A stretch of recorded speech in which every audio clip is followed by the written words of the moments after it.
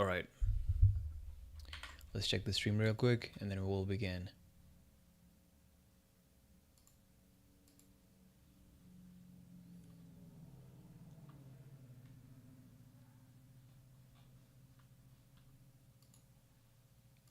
Feels like the stream is up and running.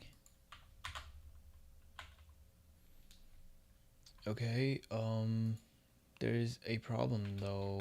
My screen looks frozen.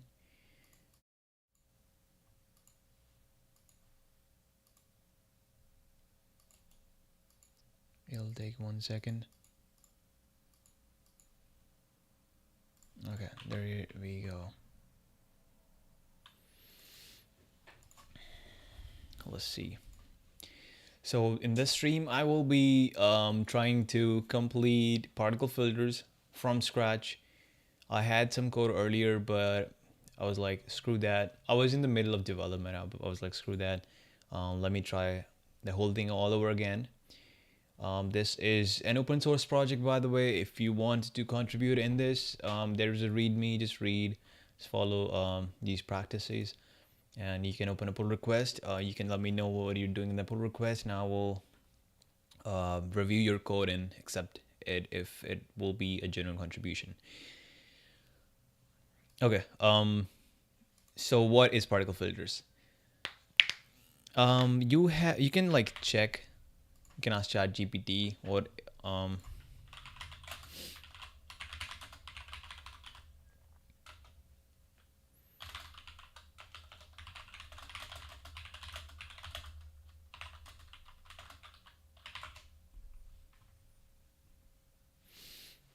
let's see its explanation, and then I will explain to you.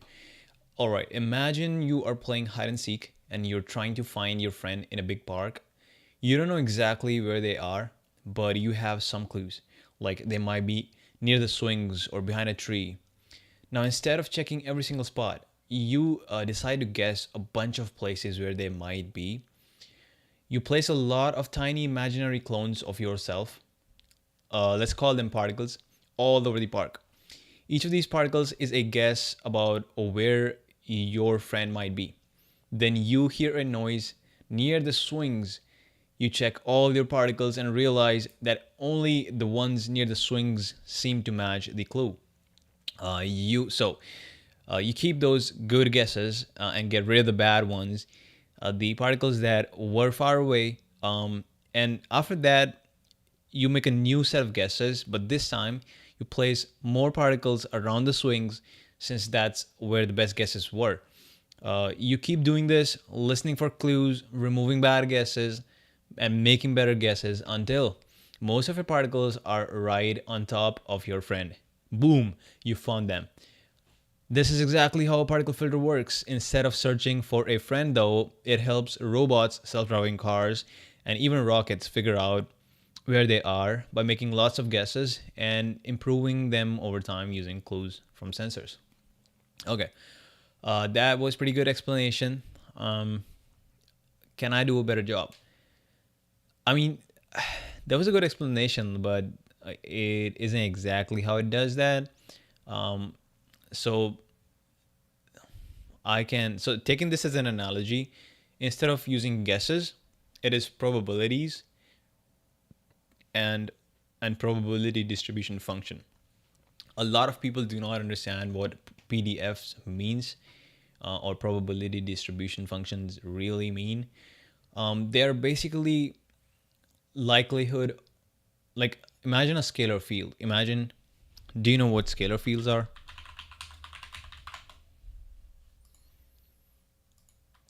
So imagine a field in here. This is two-dimensional space. Imagine putting numbers in the entire grid or continuous space even. And the numbers represent the value of field at that particular point. And there are something called vector fields. So for example, this is a vector field. Here, there are numbers, but all of those numbers are, instead of just being a scalar, they are vectors this time. So we call them vector field. Now back to the probability distribution functions. Imagine a scalar field where the value of the field, or how dark the color is, for example. Let's go back to the scalar field.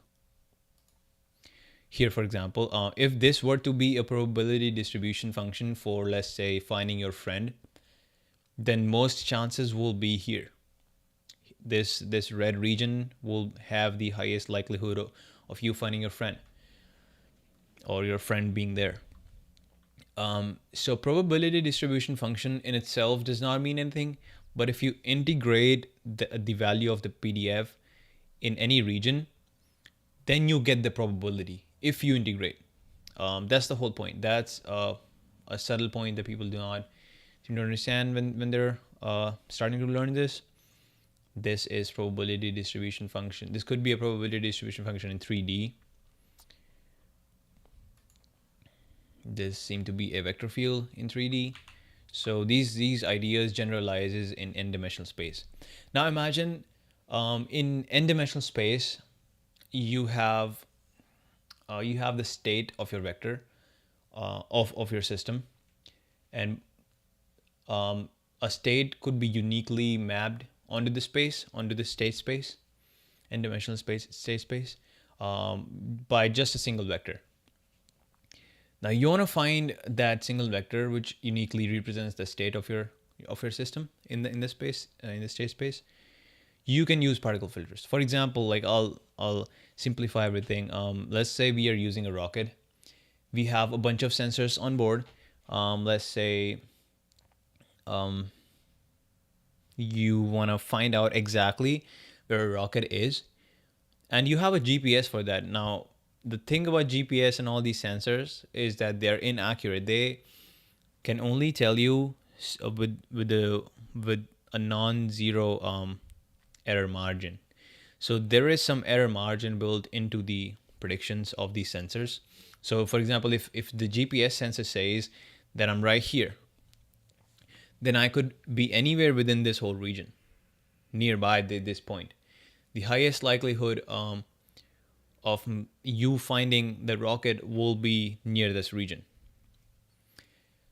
But this precision is not enough. So what do we do? How do we improve this thing? So there's something called dead reckoning. Dead reckoning is, you can think of it as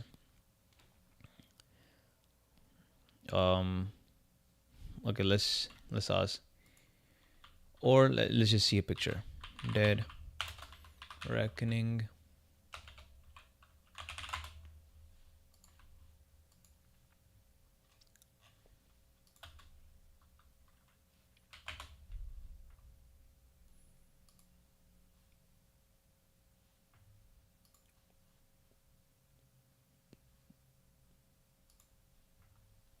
Okay, so imagine that you started sailing on a ship without the GPS, but you have, instead of GPS, an accelerometer in 3 dimensions. So like 3 different accelerometers in X, Y, and Z directions.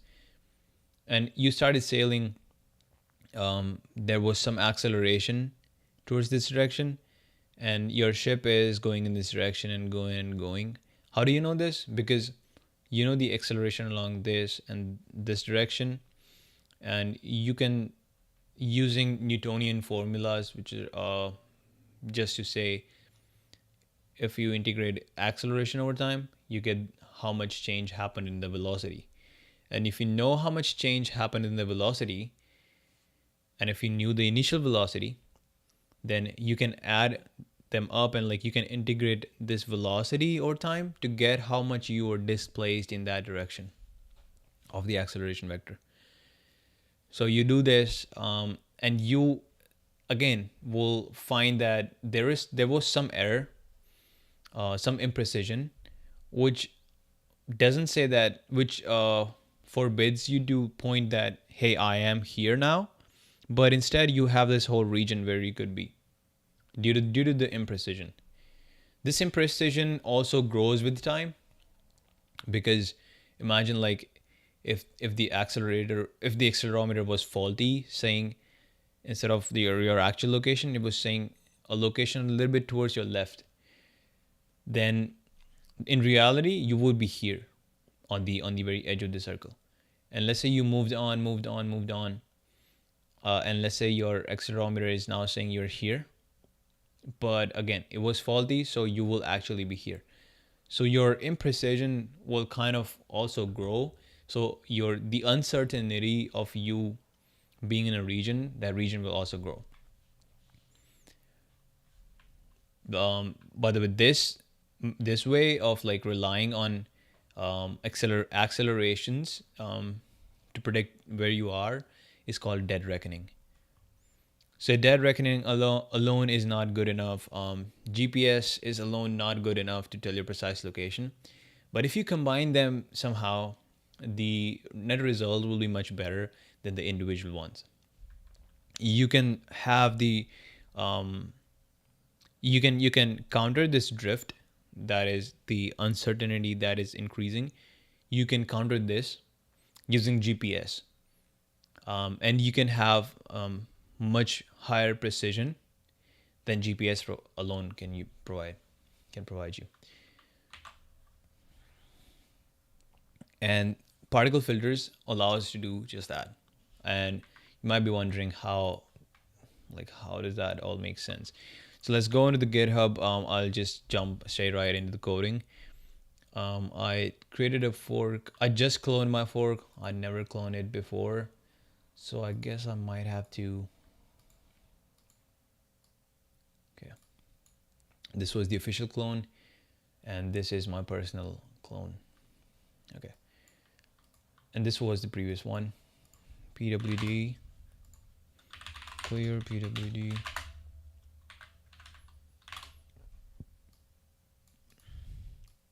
In the work folder, there's the GNC to the moon folder, and in that personal folder, GNC to the moon.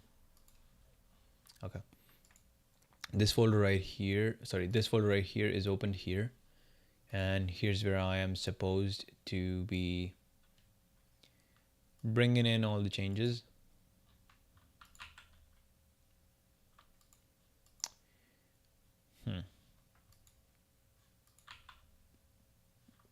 What happened?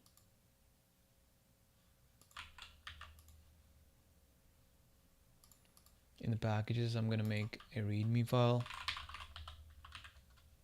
Oops, MD. Here I'm gonna paste this thing, and this particle filter will go to, well, let's just code it from scratch. Okay, so just scrub it. Don't save. It's fine. All right.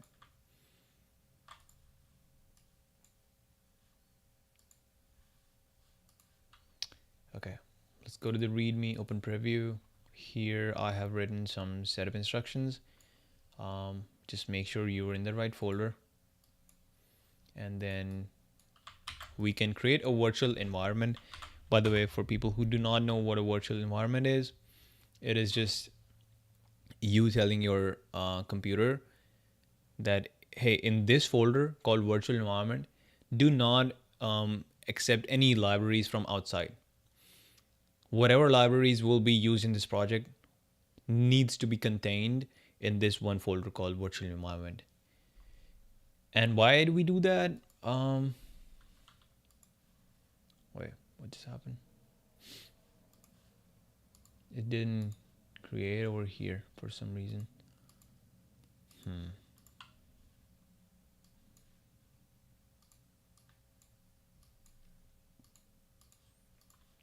It might not be the right place.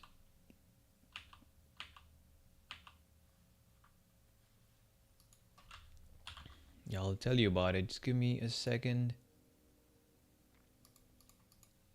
Yep, I think I'm in the wrong folder, but I can do, so code command, if you have enabled this in your Visual Studio Code, it can take you anywhere you want. So I will go ahead and GNC to the moon. This have to be the right one. It should say git. There you go.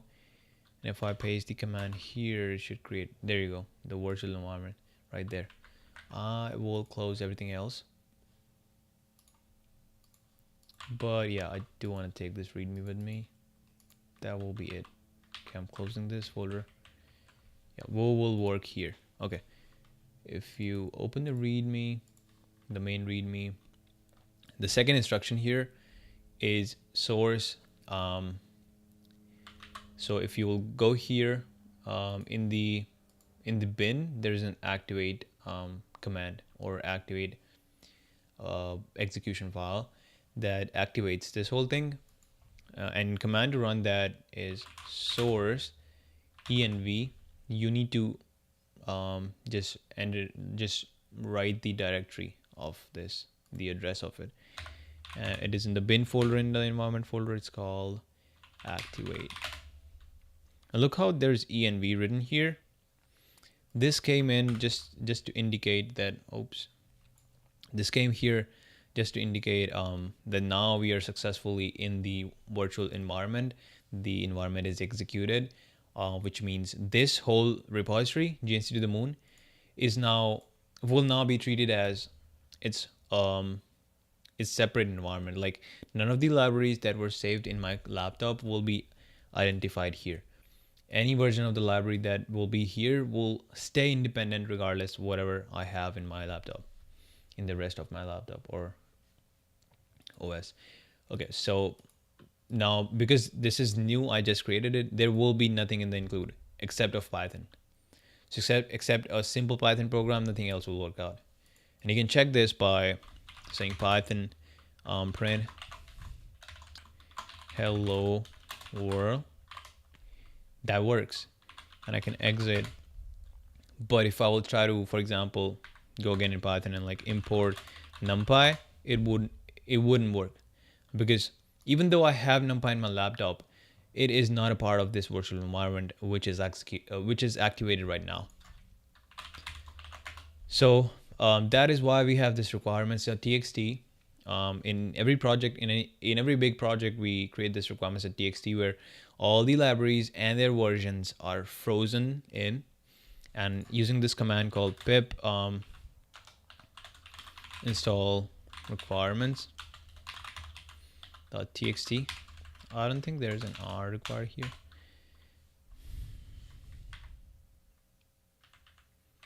Require.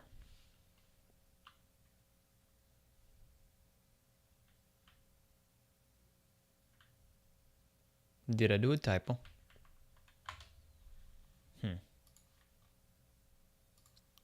Oh, there is an R. Okay. R is for recursively. Just keep doing it until you're finished. It's a flag. By the way, pip is so it collected all these libraries. Now all these libraries are copied and pasted or downloaded from the internet into the library folder inside the virtual environment, and now I can use them. NumPy will be here, for example. There you go, the NumPy, and you can forget about this environment, and all these libraries will be detected here. Let me clear the terminal and let me show you. Python, then I can import NumPy. See, that did not give an error this time. And I can say, for example, np.array, and I can make an array 1 2 3, and I can give this to x as np array. Yeah, by the way, np is like a short form which is standardized, like all people use it. And if you want to give a nickname or this abbreviated name to any of the library or any of the package, then you can use as keyword as np. That's what I did. So now I can use this short form, and dot array lets me go inside that package, use this class, and yeah, and I can print it. There you go, 1 2 3. So now everything is working. I will exit this whole thing. I'll clear the terminal once again.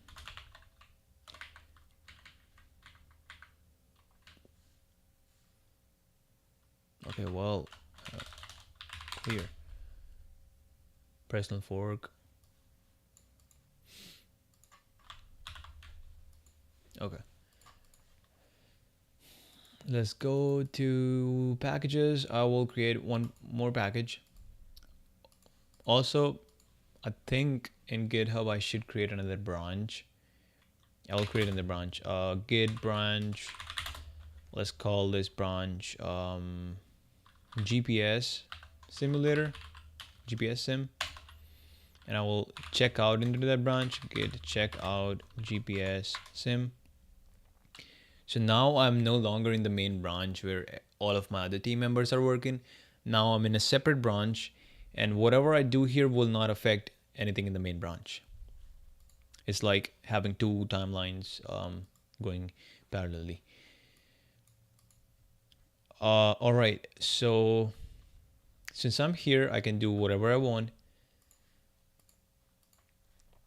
Okay, let's open a preview of this README as well.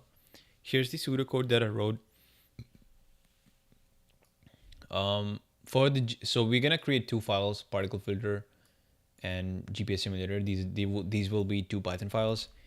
I'll create this in package folder, GPS simulator.py, and then I will create another file called which one was it? Particle filter. Okay, particle filter.py. All right, I will save this. Oops, wrong place. Okay. What shortcut was it? Shift Command V. Okay. Shift Command V. Okay. Hell yeah.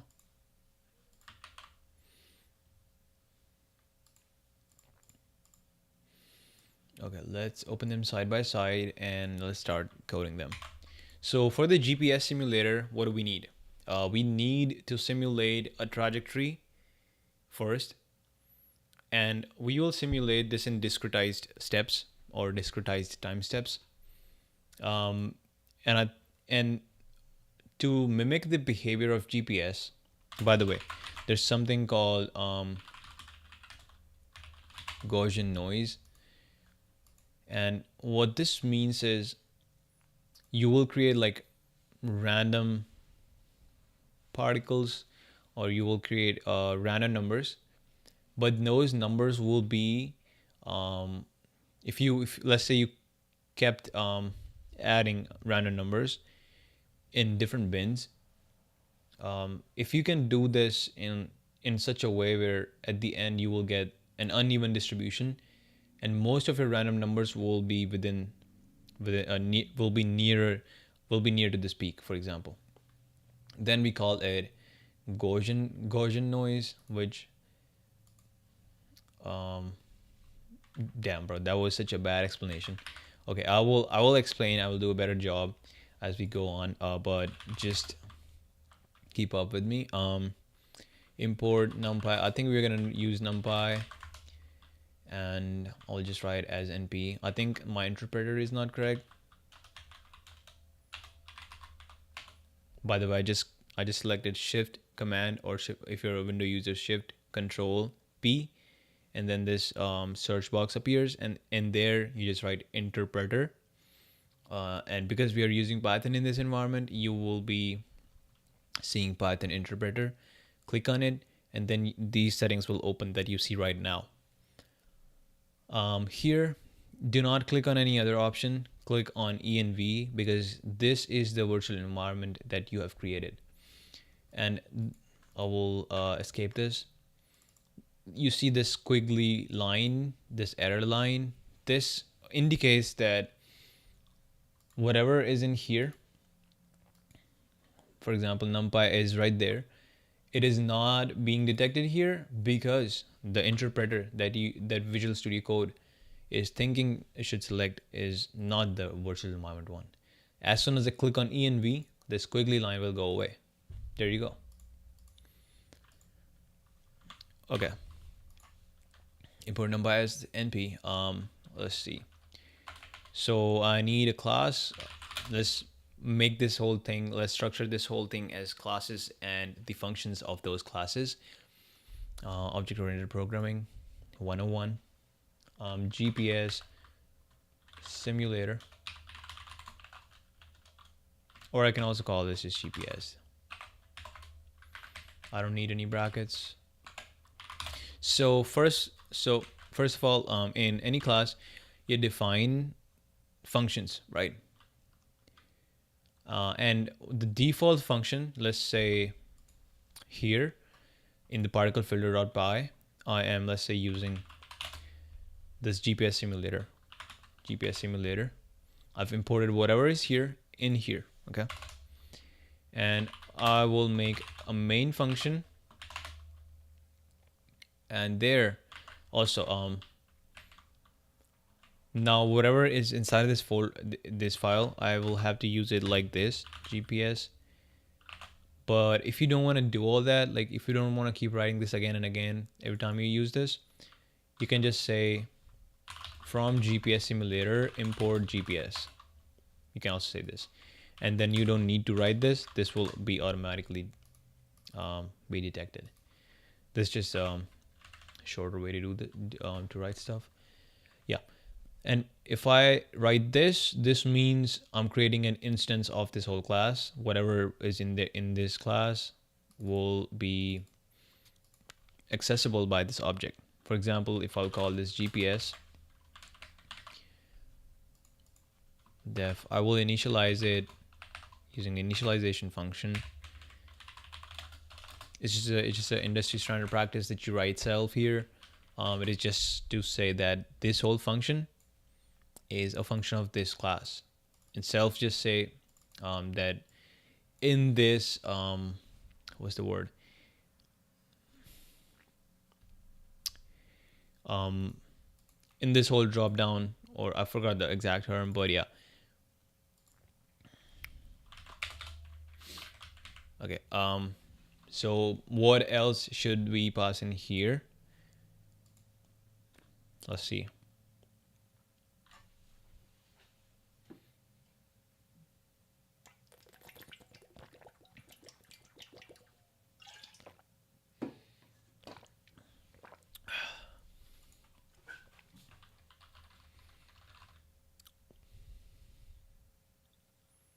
Probably apogee.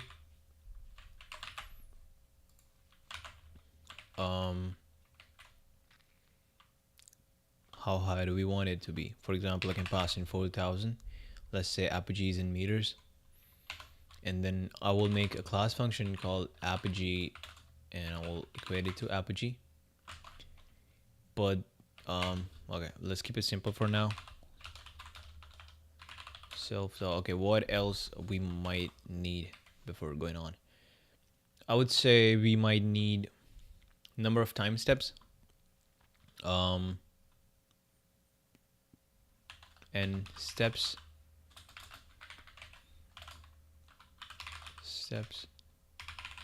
total steps.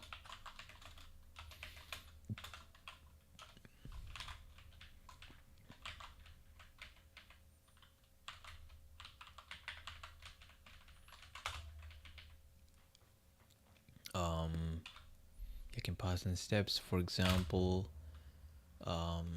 let's say this whole thing will be running 60 times a second, and which is synchronous, which means it is synced with the clock. Or this will be asynchronous because the refresh rate of actual clock is like much higher. It will be technically asynchronous, but we will pretend that it is synchronous. Let's say the number of steps I'm gonna use is 10,000, right?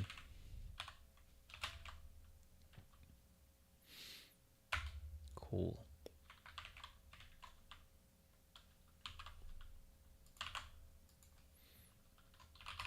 total steps.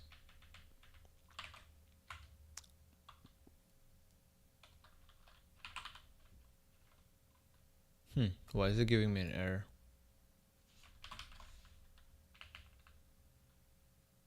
Well,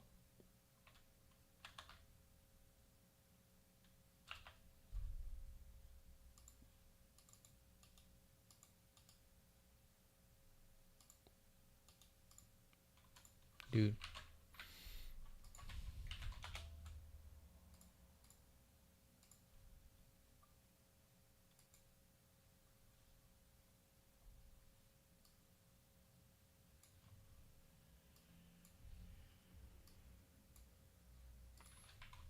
Okay. Damn, bro. Sure, I will use a small and not a caps. um After that, what are we gonna do? Let's see. So I'm not. So the thing about programming is it doesn't take time to code things at all. It takes times to think the design what you should be going for.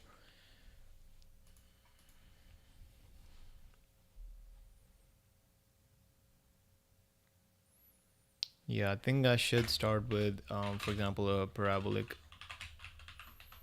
trajectory.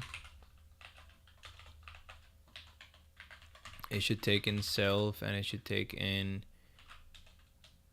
step, current step. And here I'm gonna use current step as just t, a small variable t. Let's write down an equation of parabola as a function of time. How can we do that? I had a Desmos where I was creating one graph, a parabolic graph. Oh, by the way, a parabola is nothing but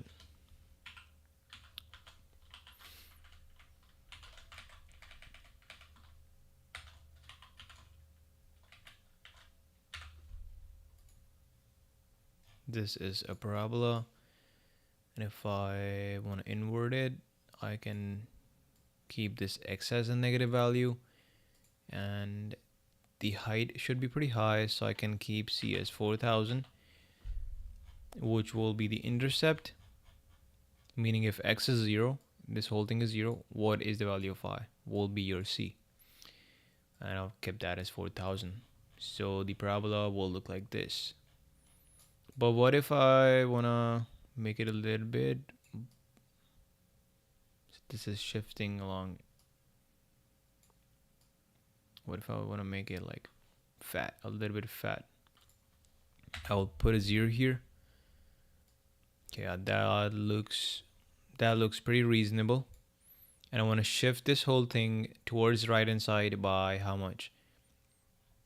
By this intercept, which is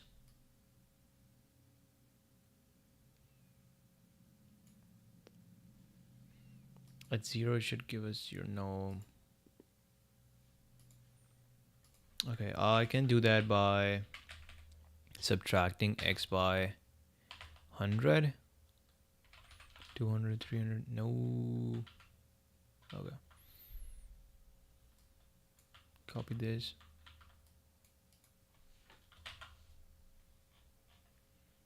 Yeah, there you go.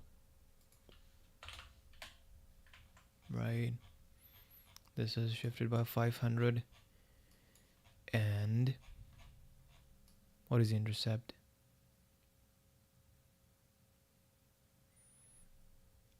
132.747.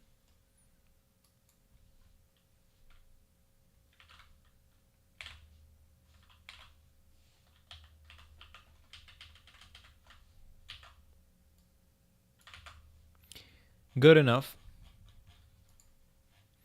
Yeah, I think we should use this, and along x I can keep the velocity constant. I can say that, let's copy this whole thing. What if I were to plot these 2 points? So this will become a point of mine. And instead of this, I will keep t here. I will add a slider for t. I'll kind of create like a parametric point. Comma. This was the y value. Sorry, my bad. This was the y value. And the x value will, of course, be t. Okay. And if I will play this t, for example, and if I kept the range, for example, 1500, 0 to 1500, you will be able to see how this will be a rocket. So this is going up and slowing down, coming to rest and falling down back, falling back down. I will call this parametric, or yeah, parametric parabolic trajectory. By the way, there was a difference between trajectory and path. A trajectory is path where you know where each point corresponds to a unique point in time, whereas a path is regardless time. Like, forget about the time dimension, that is your path. But trajectory is a path in space-time, in like 4-dimensional space-time, if that makes sense.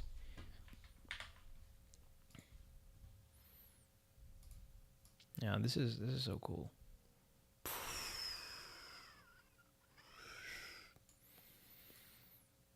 Coming in ballistic. Oh yeah. Let's code this real quick. I can open this side by side here. I don't want to see the curve no more. I want to see this equation, parametric equation. Okay. Also, I want to make another class variable where I will initialize. Let's call this variable as what should we call it? Trajectory or path. No, I will call it path. Okay. This path will be populated by this parabolic path, and I will initialize it with zeros. So np.zeros is like an array, or it could be a matrix 3x3, or I mean a 3-dimensional matrix, 2-dimensional matrix, or what did I just say? Hold on. So np.zeros can give you a single 1-dimensional array, or it can give you a 2-dimensional array, or it can give you a 3-dimensional array, depending upon the shape of the argument here. So if you give it, for example, 1, 1, it will give you a single 0, literally just one single 0. If you do this 1, 2, it will give you 2 columns and 1 row, basically a horizontal array. And if you did this 2, let's say 10, 1, now this is a vertical length 10 array full of zeros. And if you did 10, 10, that's pretty self-explanatory, that it will be a 2-dimensional full of zeros, 100 zeros to be exact, matrix. And if you did 10, you can keep on building tensors of any number of dimensions. Here though, what should be the dimensions of our stuff? I think each row should represent the coordinate, the x, y, and z coordinate, whereas each column, okay, so how many rows will we need? We will need as many rows as there are number of steps. Okay, so that's what we're gonna do. Okay, I typed it too fast. Cool. Comma 3. Now what is this? This is n number of rows, the exact number of rows, the number of steps we have, and 3 columns, where the first column represents x coordinates throughout the time steps. Then the second column represents y coordinates throughout the time steps, and the last column is z coordinates throughout the time steps. Cool. But we don't want to keep them zeros, right? It will just stay at the origin. We don't want this. We want to populate this using this function. Let's just write password right now. But now we want to create another function. For example, let's say you ran this function here. GPS dot, for example, parabolic path. You ran this function here.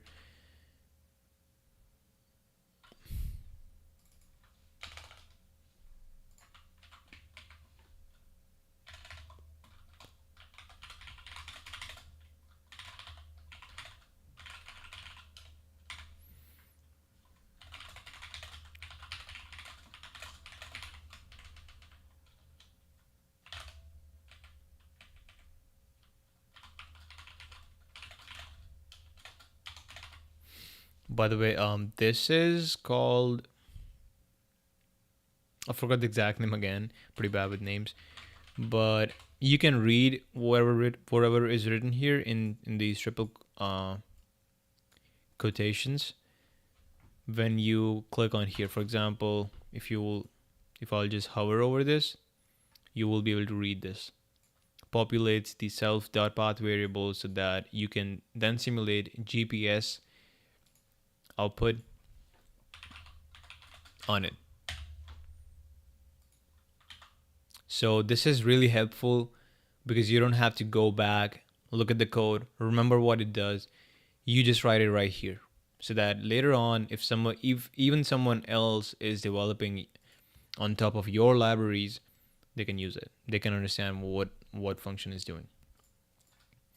We're gonna make another function here called another class function here called simulate GPS self, and here we will take a time step. We'll call this current time. So in my head, the design that I'm thinking should be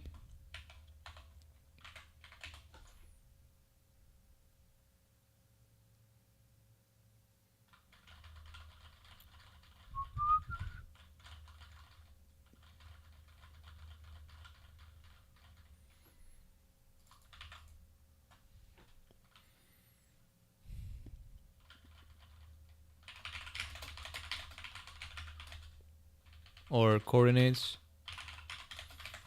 of the rocket, coordinates from the GPS output when the rocket is on the self.path.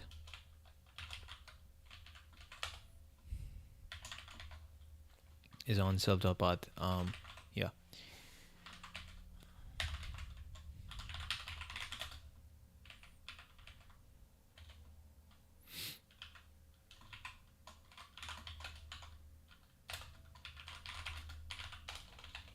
Underscore time.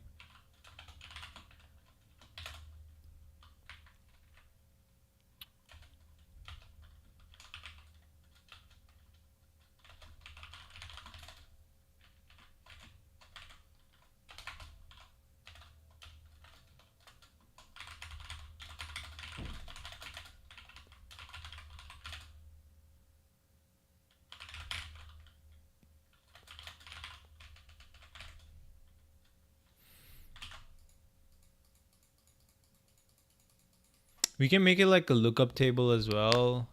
Okay, let's code this whole thing.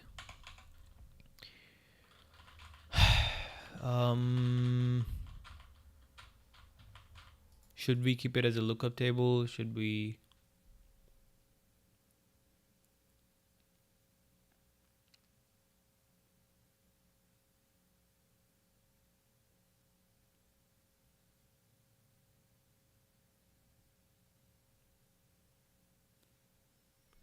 Well, actually, I can run it like this, and I can say that keep it none, and then simulate GPS will be using this function underneath the hood. I will say if not self.path, then run this function run parabolic path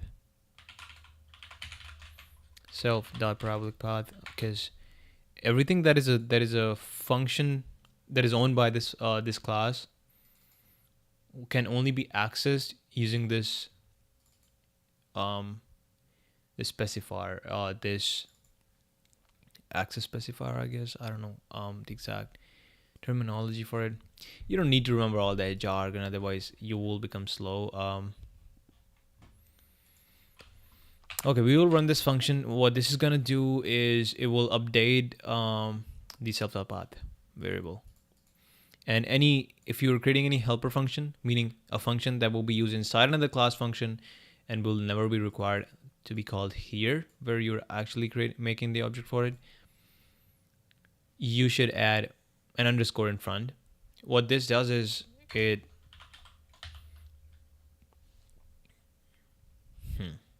well, that's a little bit funny, but it technically ranks them pretty low. For example, see all the underscore functions are at the bottom, and all the objects and all the normal functions are up top.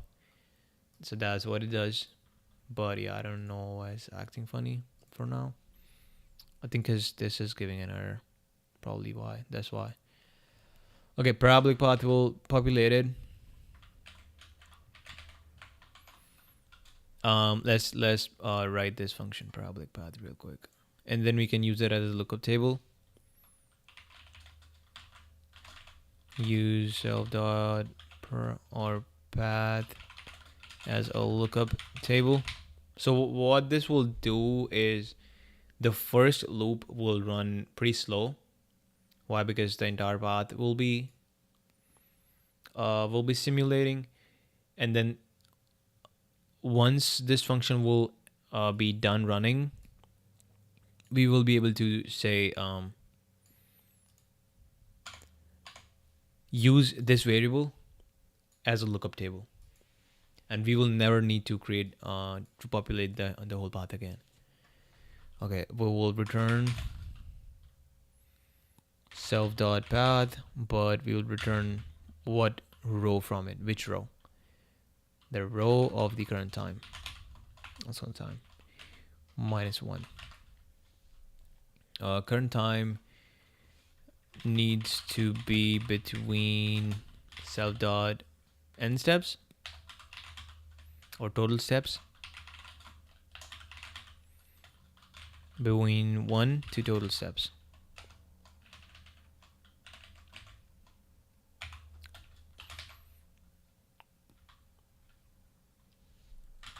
Okay. Why is it giving an error? I don't get it. Really, bro?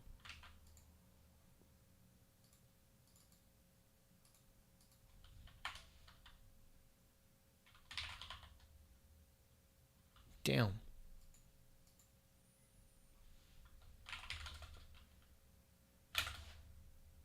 Equals something. Okay. Yeah. I will be back.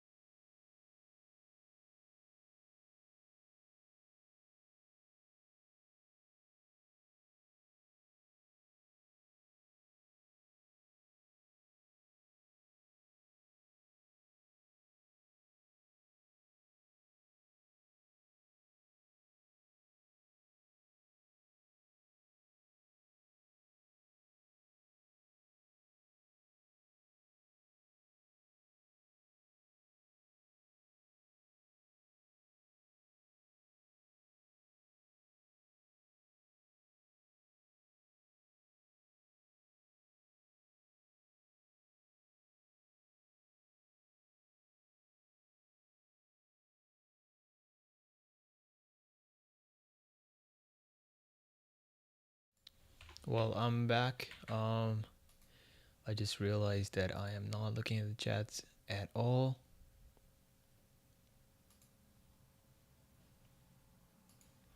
Because there is no chat. Okay.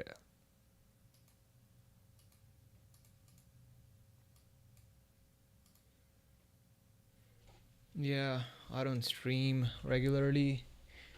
Cannot expect a big audience, you know. That's reasonable.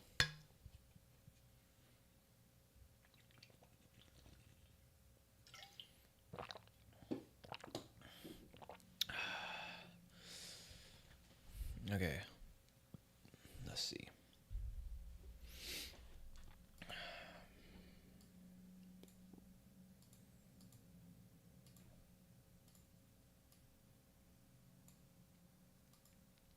Okay, so we are giving out the current time,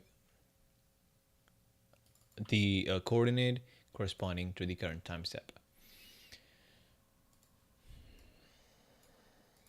The only thing that remains is this thing, and it will be pretty easy. You can say for in path,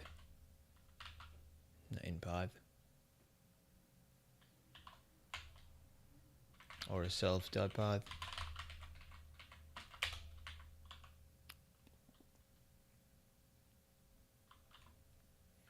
We can say I. So here, what did I do? I said for I in self dot path, meaning just take a single row or a single coordinate from this entire list of coordinates I, and its 0th element, which will be the x coordinate. This will be its y coordinate. This will be its z coordinate. So I will become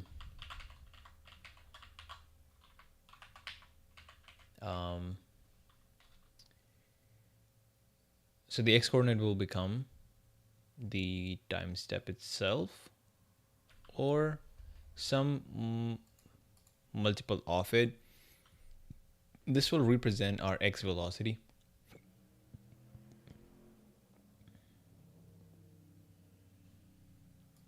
Okay. So here we'll come back a little bit here. I will say v underscore x equals something like a slider.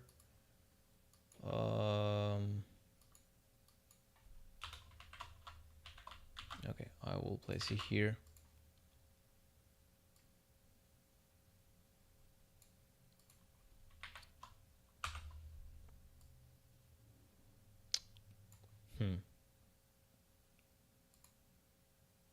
I see. Look at that. If Vx is 1, it will follow this path. If Vx is, for example, higher, it will go further away.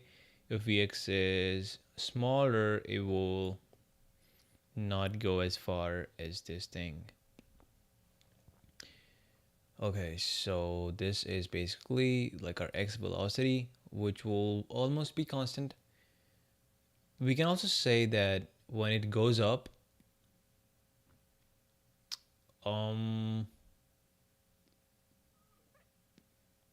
increase the x velocity when it's coming.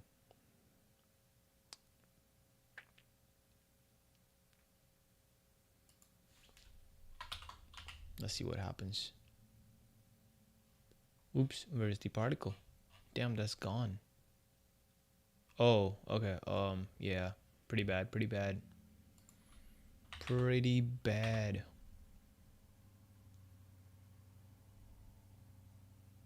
There you go. So what this is doing is, if I were to plot this instead,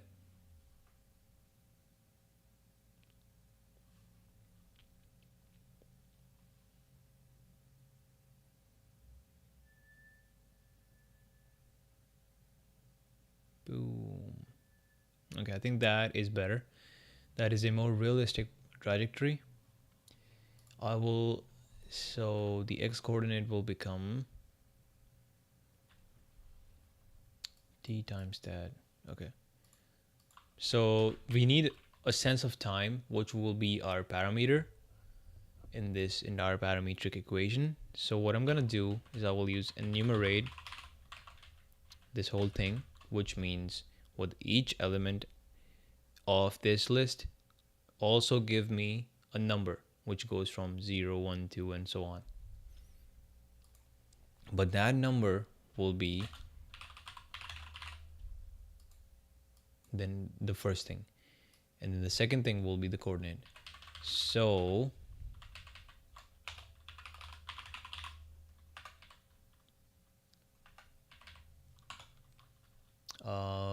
yeah, I will become our parameter, or yeah, which will start from 0, go all the way up to whatever value. Yeah, okay.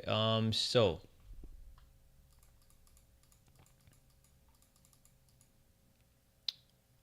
the 0th coordinate, the x coordinate, will be this thing. I will write it here times time, or times the index I here.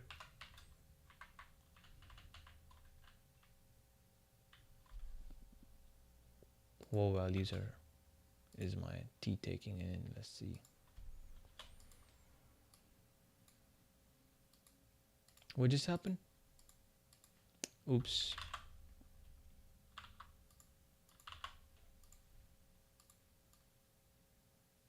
From 0 all the way to 4,000 or 1,500 for that matter.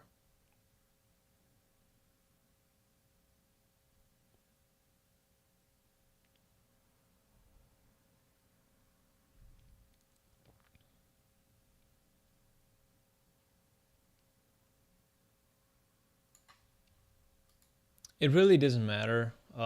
Like this specific doesn't matter. Oh, I just realized. Fuck. I should not be sharing my screen. So bad. Stream. Whatever. So basically, I was showing here that if you add, instead of so just like this, just like this curve, if I replace x with a parameter t, and if I move that t, then a particle can kind of like move on this path. T here could be time itself, and if I multiply that by another constant called v of x, for example, I can simulate something like as the particle is going higher up, the wind velocity or whatever is pushing it further away in the same direction. So instead of having any perturbance here, the wind hasn't started blowing, so it is going straight up, but now the wind is starting to catch up. It is moving like that. I mean, in my camera it seems inverted. Yeah, so the wind is moving like that, and here the wind starts on getting faster and faster, and it is pushing the particle away and away and away, and so on. But when it starts though, it is going straight up, almost straight up, and the wind is only affecting a little later on, and it is getting stronger and stronger. That is kind of like what can happen with a rocket. So that is kind of like what I am trying to replicate here in the simulation. So yeah, this is the x coordinate, and then the y coordinate will be this whole thing. But of course I cannot just copy and paste. I'll have to manually dial it down. So first thing, 0.01 that to negative times this whole quadratic term, which will be, I can literally call it t, which will then become t times, yeah, and so on. 632.4, so it doesn't need to be that specific, but whatever. And then squared. If you do 2 multiplies, this is just like an alias for a power operation or exponential operation. And I can add in Well, that is a better syntax. B times that thing. What is the value of B? Oh, B is literally 0, so we don't even need that thing technically.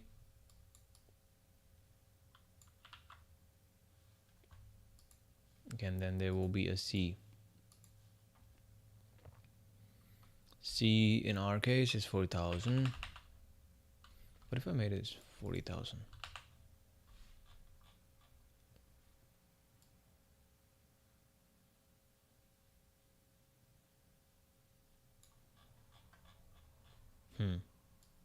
Okay.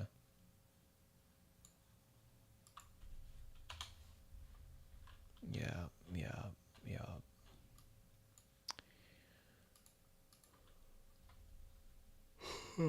Yeah, this is our y coordinate, and then the z coordinate can be 0. It just can be 0, yeah. Or it can literally be like this.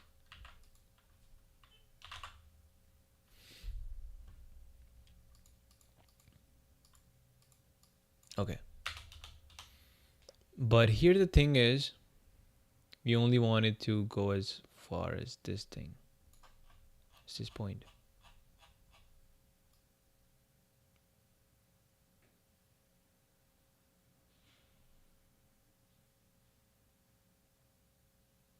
Damn, it is falling really, really fast.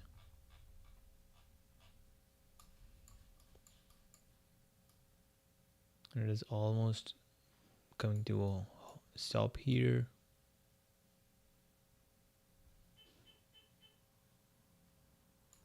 Yeah, I think B should be there, but B is only making it.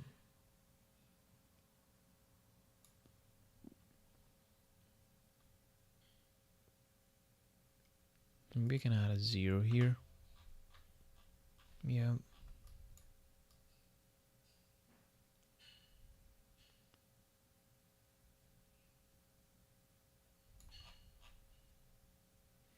Minus 1,367.53.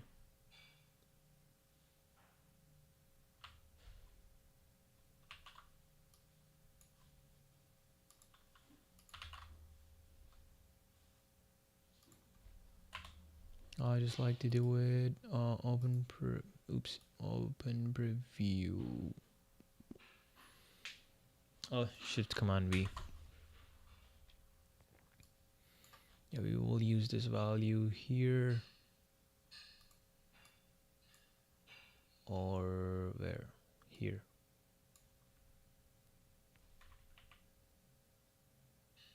You know what? I will literally make another. Oh.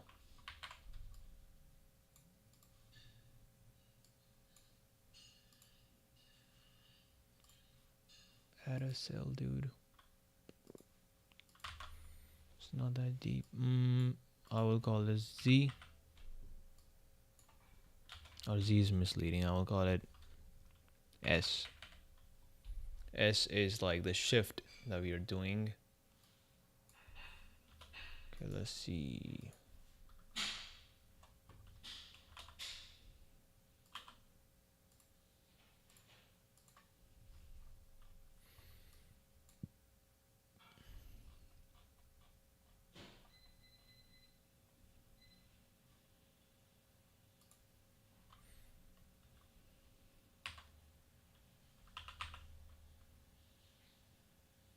Oops. Here needs to be S.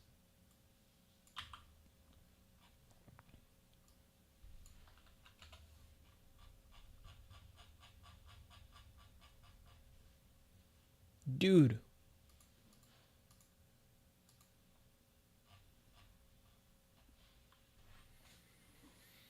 Well, what's happening? Oh, I am zoomed out a bit too far. Okay, let's see. So it's literally minus 1999. Okay.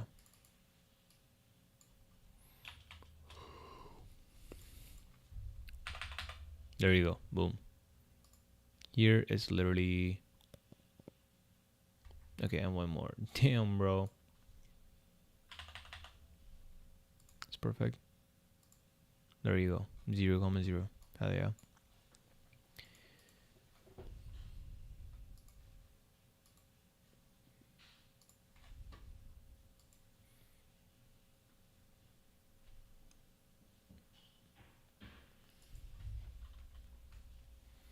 Now, what do we need to do?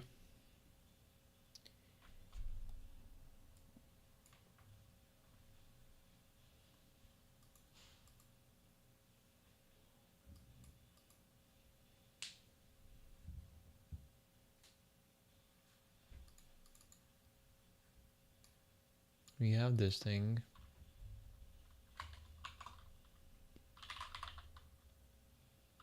Path equals, okay, that is updated.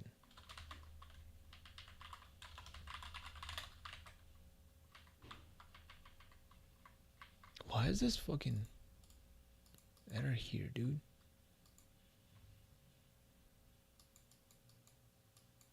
Non-compliant, okay.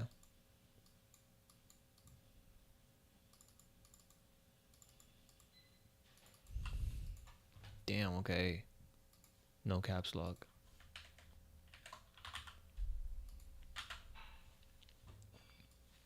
And then this should be called GPS then.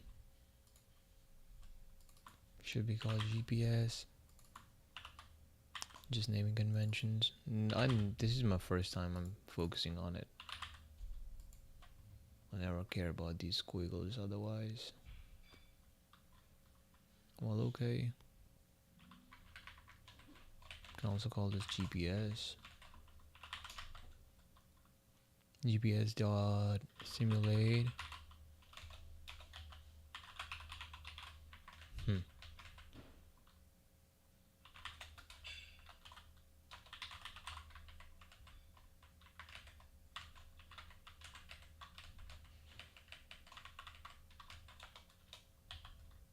There you go. Now everything is working perfectly fine. Simulate GPS. Okay, this will be a clock.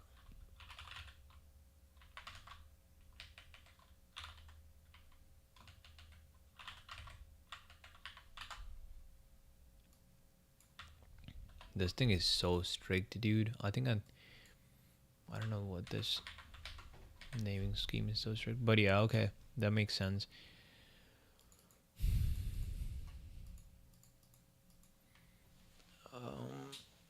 Let's see.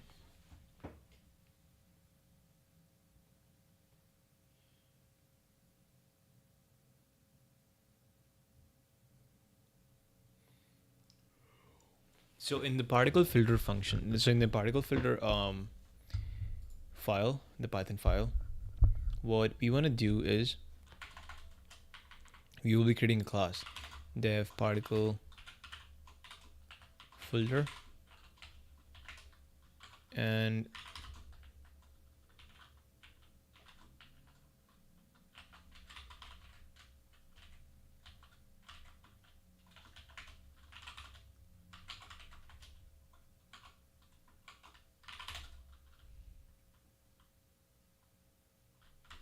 we'll decide upon the structure of it real quick.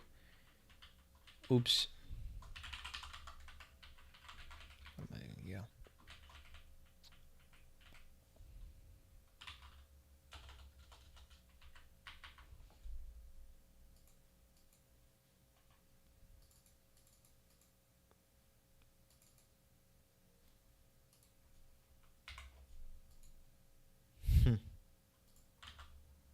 Sure. No, what's the problem here, dude?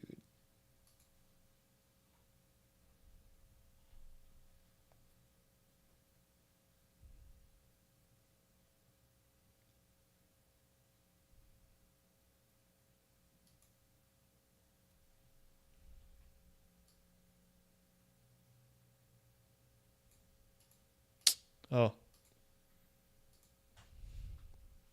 Yeah, let's not care about that right now. Yeah. Let's decide upon the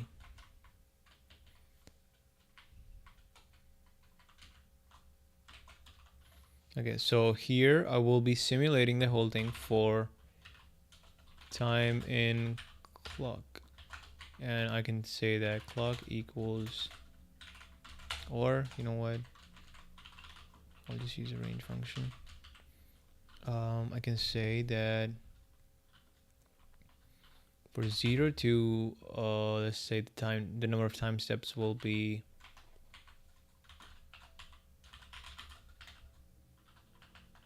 10,000.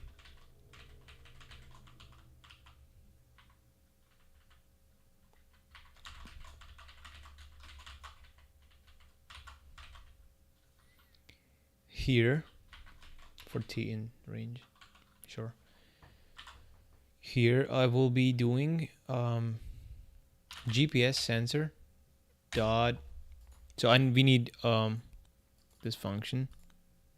So instead of returning this thing, just this thing, what I'm gonna do, I will add a Gaussian noise here. That's how we will be simulating the GPS sensor. And to add Gaussian noise, I think numpy have that, numpy dot gauss, I guess, random dot gauss.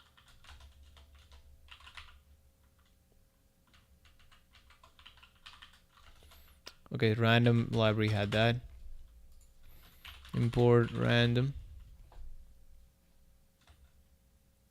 as R, nah.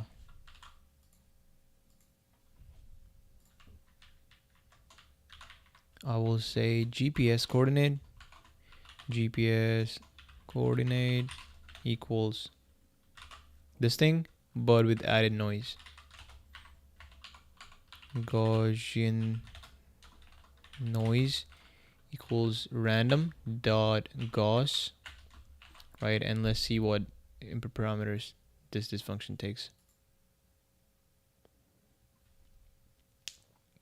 It takes in the sigma, which means how distributed or like how fat the peak is.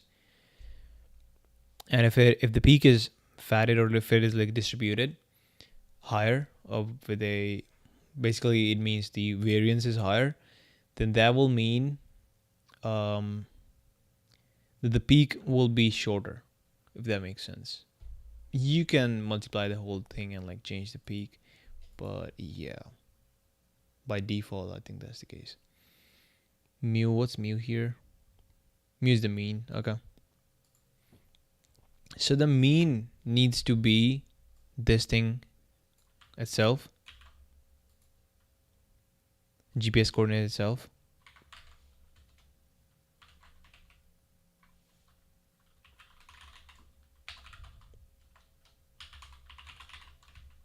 Or rocket's coordinate.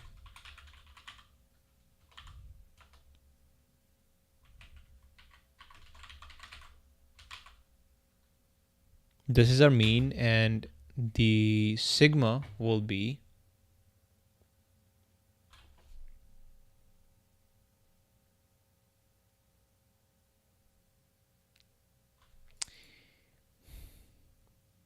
no.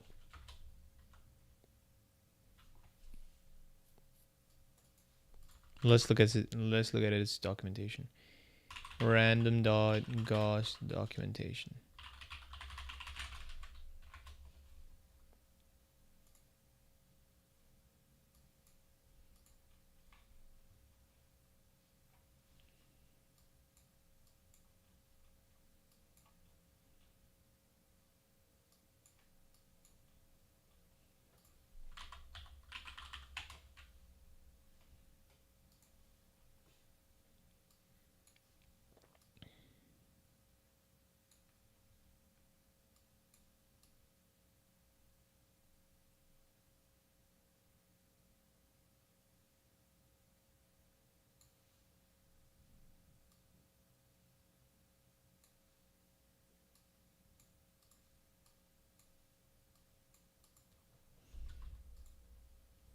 I had the implementation of it earlier.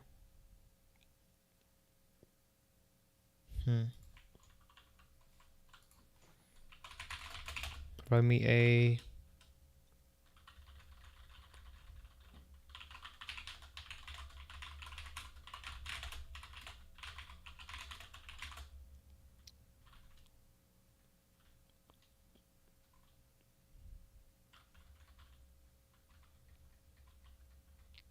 Or you know what? No, I don't. I don't need to use ChatGPT. I can literally say that. Okay, so in GPS, there's something called confidence radius. Radius. This value, you can think of it as like, um, I want to show you the documentation of it actually. GPS accuracy radius.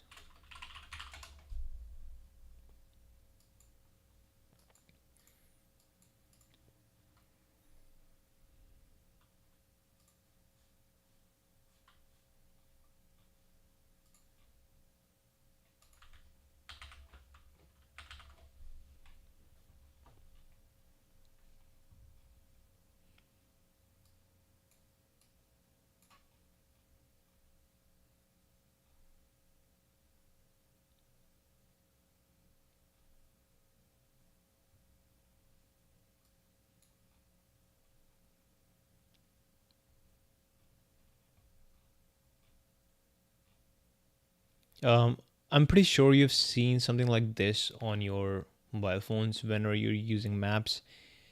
This radius that you see, this big circle, is an area of possibility where you can be. So the GPS is not sure where exactly you are within this circle. But in almost 90 or some percentage, some higher percentage, higher than 68%, I'm pretty sure, chances are that you are not outside of it. So this whole circle is confidence radius or accuracy radius. Accuracy radius, yep. And this can also be given by the user. Accuracy radius, I can set it as 5 meters initially.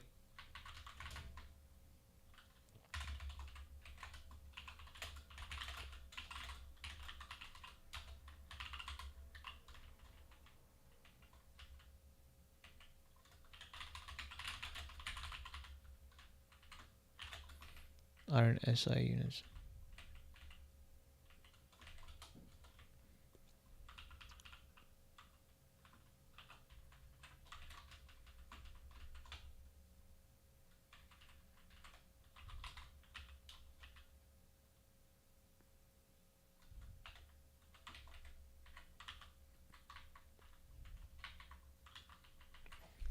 Okay. Yeah, so here it is 5 meters of accuracy. Now, the noise that we are generating is taken in a mean position, right? So mean should be 0 though. Let's see. Okay, sigma will be 5. Yeah. Self dot accuracy radius, and here the mean will be 0. So what I just did here is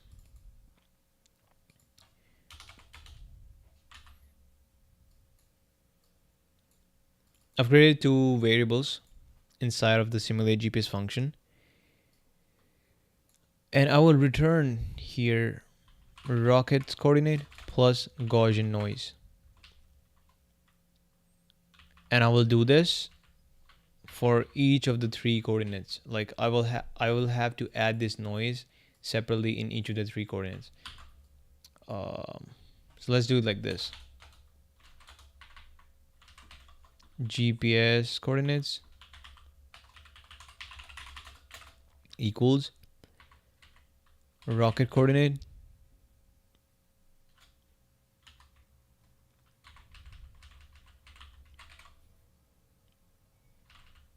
a chemical list again.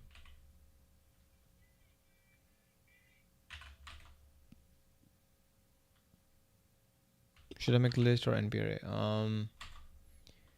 0 or the current time step, current time. Okay, so this is a row in fact. This is the coordinates, in fact. Okay. Okay, coordinates 0th plus this, of course.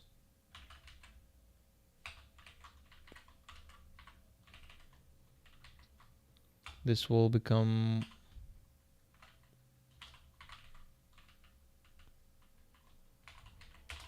okay. So what I have done here is pretty self-explanatory. I've just taken in this whole thing.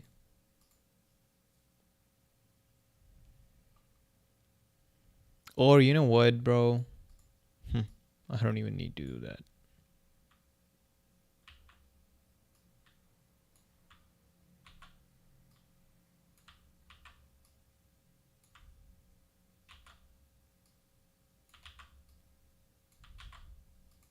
Yeah, I have updated the positions itself. Should I do that? No. Dude, so np.array, and in a list I will pass all these three things. Well, again, I typed it too fast. Okay, there you go. This should work perfectly fine. Oops, again, I did a bad job.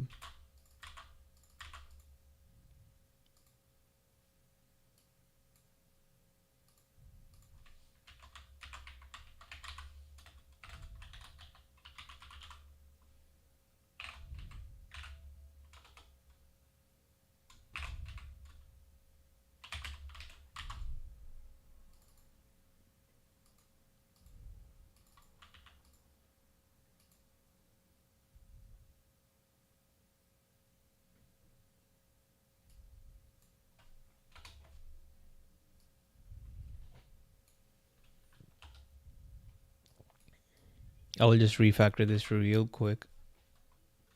np.array. This will be the x coordinate. There will be a y coordinate and a z coordinate.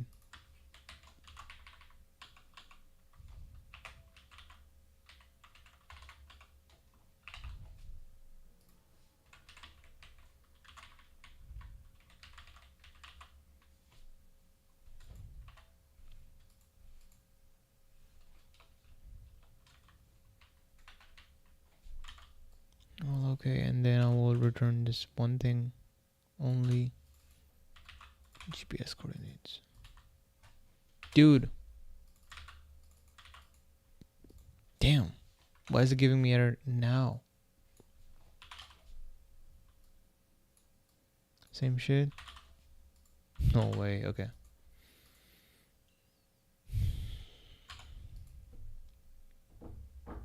Yeah, the rocket's coordinates that are coming from the path, parabolic path, I'm adding some random noise to, instead of just sticking to that path, it could stick in anywhere in this accuracy circle. That is how we are simulating the functionality of GPS. Yeah, I think that's it. Yep, this entire thing is done now. We can push it to the side.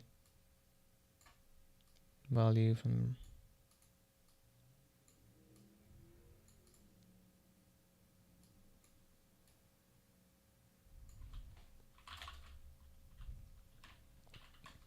runs path function to populate self.path and that as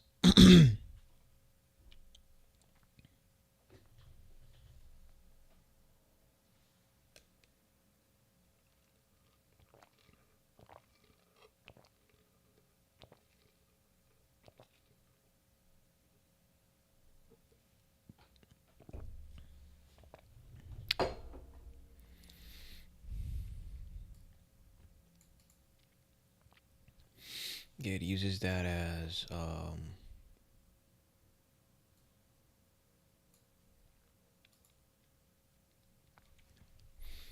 lookup table.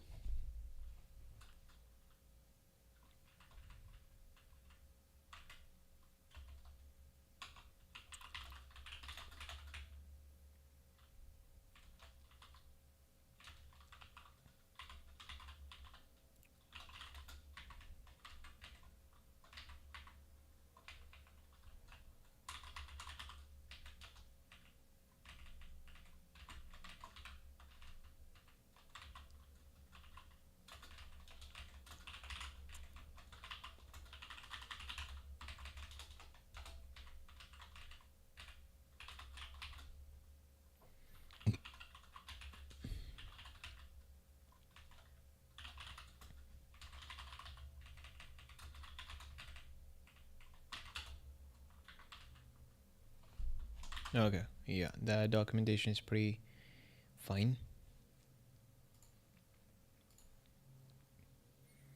Now I will use that over here. GPS sensor.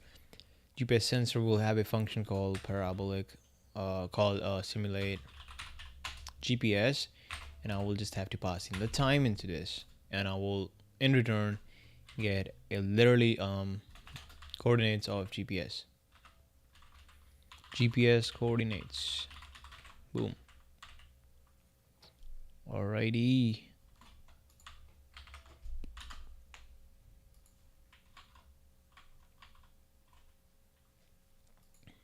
Yep.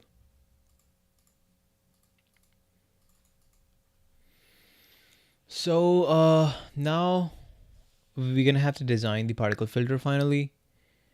Damn, it's already almost 10. It's crazy out here.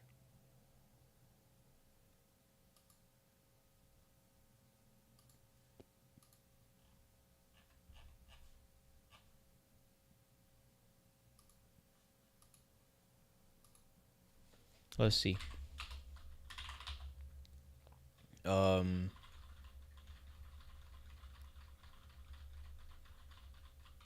what does particle filter needs to do? Let's open our pseudocode that I wrote yesterday.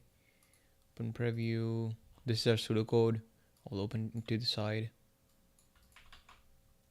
And this is what we need to do. First, run a time loop. That is exactly what we're doing. This is our time loop. In that time loop, we gotta progress the state of all the particles. Update weights.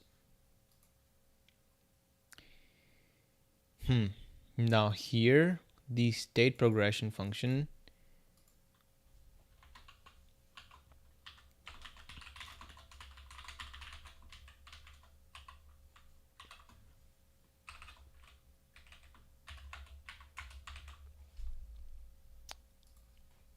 it is a special function.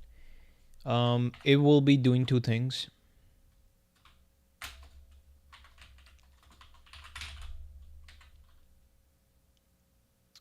Let's see what two things are they.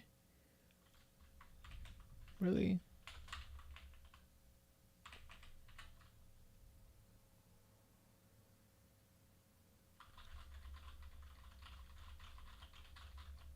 Yeah.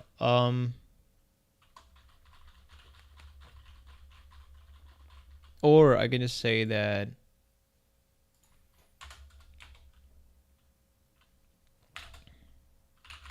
give their initial velocities.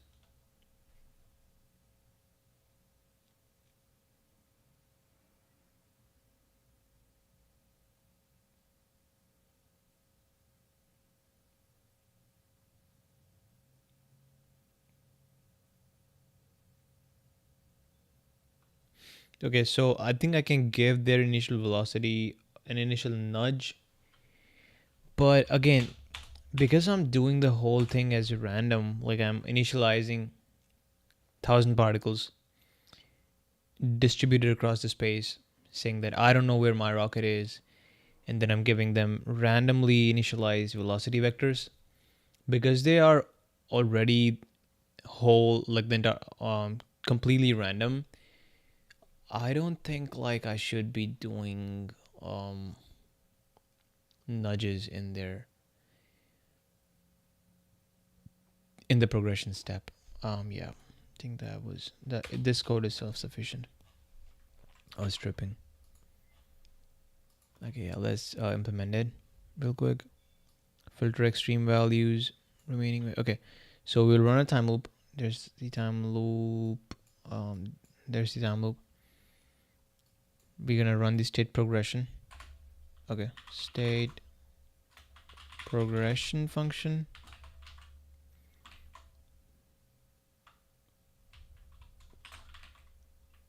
Then we're gonna run. Then we're gonna say if t %5, for example, equals 0.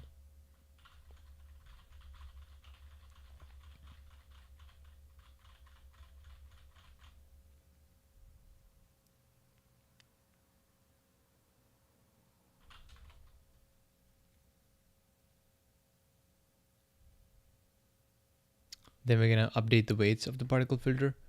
Just how we created a GPS object, we are also gonna create a particle filter object.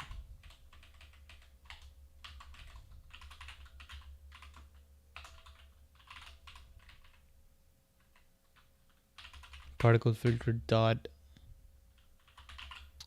update weights function. So that is a function that we need to create. Def update weights.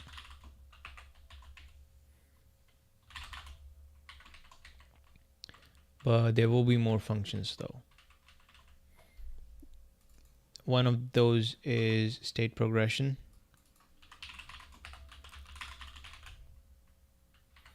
And one of those is filter extremes.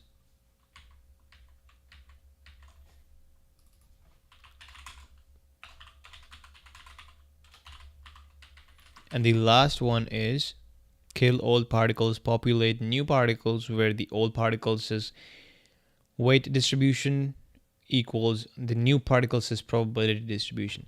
So what this is saying is get rid of the old particles, create new ones, but there's a condition that the new created particles needs to follow. So you cannot just create them randomly. They are random granted, but there is still some condition that needs to be followed. What is that condition? That condition is the weight distribution of the old particles should become the new particles' probability distribution. I think I should keep it like that. So that is more obvious. Yeah. This is the condition.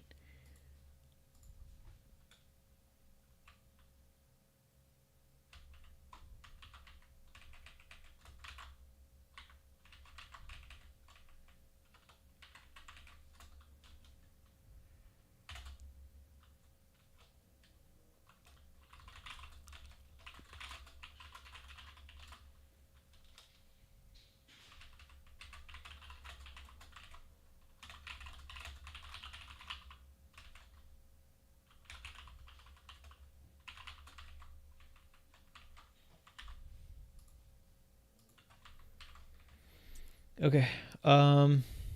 Cool. In the weights update function, right? We will be doing the weights update using these GPS coordinates. So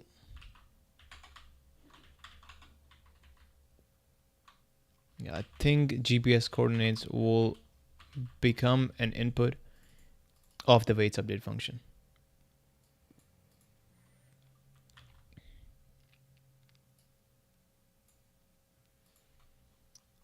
And if time percentage 10 equals 0, which means at every 10th step, time step, kill old particles, populate new ones. Okay. Let's call this whole big ass statement as resampling. We can also, like, a fancier way will be to call it Monte Carlo or adaptive Monte Carlo resampling, or adapt, and then this whole algorithm will be called adaptive Monte Carlo localization, AMCL. But this though is just adaptive Monte Carlo resampling, a fancier mathematician's way of jargoning this whole big ass statement into one word or one term. Here we will call filter extremes, but this function is not there on itself. It is a method inside the particle filter. Filter extremes, and then particle filter dot probability adaptive Monte Carlo resampling. Yep, that is the whole particle filter right there. And if I will run this whole file, this main function should be called, and there's a condition using system variables. So there are some variables that you can create. There are some class variables, but there's another quote unquote class of variables called system variables, which is described at the compiler level. Like when you compile a Python program, there is some properties of the whole thing that needs to be checked, and the way to do that is using system variables. Like underneath the hood, there is another program compiling your whole thing. Well, Python is not compiled; it is interpreted live, but even then, it needs system variables. So yeah, you can look into its Wikipedia page or ask ChatGPT what that is. But because I know what that is, so I will be moving ahead. I will say if name equals main equal. So name is one of the system variables, and when this program is running as a main program, then this will be literally assigned the name main. Otherwise, it won't be. So if that is the case, then run this main function.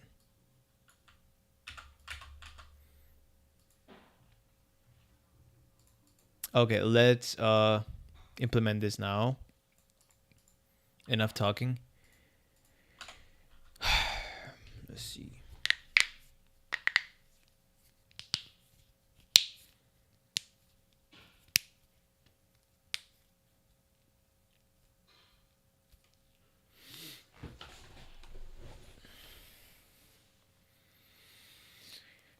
Oh, it's a boring ass stream. Is there anyone watching? Nobody's watching. Oh my god, that's crazy. Yeah, it's just for myself basically, so that I can watch it years later, see how foolish I was, how slow I was.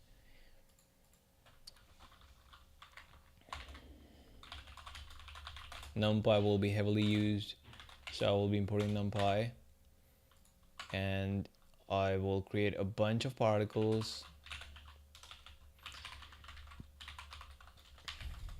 And what should be the dimension of this data structure? It should be, let's just initialize them as zeros first off. MP does zeros, and then the shape of it. The shape should be, let's see. So each particle will have its state vector. State vector will have velocities in Cartesian coordinates, which means 3 numbers for velocities, 3 numbers for positions. So 6 elements in that vector right there. And then for like a particle will exist in self dot, let's see how many time steps. Let's see what variable I was using for the time steps in the GPS simulator. I was using n steps. I will use n steps again, equals np dot, oops, my bad, total steps again.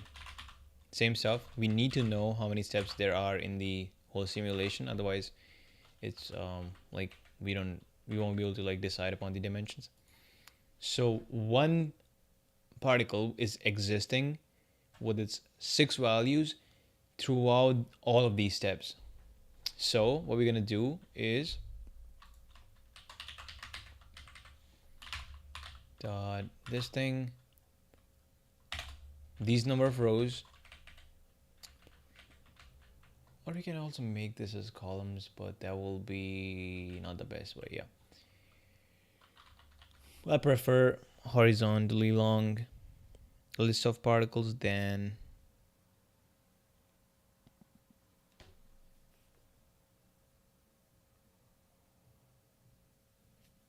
Then it's a state vector, which will be 6 values.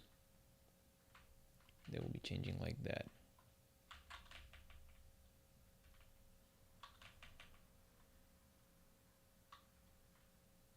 But that is wrong though. That is not correct at all. This can only be true. This can only represent one single particle. That's not correct. Nope.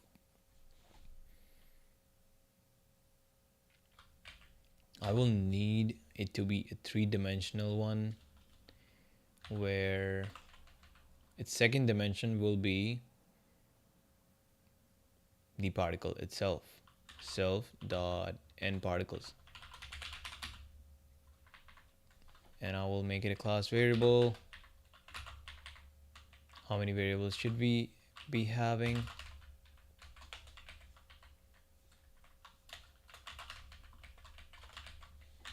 Let's say the n particles is the number of total particles that we're going to create, or we're going to begin with. We will kill those particles in order to converge. We need to do that. Otherwise, this algorithm will never converge. Now, why is this giving error? Hold on. Particle filter update weights. Yeah, let's not. Yeah, because this is giving errors. Damn. Let's see.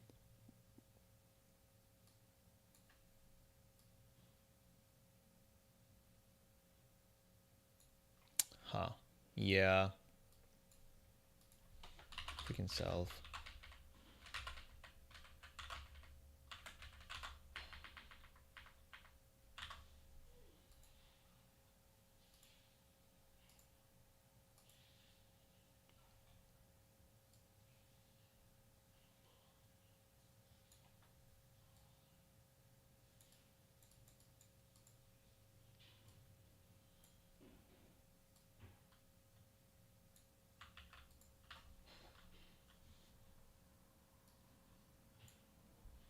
Really? That's crazy.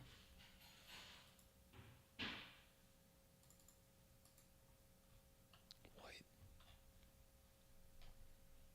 I'm not doing that much. That is a bit too much. Okay.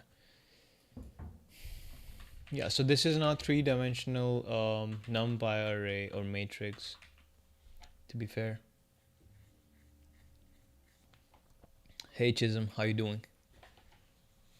Yeah, you should push them. Yes, because this is like a separate branch, and that too in my fork. So this will not be a problem at all.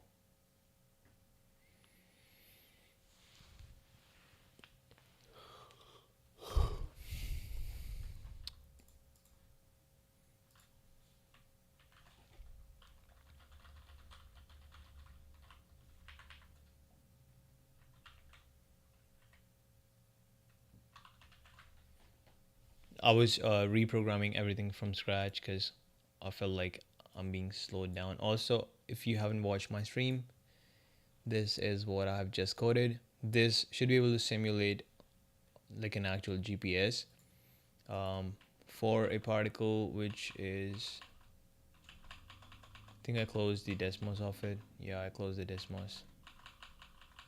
Yeah, you can like go back in the stream and watch it. Okay. Update weights. Let's see.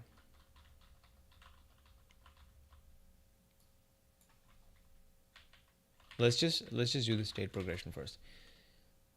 What do we need for progressing the state? We need time step or current time.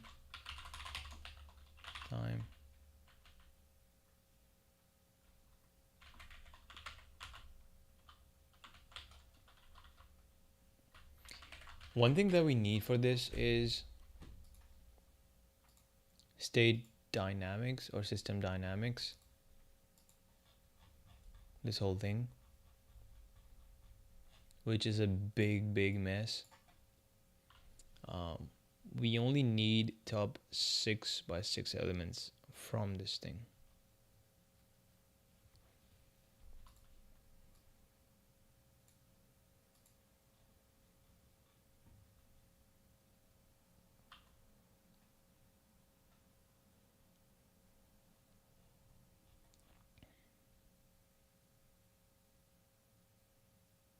Oops. I did some corrections, but yeah, this is wrong. I remember this being wrong. But assuming that I have fixed this whole class, I'm gonna import it here from system dynamics import. What options do I have? Rocket. And I can simulate a rocket over here.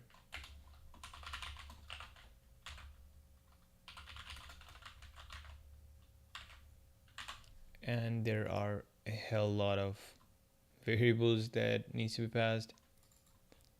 Oh my god, bro. Yeah, that we cannot get around that. We're gonna have to do it.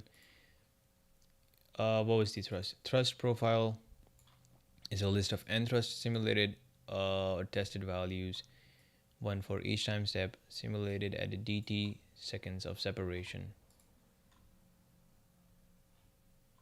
Thrust, mass, ICM.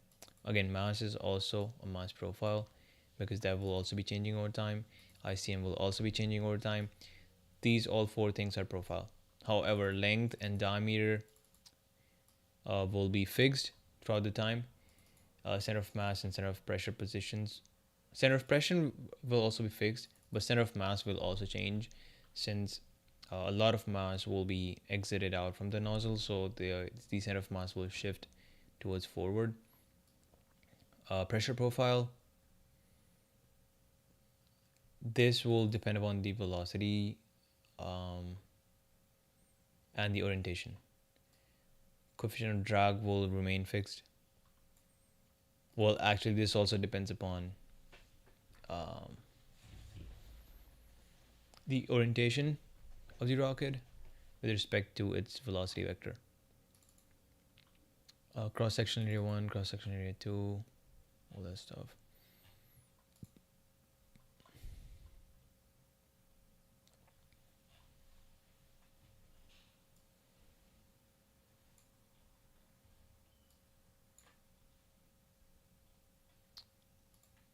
This is a big mess.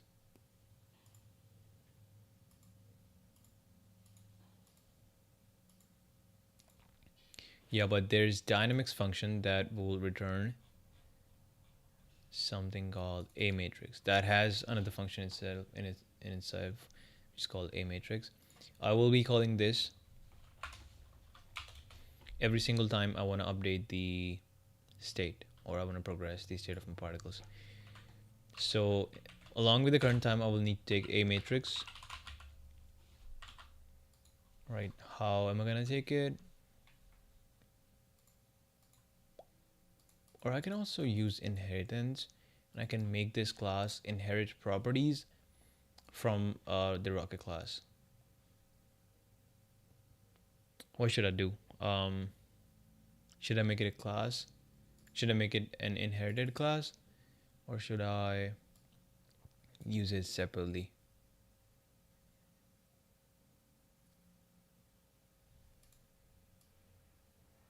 I think for now we can keep it separate because inheritance will make this whole class sensitive to that class not working properly. However, for this alone, we can simulate it without any classes and stuff. Okay, state progression should happen here. Particle filter, state progression. I will pass in the current time here, and I will also pass in the a matrix, which will come from rocket dot dynamics, I guess, which in turn have a function called, okay, what are the input parameters of the dynamics function? No input parameters. But then how is the time getting updated?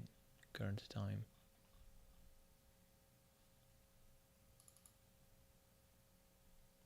There is no sense of current time here. Okay.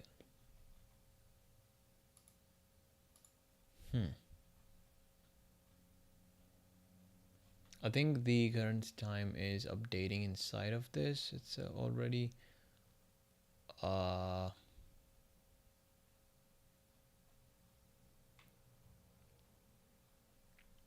okay, there is no sense of time. Okay, cool. Yeah. Yeah, I see why. You're treating all these values as independent values, and we are filling the entire state vector in, again, a three-dimensional array, numpy array. Rocket dynamics, A matrix.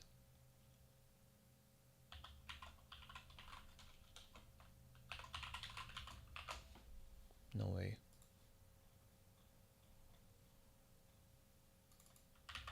Why am I not able to get it?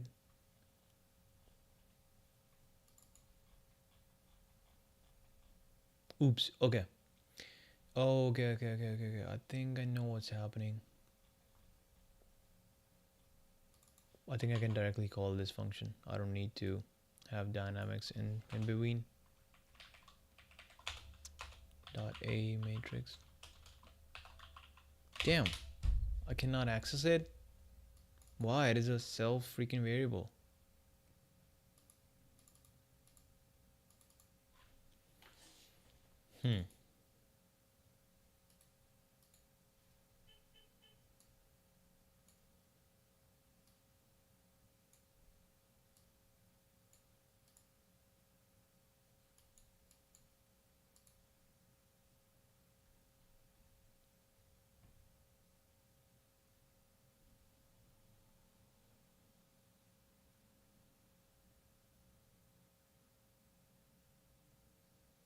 I'll have to make another class here.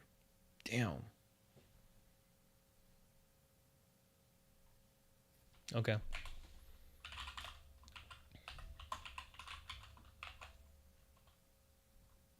It's going crazy. It's getting crazier. Well, this needs to inherit from the parent class, I guess. Rocket.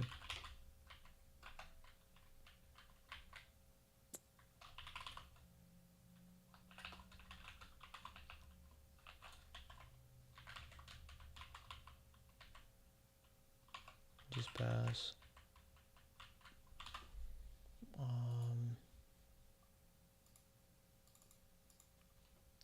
State progression. Yeah. Rocket dot. There was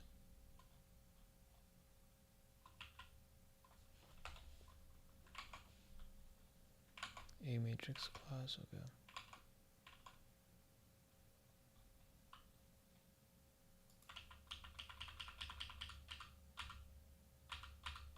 That will be too messy, I think.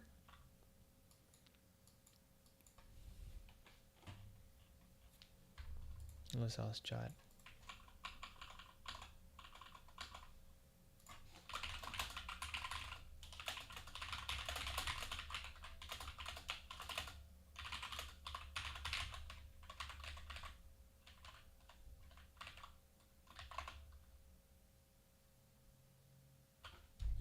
Look at that.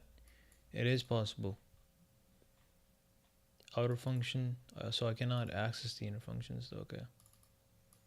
Only accessible within outer functions, cannot be called directly on an instance of a class. Okay.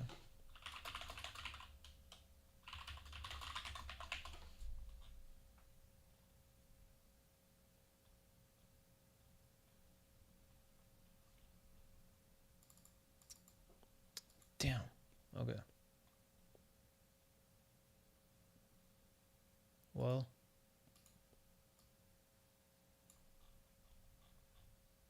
Maybe. Okay. Bro. I did a stupid thing. I don't even need to make it as a separate function. Actually, I can just fucking return it right away. But I think the only problem though is the time. I need the time. Time step. Well, I'm not even using it anywhere. Why did I have that in the first place?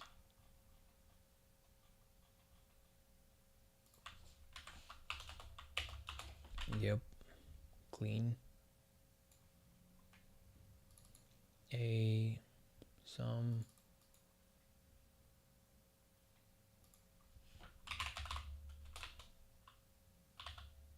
Should I do that? No.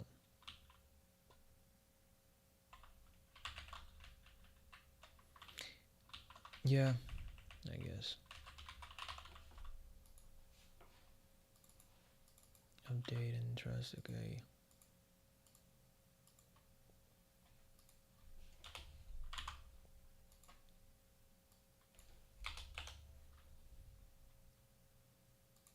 Drag torque, thrust torque.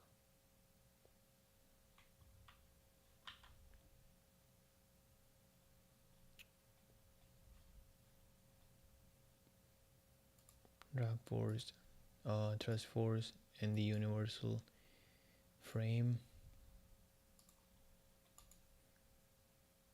This is the G function. I think it was for gravity, for sure. What was it? Oh, no, it's not for gravity. It is for torque. Functions of B matrix is this G thingy. Again, all these functions. Why is this giving me an error?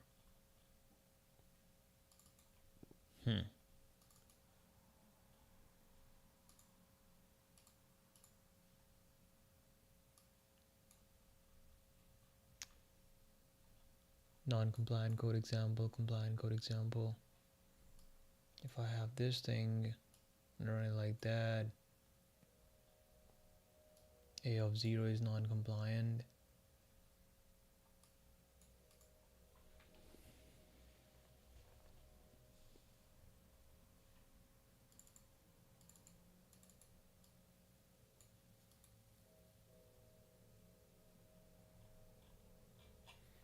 No, that does not make sense in our case.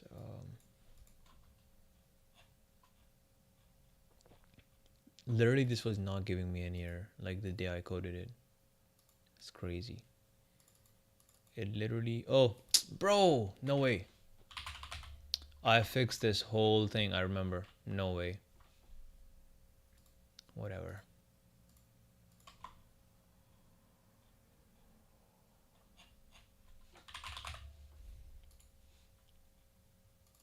Now, why are these guys giving me an error now, dude?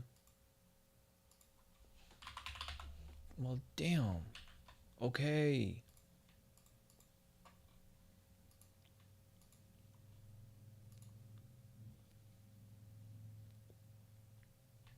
These are all fine. Okay, this is acting up.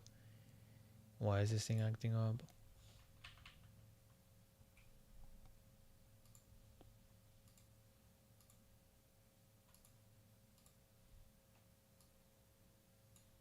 Too much type checking, dog. Too much type checking. Non-compliant. Print.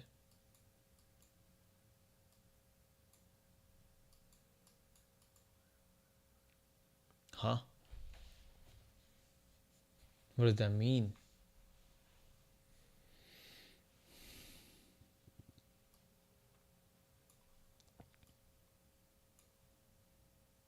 I'm not doing that though. Well, maybe it's because self here and self here. What? Literally?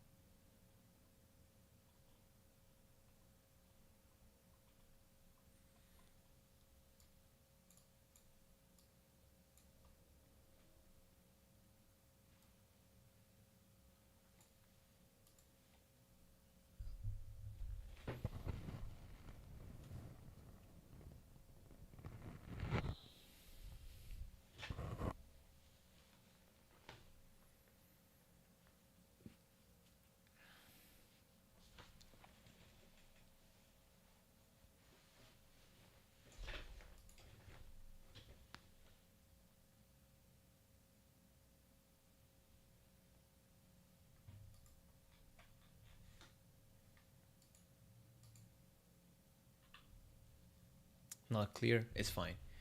Let it be not clear. Because this is a complicated function. I cannot make everything so fucking clear. Okay. Gotcha. Okay, so now finally this is returning it. I will shrink all of these functions. They are not correct. I know that they are not correct. But all I care about are these. And I will fix them. I will fix them by returning old new divided by current. Yeah, I think that should be fine.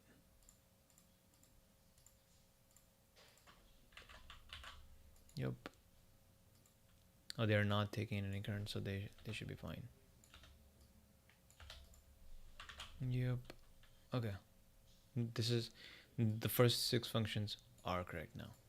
Cool. What is wrong with you, dude?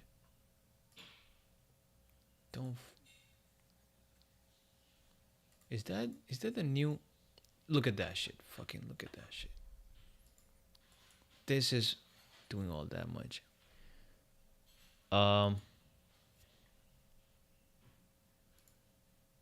Oopsie. Sonar cube.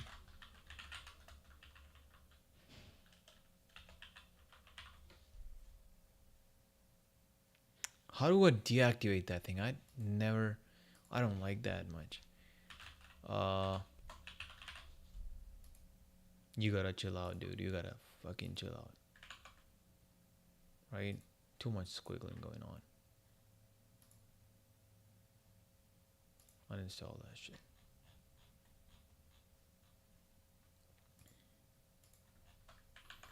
I know it helped me learn a bunch of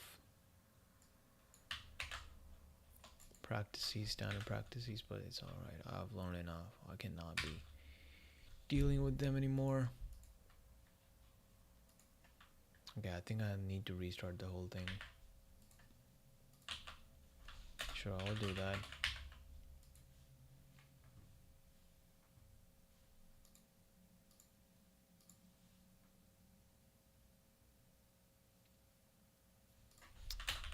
Visual Studio. Okay. Cool. By the way, this is a good simulation for particle filters.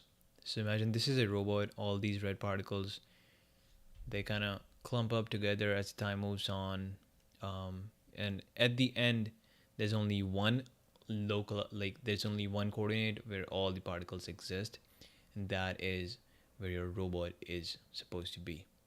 This is how it helps the robot to localize itself on the entire map, but it needs to know the position of like the actual map beforehand. But in our case, there is no map, so this analogy does not 100% correctly transfers over, but you get the idea though. And that idea is, trust me, enough to understand what I am doing here. And the best playlist that I have watched so far was by Brian Douglas.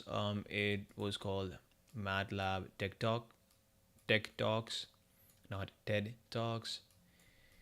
Wait, why is this not here anymore? What is wrong with this Mac OS? There you go.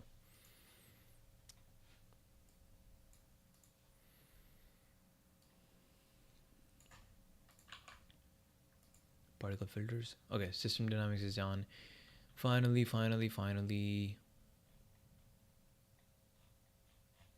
will shrink this function. Yeah, it's in the dynamics function of the rocket class. Oops. We are returning the NP diag, which is the A matrix. I can also change the name of it actually. Returns A matrix. But it should take in the time though. What the hell is going on?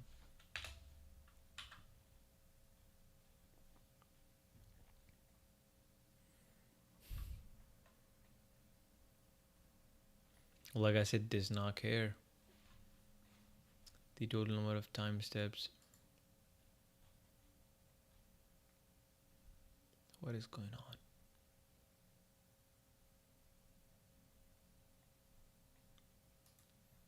Yeah, I will make it take total steps. Total steps. State variables. Oh, there you go. Self dot capital N. There should be total steps. And this is DD. This is damn clock. And I'm pretty sure self dot clock is used heavily and it is being updated somewhere or the other. Let's see where we're actually updating it.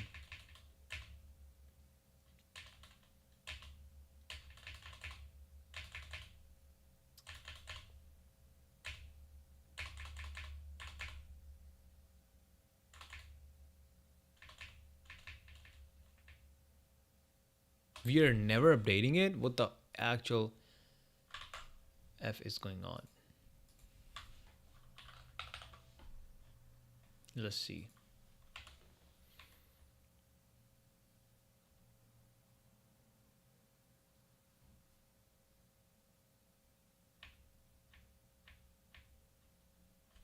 Let's start from start or from the end.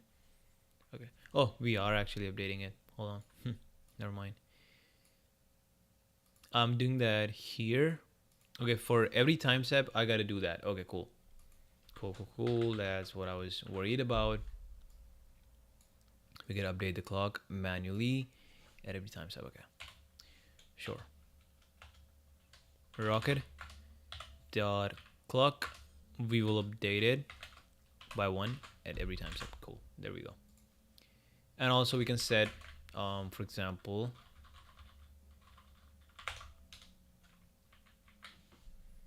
inside the rocket, it is taken in some class variables, and the first class variable is the total steps. So that is what I'm going to pass here, and underscore steps. Cool. Now these two classes are compliant. Besides the fact that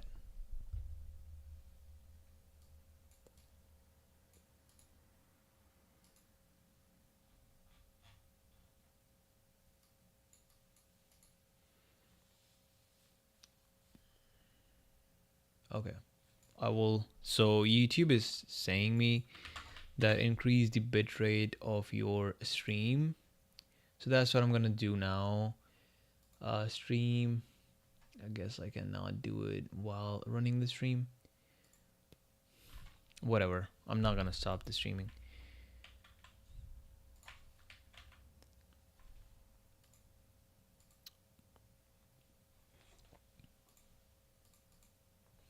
Okay. Adaptive Monte Carlo resampling.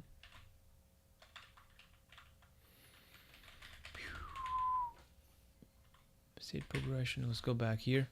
Yeah, these two classes are compliant now. The particle filter class and rocket class, and also GPS class is now compliant with each other. They should be working fine with each other. The only problem in the rocket class though is that functions might is that the initialization. I'm gonna have to have so many variables to kind of mimic the behavior of a rocket. But what I can do though is I can make like another dummy class which I will be using as a placeholder over here in the particle filter class just to test the functions that I will be making right now. We'll see. It's pretty this is all over the place. I understand that, but there's really no other way. Like you'll have to get your hands dirty. State progression, self current time A matrix. Okay, let's see.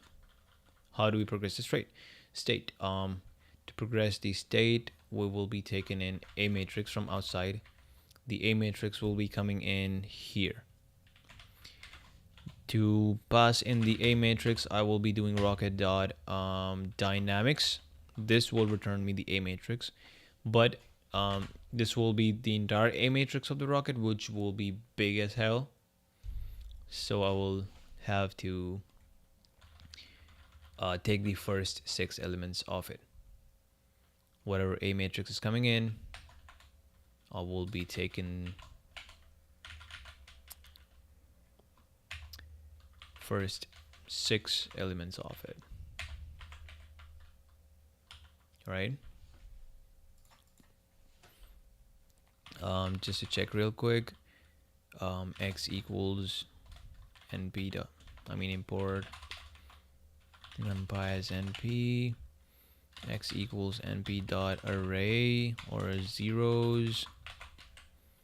If I will do it like, let's say 7,7, and if I will print x, this is 1 2 3 4 5 6 7, exactly 7. But if I were to print, for example, let's say 6 and 6, okay, that is giving me 7 things, so I will be taking in 5, and it should be working perfectly. Okay. Damn, what's wrong? Why am I getting 7 over along this dimension?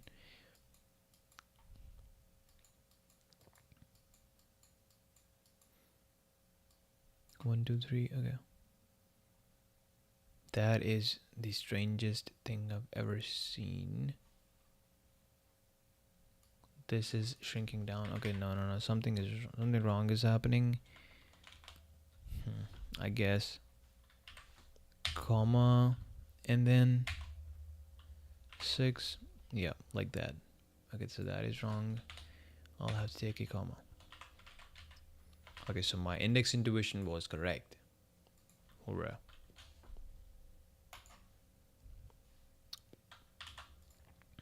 This is our a matrix. Update weights. Oops. Let's just finish this whole function, state progression. Now, because we have that, we will be multiplying this with every single particles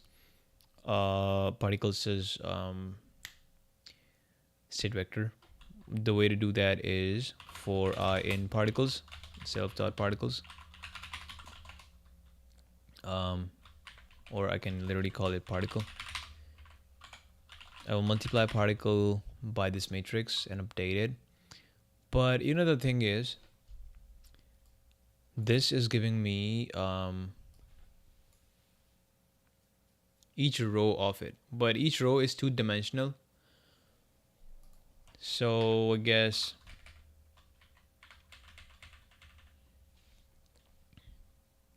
particles at time step t. I think I'm gonna have to run another loop for. Ooh, okay. No. This is pretty bad. Okay, this is pretty bad. Particles. For particle in particles.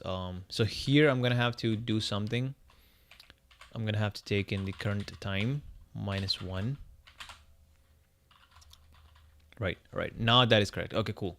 Pretty cool. I am taking in particles array, which is a 2-dimensional array, but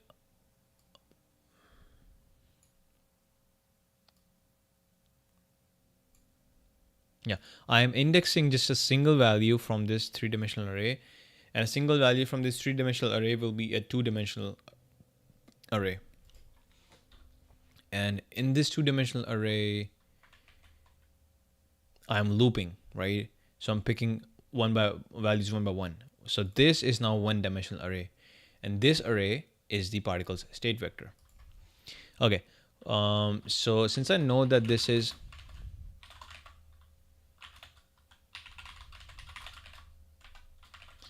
a vector of a single particle at the current time step, since I know that, I can easily progress this particle into the next time step by doing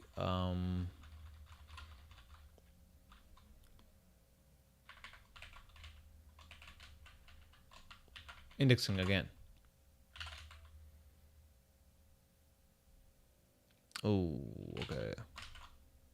No, this is not that easy. Okay, damn.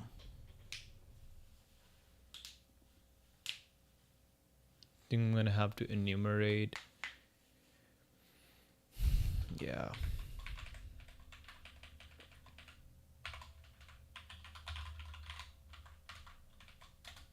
I comma that, and then what I can do is self dot particles. I can take in the current time step -1, of course, will be equal to no. In this one-dimensional state vector, I will go to the next time step, of course, and in this time step I will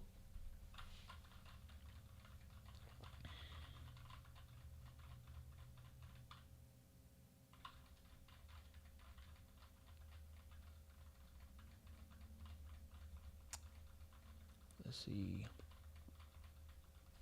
Well, let me see this thing. Number of steps, which means the time. So first indexing needs to be the time. Second indexing needs to be the exact particle we are at right now. And then the third indexing do not need to be there. Perfect. And a matrix will be multiplied. Okay, cool. A matrix will be matrix multiply. So here's the trick. For matrix multiplication to a vector or to another matrix, you can use this alias. This is kind of like the alias for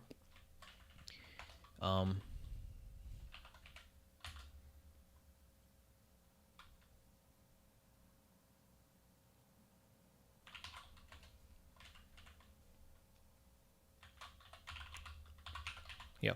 Either you can use this, right? Or you can use a syntax like this. This @ is like alias for this thing. This is the trick. I like to write it using this because it feels cleaner, it looks cleaner, it is much more elegant, it is much more demure, all that. No, that is done. What I should do right now. Yeah, now the whole list, the entire vector, which was the array of 6 different elements, will be updated as the output of this thing. It will kind of like be replaced.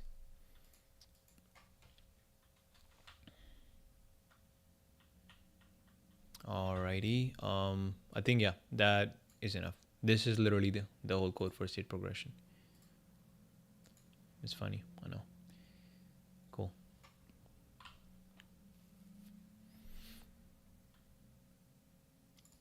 Now update weights. Okay, let's update weights now. Or we can also filter extremes.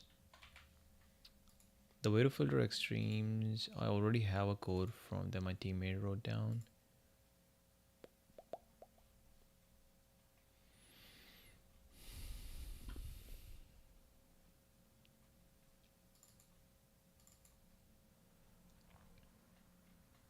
Yeah, we did it in this way. We created 3 functions called inSphere, GoCloser, and update distances.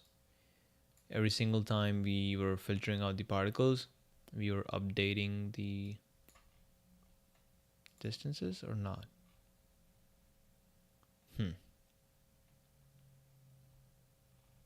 Well, it should be updated.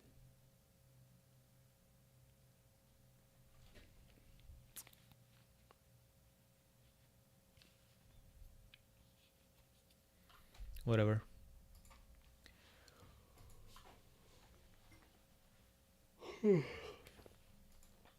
Yeah, I'm getting sleepy. Damn, it has been 3 hours. I think I'm gonna end my stream here.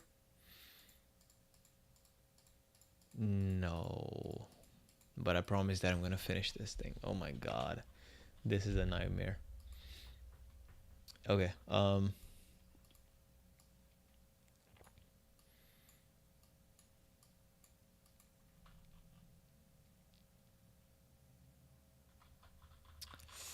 Let's see.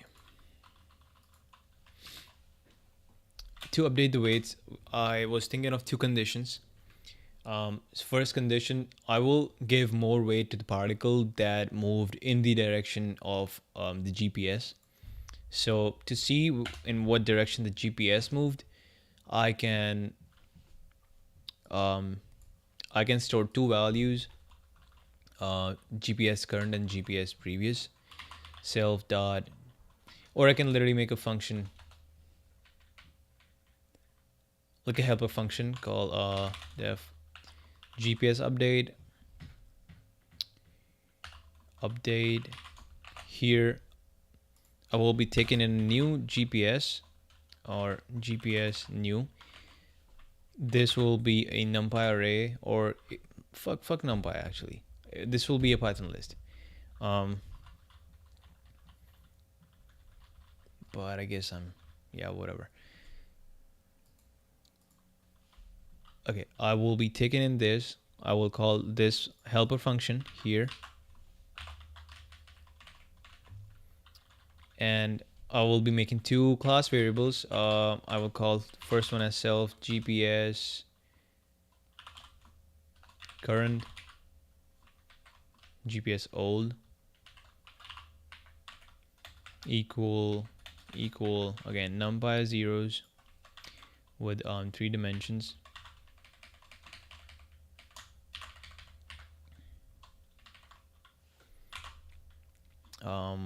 It will be first row, just only a single row and 3 dimensions, and then we'll be closing like that.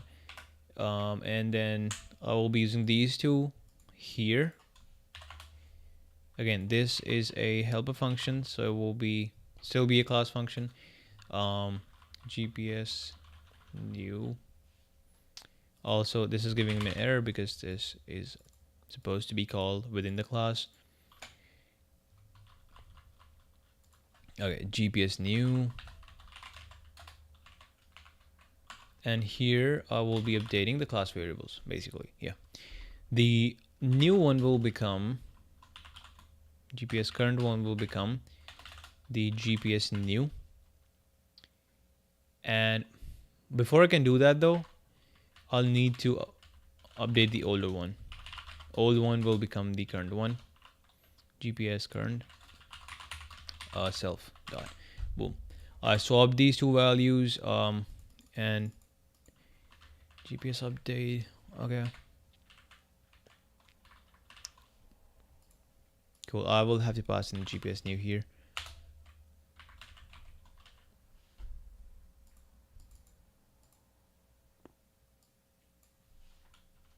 Let's just call it new GPS. Or let's just literally call it GPS coordinates.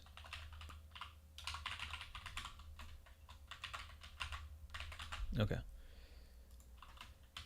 At this point, like, I'm not even thinking of what I'm programming. I'm literally thinking in the programming language itself. If that makes sense, I don't know.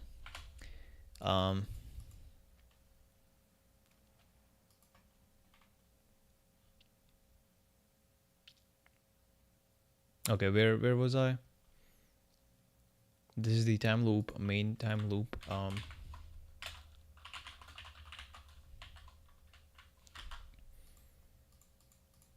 I've created all 3 objects.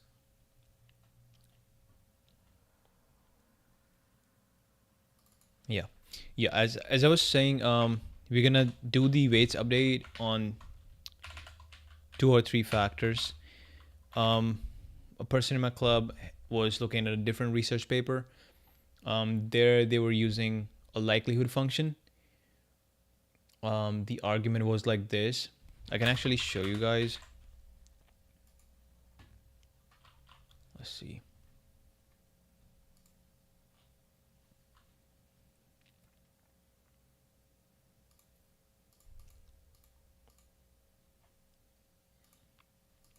here.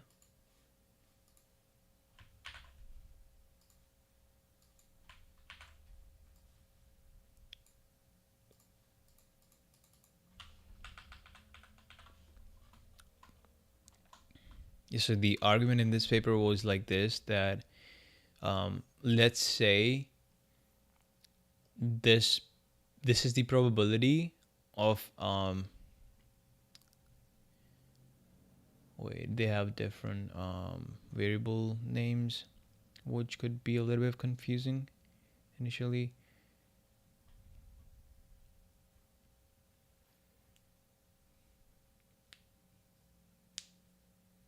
Yep. So here they're saying that wait, 0.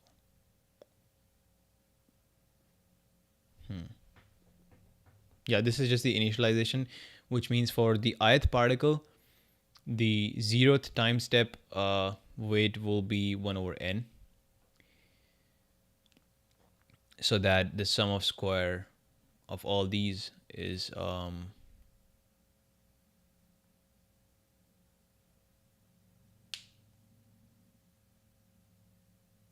over n. 1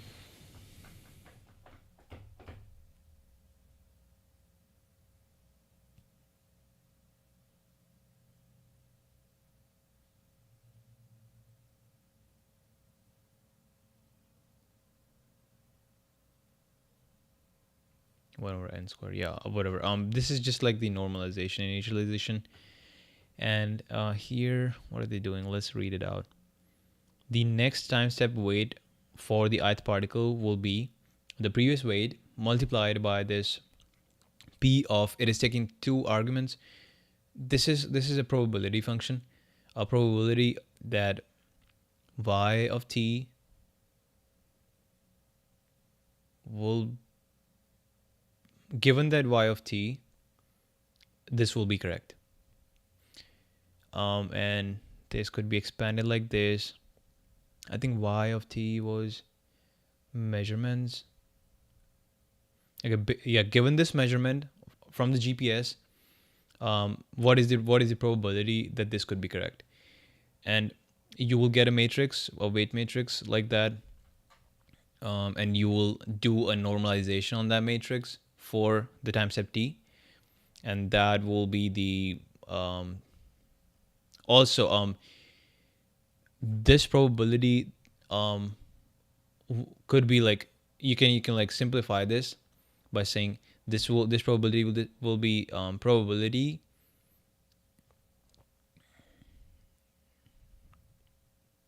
I forgot the exact argument actually. Gaussian about 0 variance from sensor error tolerances or precision. But yeah, this is taken in the factor that the noise from the or the imprecision will not be uniformly random. It will be Gaussian random, which mean there will be more. Even though the noise is there, there will be more probability. The probability distribution function will be concentrated around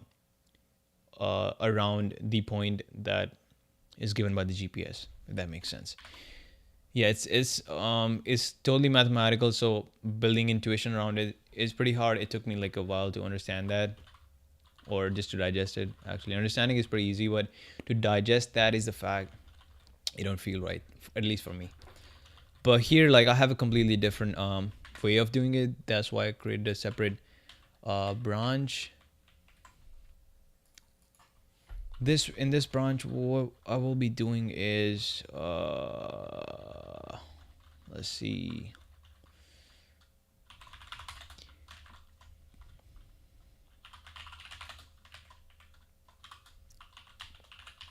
Can depend on 3 factors. The first factor could be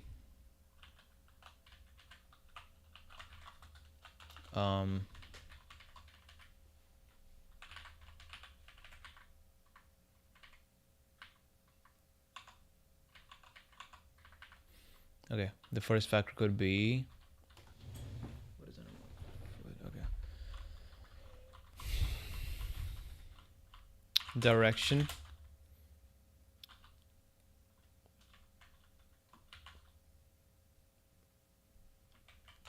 Okay, velocity vector of the,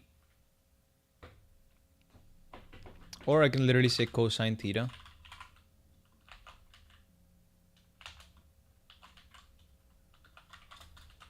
Where theta is the angle between GPS velocity vector. So we will do a discrete differentiation of the GPS velocity. You can also make that as a class variable, GPS velocity, and that could be np dot zeros. Again, same thing.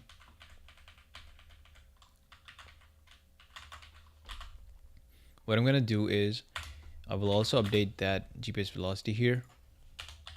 Velocity equal, I will say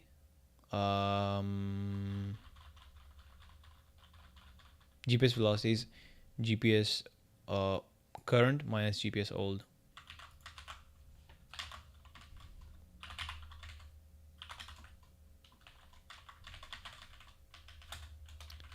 Okay.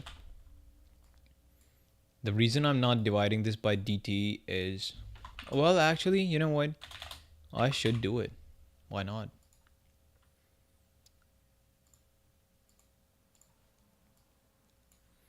Even in the, I think I have done that in the system dynamics, but I have not done that in the, yep, I've done it here.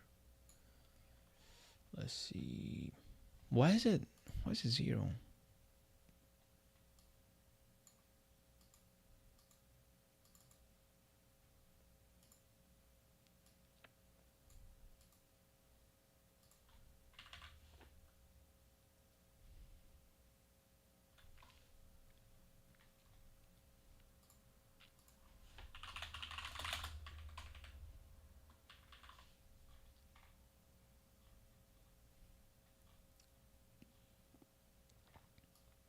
Oh. Oh, okay. Shoot.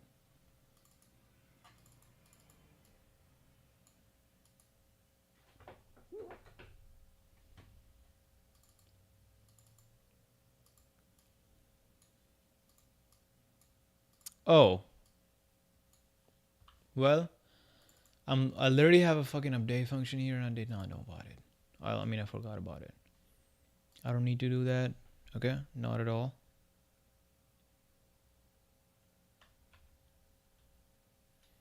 No, here I will need to do it actually. Yeah.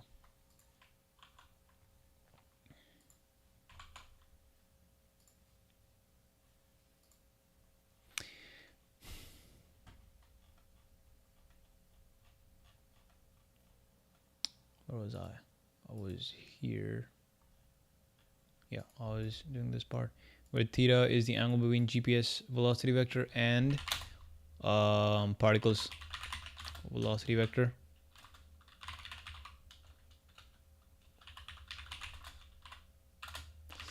My brain thinks faster than I can type or something, and so, or even speak for that matter. So I just, yeah, I just get limited by the typing speed or speaking speed.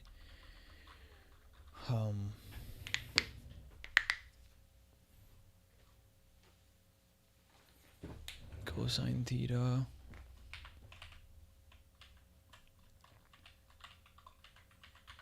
But will this be a good idea though? I guess no, because if theta is 0, we should give it a higher weight. If theta is 90 degrees, we should give it the absolute lowest, not absolute lowest actually, a pretty low weight. And if theta is 180 degrees, we should give it the absolute worst weight. Okay, which means we have to map this whole quantity between 0 and 1. And to map cosine theta between 0 and 1, I can literally add a fucking 1 in it. This quantity is now between 0 and 2. And if I divide this whole thing by 2, I will, so this thing now will be between 0 and 1. Cool. Cool. Yep. Okay, that's a little bit of mathematical engineering. I should not even use mathematical engineering for this basic ass thing.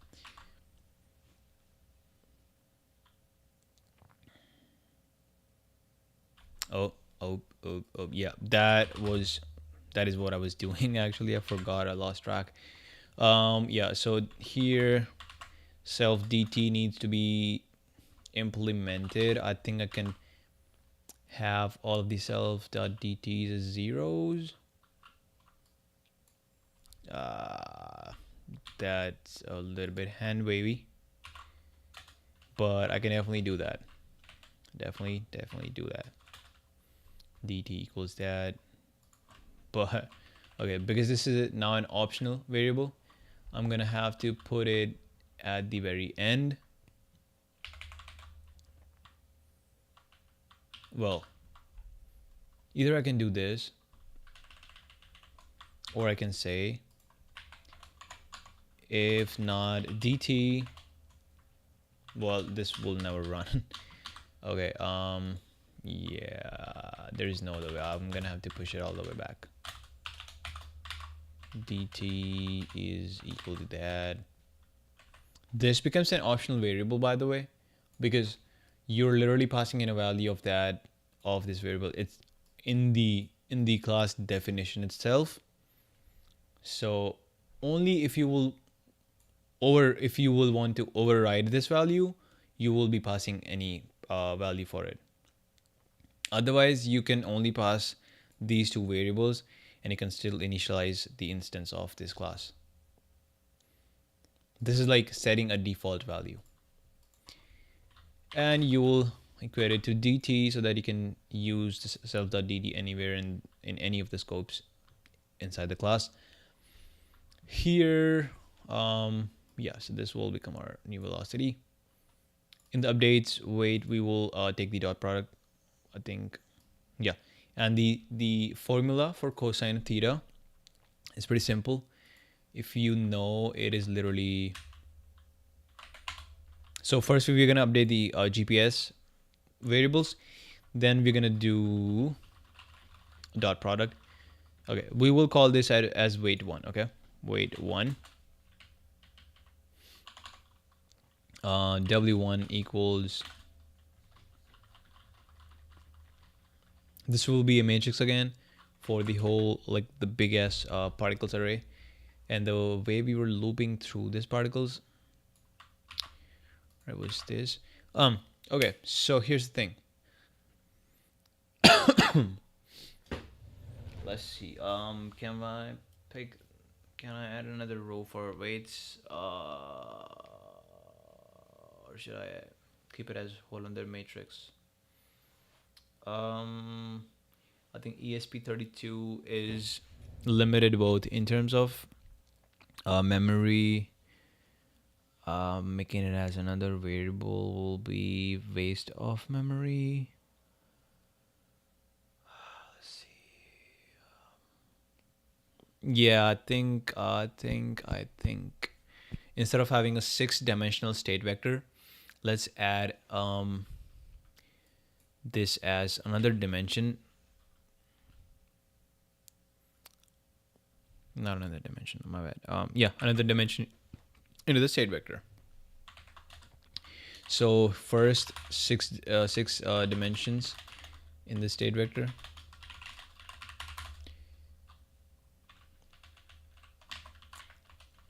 Just a little bit word about state vector.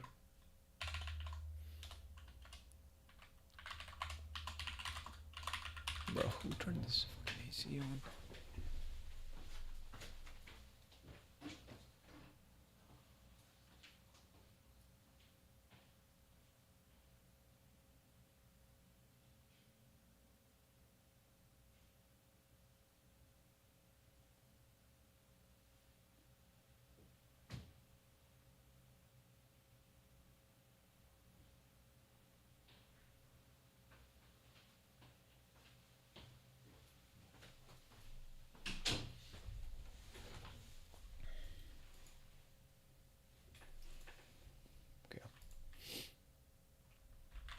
yeah, what's it doing? Yeah, state vector. So first 3 dimensions for position. Yep, 3 dimensions for velocity, and 1 for weight.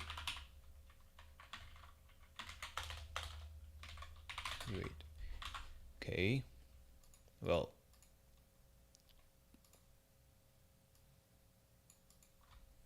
this will be weight. This will be only one component of the weight though. So the way I was thinking for the weights is I will be making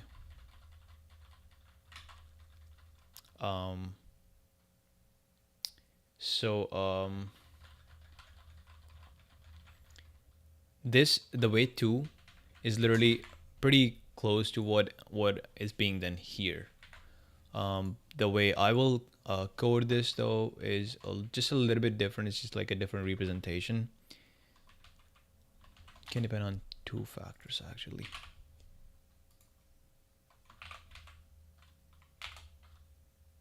And then this will be how far the particle is from the GPS prediction, GPS coordinates, or yeah, I think that is good enough, and I think I can well, I can have actually 3 weights.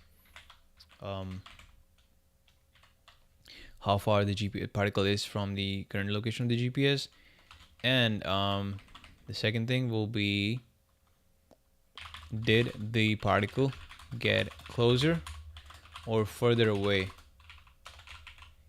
compared to the previous time step from the GPS compared to the previous time step. Okay, cool. Yup. That is it. These 3 factors, and then we can take a weighted sum of all these 3 weights. A1, A2, A3, and I can say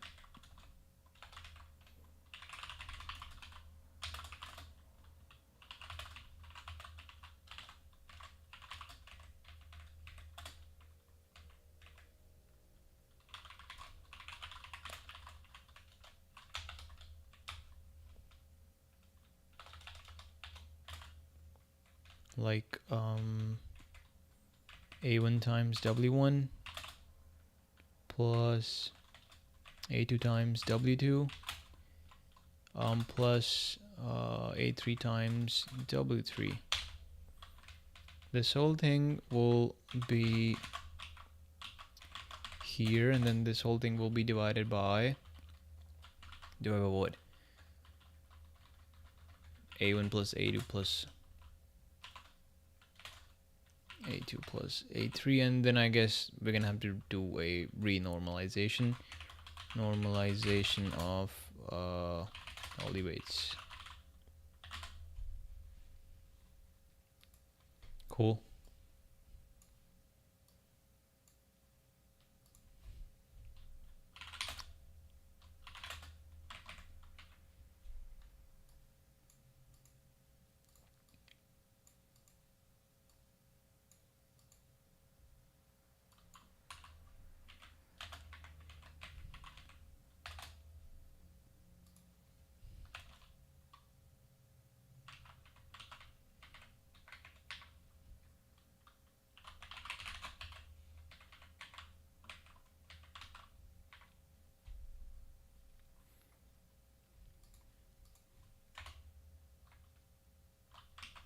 Yep.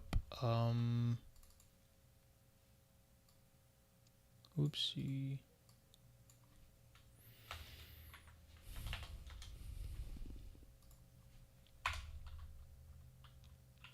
A1 3 2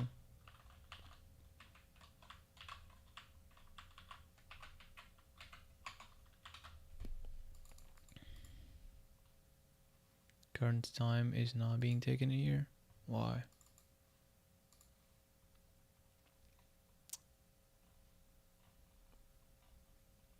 Well, I guess I like the clock thingy.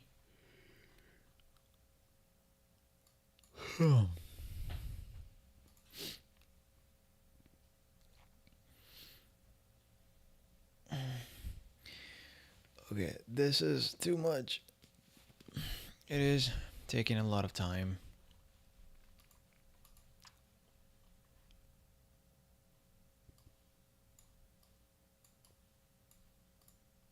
Okay. We have that. Let's see. For I come particle. Enumerate this thing. Current time.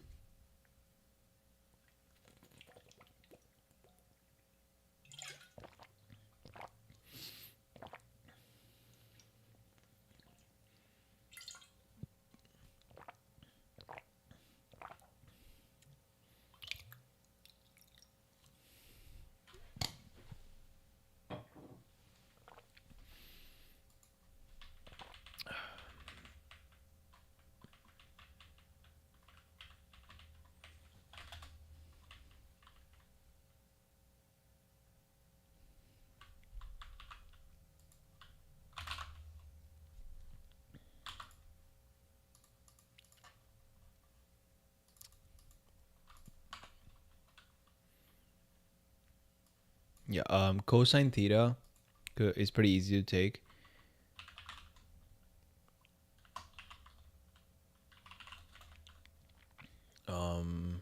If you remember the dot product formula, it is vector v1 dot vector v2 equals magnitude of the v1 times magnitude of the v2 times cosine. Now grab the magnitudes, cross multiply them, and they will be in the denominator, and then you will be able to isolate cosine theta, which means I'm going to take GPS velocity,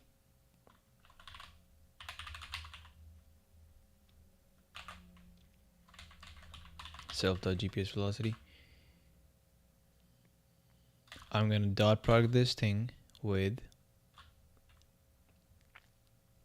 the particle's state vector, but in the whole state vector, I don't need the whole thing. I need from 3 to 6th value, 3rd to the 6th value, or maybe 4th to the 6th value.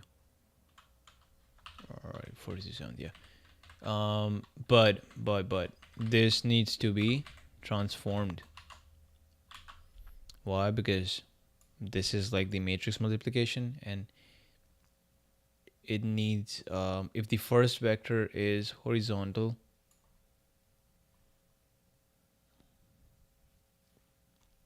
then the second vector needs to be vertical. Only then this matrix multiplication operation will be able to act upon these two vectors. Nope. And then this will be cosine theta. Nope. This will just be the dot product. Dot product divided by np dot linear algebra dot normalization. This is just to take the magnitudes. Let's take the magnitude of this GPS velocity, and we will also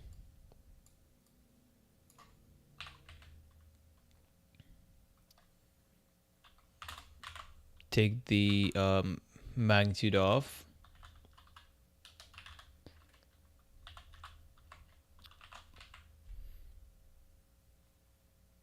particles' velocity, which was this thing.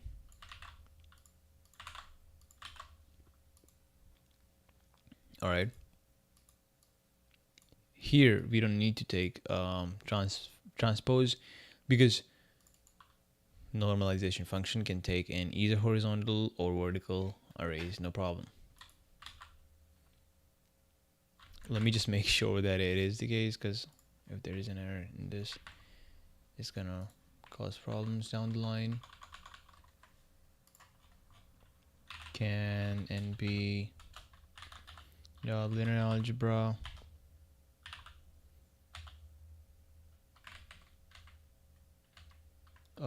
normalization function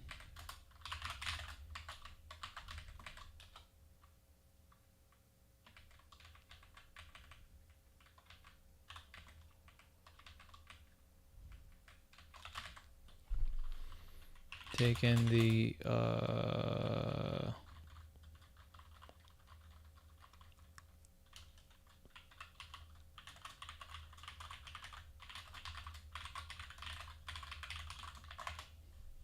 yes, okay, cool.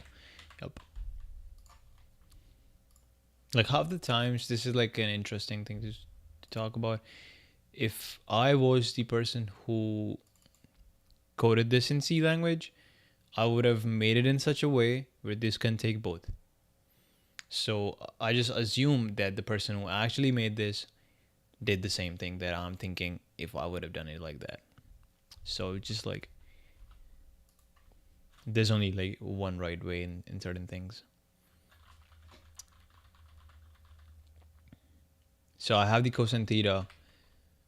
I'm gonna have to map the W1 can only be formed like this. I can literally copy and paste this thing. Yep. This is our W1. Cool. W2 will be how far the particle is from the current GPS coordinate. Okay, how should we map this value to 0 to 1? Let's see. This could be a Euclidean distance.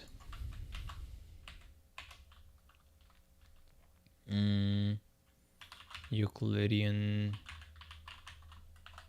distance equal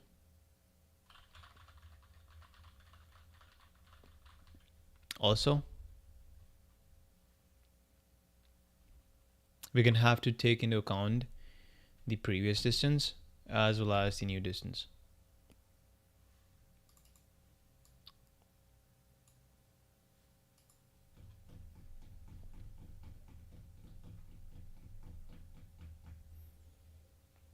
Okay. Oh damn! I got an idea to visualize the whole thing. It will be so sweet. I will make a library or like a function in itself probably.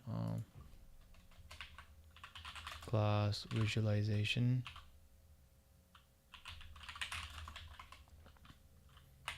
I'll call this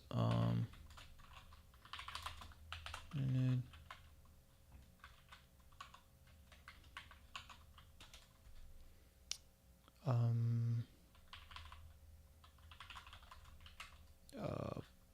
Particles convergence function. This function will take in self, of course, and we're gonna return. Let's visualize how the particles converged by trailing the particles positions or time.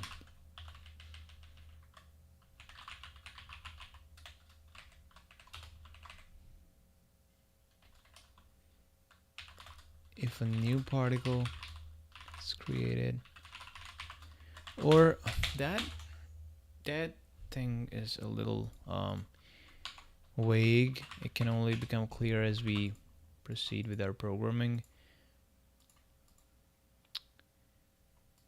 Yeah.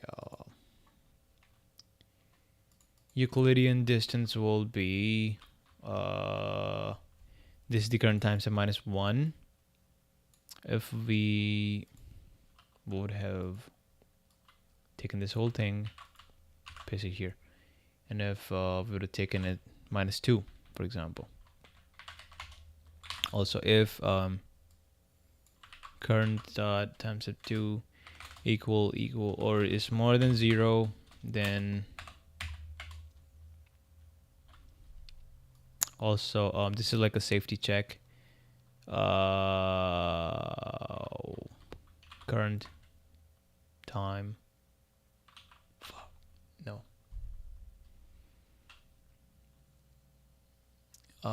Then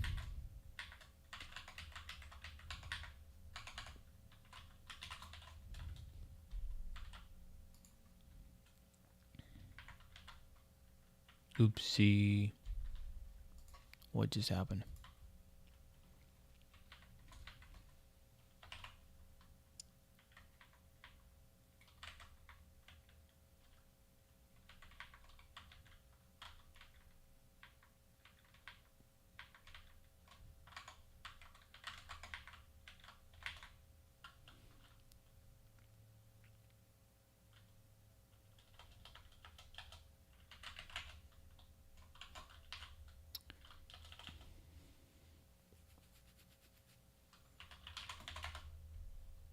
Else Euclidean distance minus I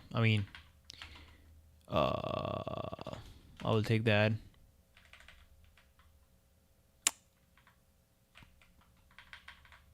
Oopsie.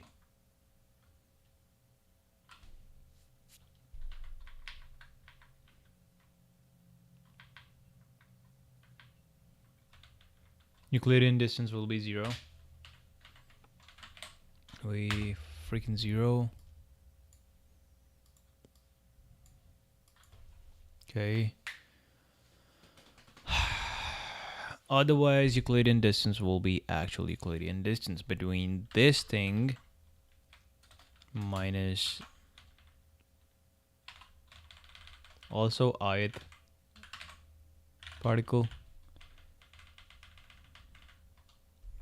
and here we will just be taking in the first 3. Bro, I hate these people, bro. So cold in here.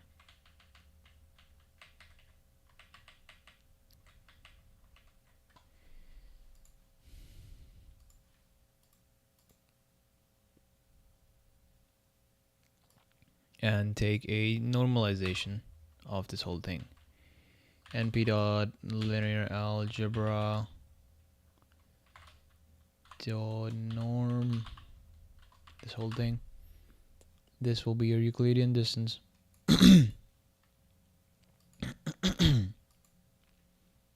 Alrighty, and then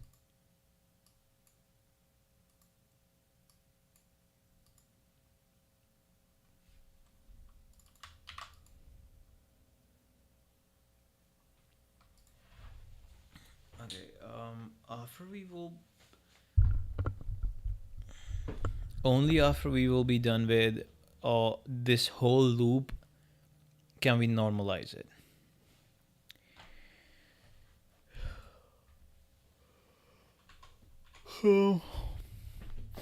I'm feeling so lazy right now.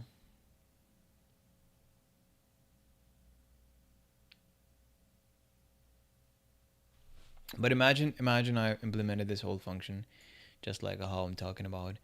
Then at every single step, we can update the weights here in the main time loop. The weights are updating here.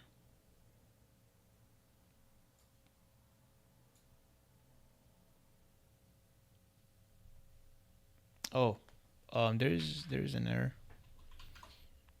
I mean, shift tab, dude. Oh, shift tab. Okay. The GPS coordinates needs to be updated at every single time step. But the weights, like, it is in our hands. Do we want to update the weights every single time step, or do we want to update the weights only at a few time step?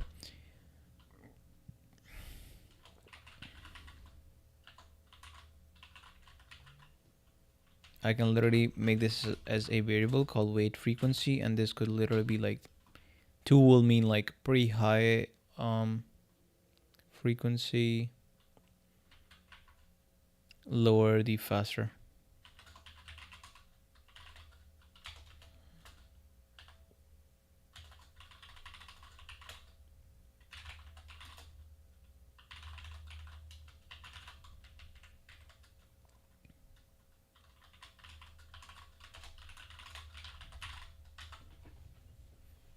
compute. Okay.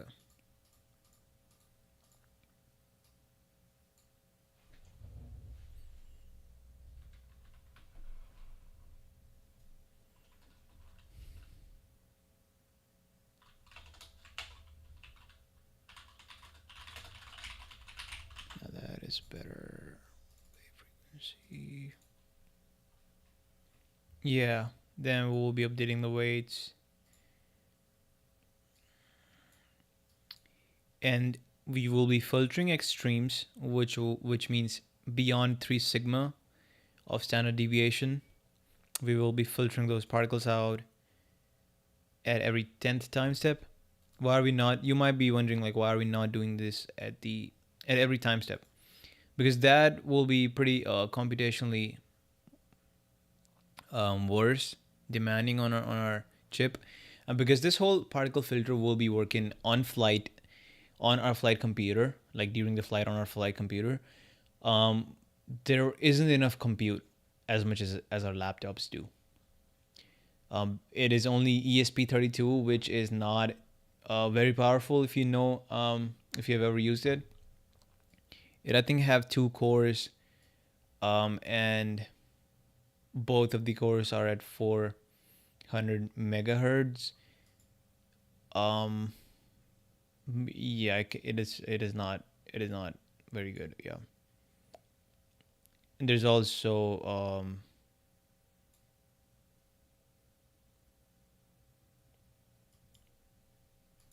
yeah, I've never pushed it in terms of like thermal loads, so I don't even know how bad it becomes when there's like a high thermal load on it, when we're squeezing all the juice out of that CPU. How bad it becomes, like, I have no idea. Particle filter. I will be back. I'm a little bit hungry. I need some snacks. But yeah, I will finish this tonight for surely. I also have a hackathon. I'm supposed to go there, but I don't want to go there. I don't know.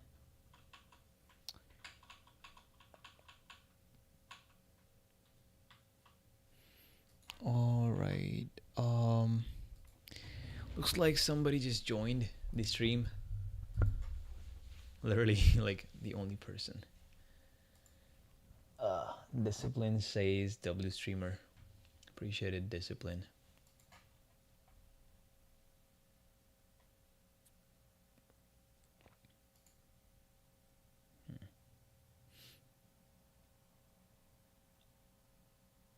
Yeah, Euclidean distances. Should this be?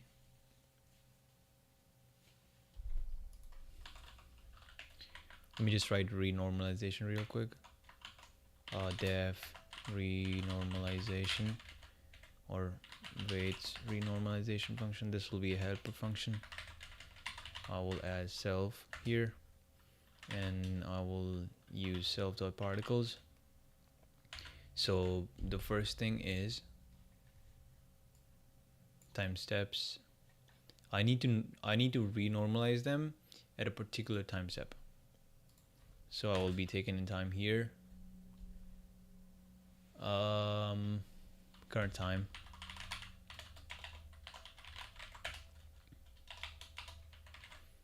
Current time -1.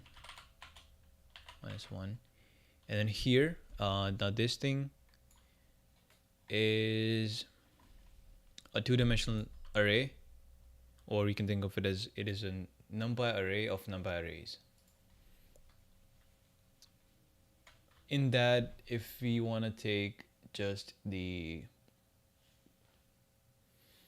all the, let's say, last elements, which is the 7th element, we can do something like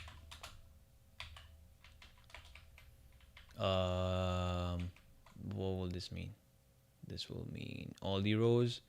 Yeah, we do want to take all the rows, but we want to only take the last element, which means it will be like this, 6 and all the way up to the end. I can verify this real quick. Python import numpy as np, and I can say x equals np dot diagonal, and I can make a list here. I can say I for I in range 0 to 7, and I can print x just to see how that is. This is the diagonal array, and I can see let's print a basically, yeah, cool. So this is literally what we want. These are all the weights, which will be the last elements of this array. Cool. I'm getting good at this thing.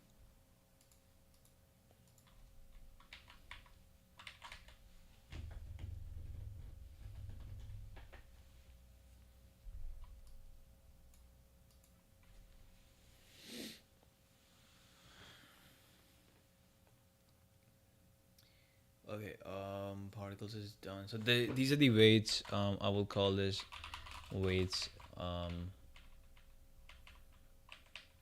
can also make it to list, but that will be a waste of time. For I in weights. Oh, but here's the thing. If I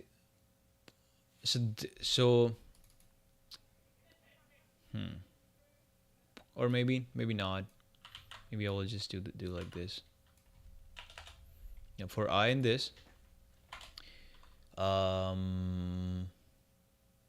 or yep, I think I'm gonna have to take a sum of all these values.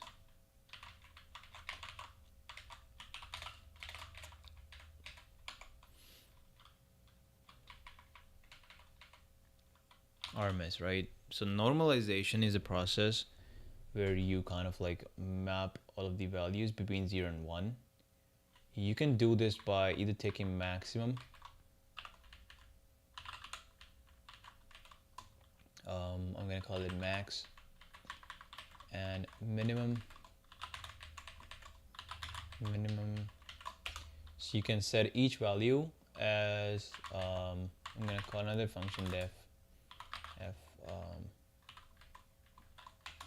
here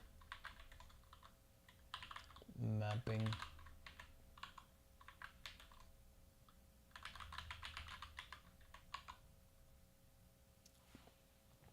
I'm gonna take in, I'm gonna basically return x of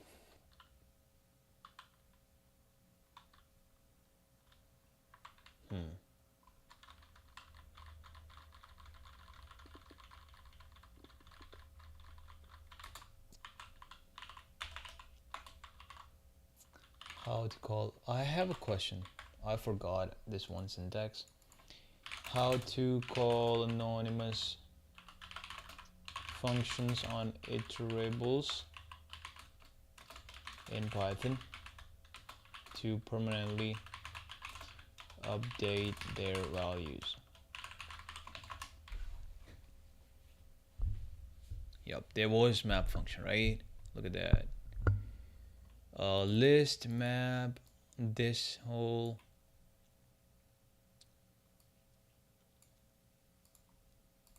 and here's the iterable. Okay.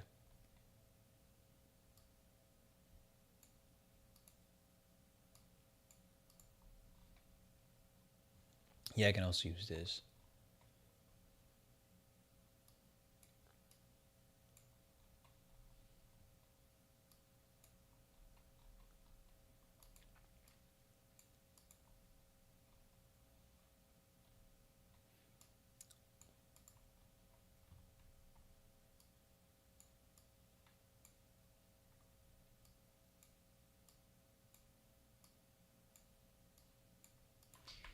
Yeah, map function already exists. That is exactly what I was looking for.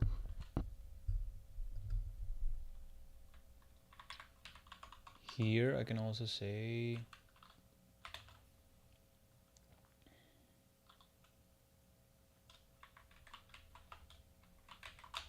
that thing equals map lambda x. I'm gonna have to describe this normalization function here. How will that look like? I want to divide these values. So I wanna subtract the, let's see, yeah, I want to subtract the minimum value in the numerator.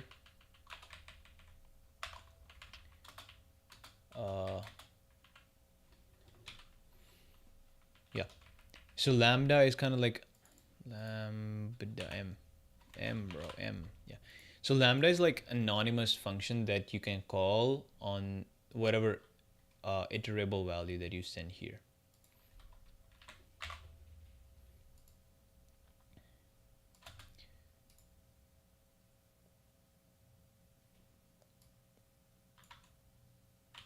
If you guys are getting confused, then I can like write the lambda function here and then I can put that over there. So what I'm gonna do is I'm subtracting the minimum value here and the maximum minus minimum here in the denominator. And this whole thing now will become mapped between 0 to 1. Basically, as I said, this whole thing needs to be passed here if you want to map something. And yeah, that thing should be perfectly fine. Let's ask ChatGPT if this is correct or not. Is this correct? Your function has a few issues. Okay, there are some issues. Okay. Unexpected issues? Why? Oh, yeah. Value. Value. Okay, well.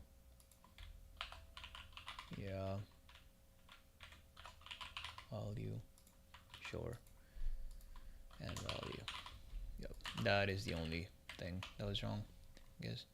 Map usage is wrong. Okay. Returns an iterator, not an array. Should be wrapped with list. But since you're working with numpy arrays, vectorized operations are much better.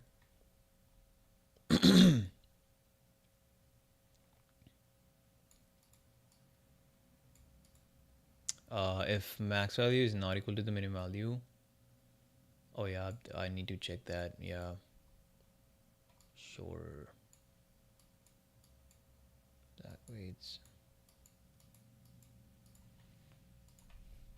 Pull this permanently. Change the values in the pass structure though.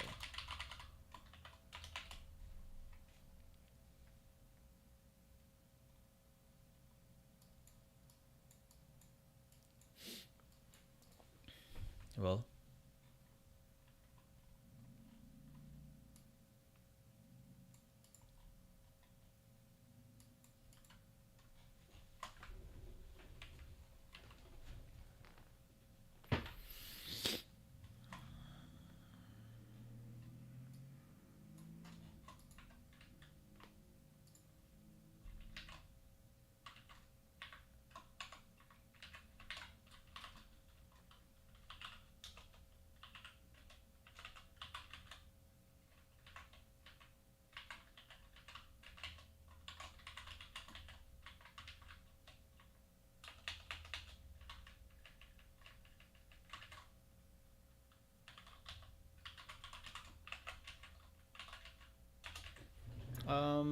instead of list, I'm gonna pass in the shape of it. The shape will be, what will the shape be?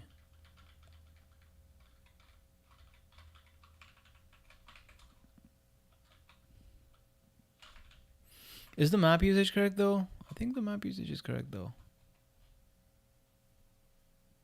What is wrong with my map usage? Uses numpy vectorization instead of map, faster and more efficient. Okay. Okay, where is this fucking vectorization? Let's see.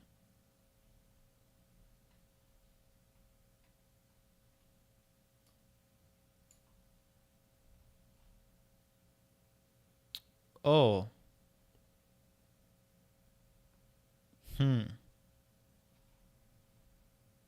Okay, I see. Well, okay, then map is a pretty bad function. Then I will never use it. What?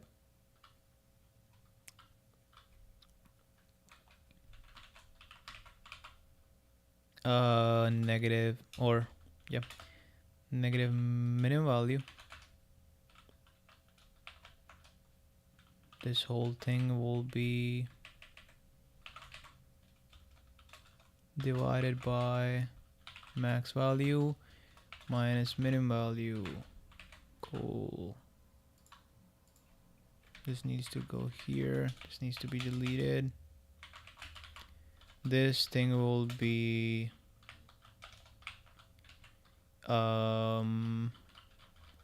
zeros, np dot zeros.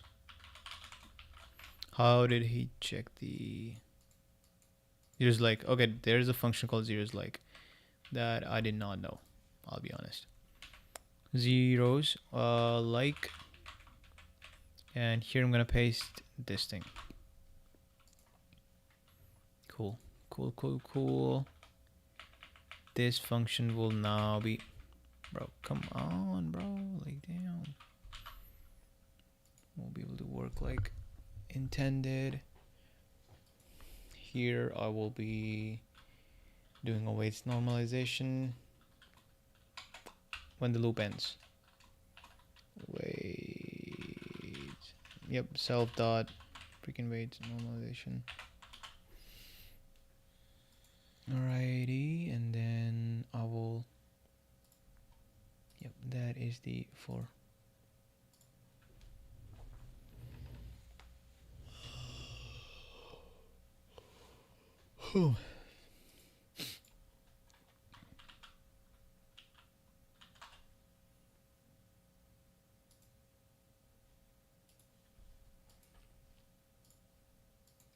Weight 2 will be, can take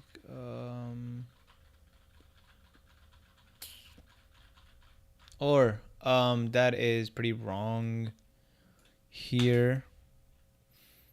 I should really be giving them just literally like 1/3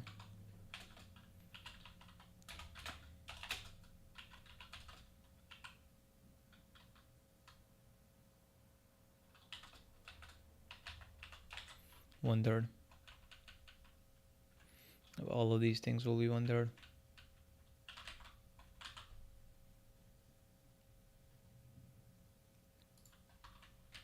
Right? Yeah, and finally this will be equated. No, this will not be equated to. Yeah, we are here. Okay.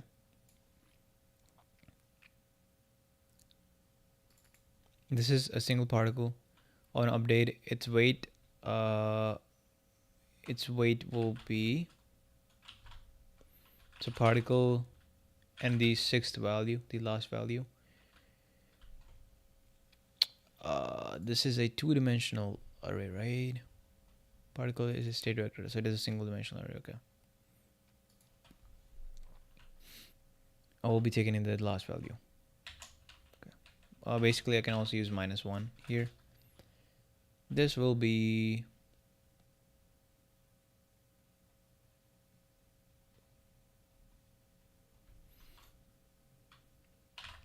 1/3 times W1 plus 1/3 times W2 plus 1/3 times W3. And then W2 will be calculated like this. W2 equal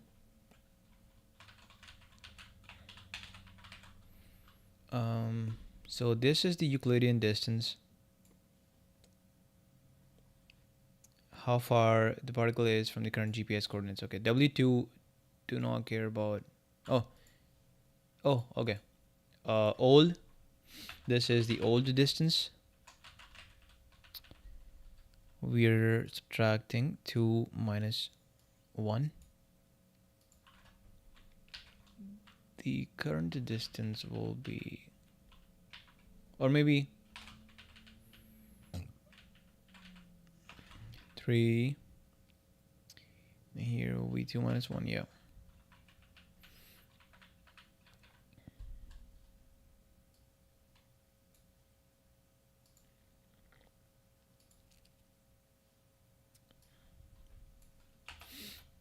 If Euclidean time minus 1 is smaller than 0, that means we haven't really started yet. So what I'm gonna do then is, oops, also this will be new.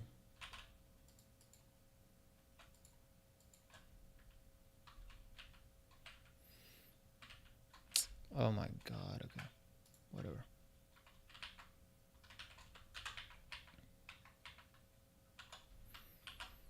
This will be,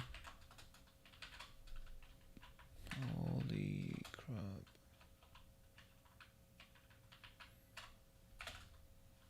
Zeros. Okay. MP dot zeros. I'm gonna give them 1,3 as shape. Yep. Yeah, how should I create the weight? I know the old distance, I know the new distance. I think, how far are they from the particles? Okay.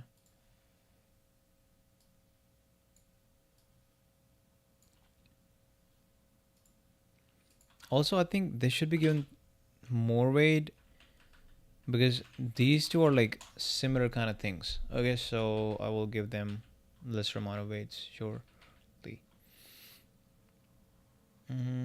How much though? How much? Yeah, I think that's all right. So this is the how far they are. Let's say that I want to plot. I want to map all the values. I think I can use a softmax here.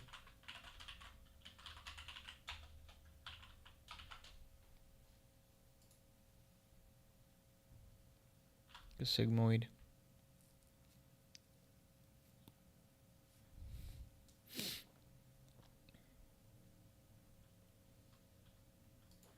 A sigmoid is pretty bad. Like, calculating exponents is not a good idea. It's computationally not efficient. Let's think of some other way of this mapping.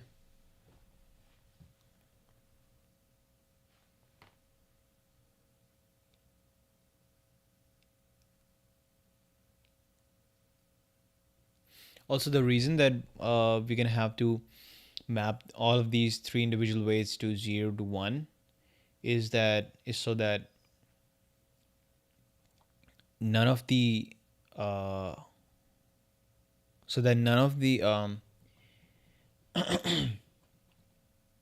let's see why.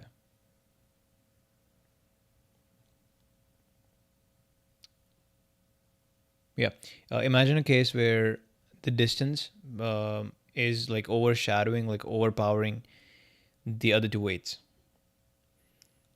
because W1 is between 0 to 1, W3 let's say is between 0 to 1. If W2 is not between 0 to 1 and then 5 meters or 10 meters of separation, well, this value alone will like literally dominate in the whole weight. So it will be just like saying we threw W1 and W3 out of the window and we are only measuring using the distance. So that is why mapping is being done, and that is why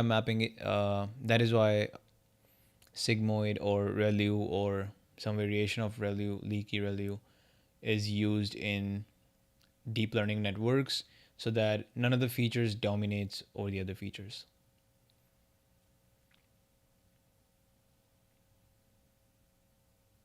And because ChatGPT works, like, this principle is literally correct, like it works. Okay, W2, W3. Yeah, how do we map distances? Is my question. Yeah, I think a function that I'm thinking of right now, I can have like a function that goes like this and it clips off at 1. And that clipping off could be 3 sigma. Okay, let's do that. Let me show you what I'm thinking though first in Desmos probably. Bro, why are you opening on that monitor, bro? Desmos. So what I was thinking is, how about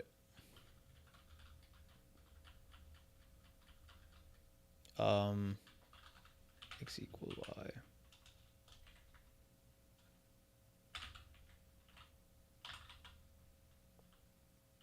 3 in this case, or whatever.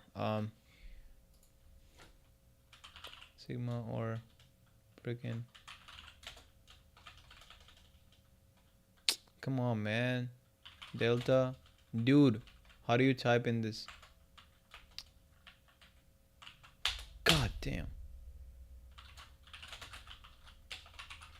Special characters and Desmos. I'm so pissed off, dude. I'm so freaking pissed off. Oh my fucking goodness. Yeah, I'm doing a backslash. It's not fucking typing though. Delta. Look at that shit.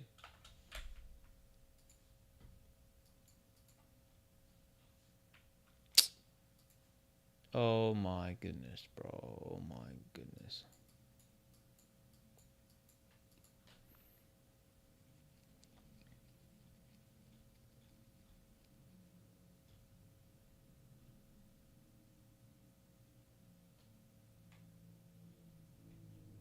Yeah, you cannot literally type. Oh my god, bro. This one sucks.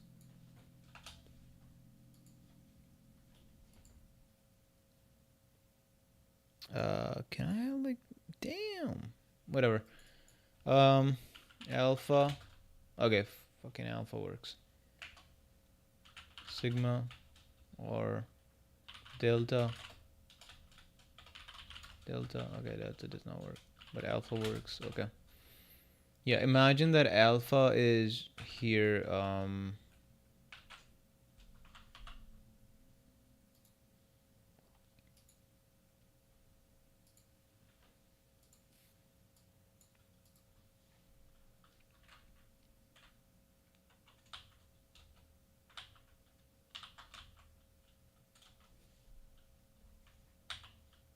Mu also works. Okay. Oh my god, this is so bad. Okay, alpha represents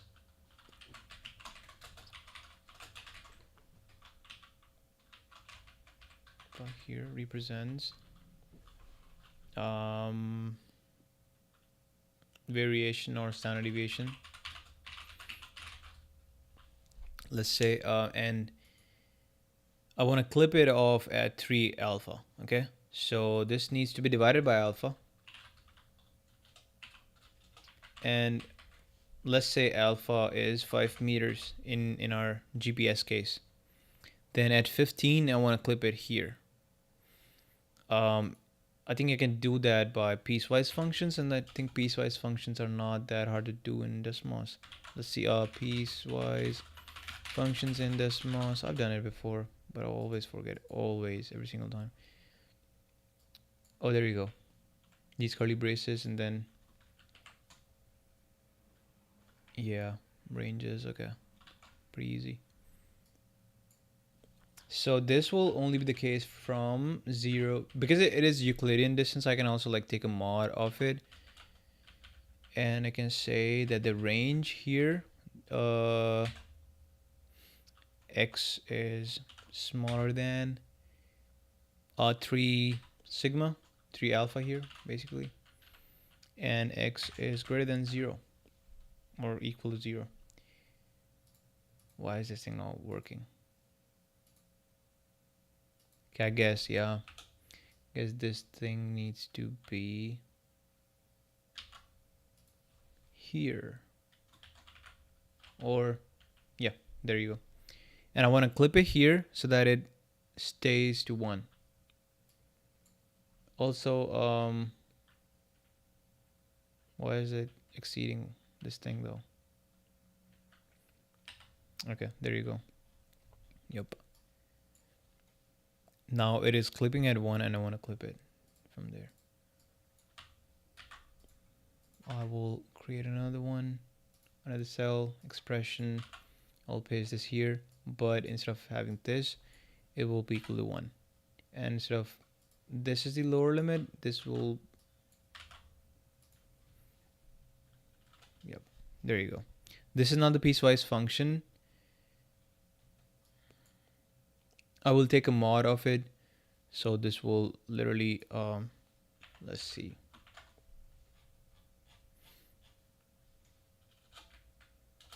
I can take a mod here, I guess. Whatever. Yeah, let's do this in here now. Okay, how are we gonna do that? Let's see.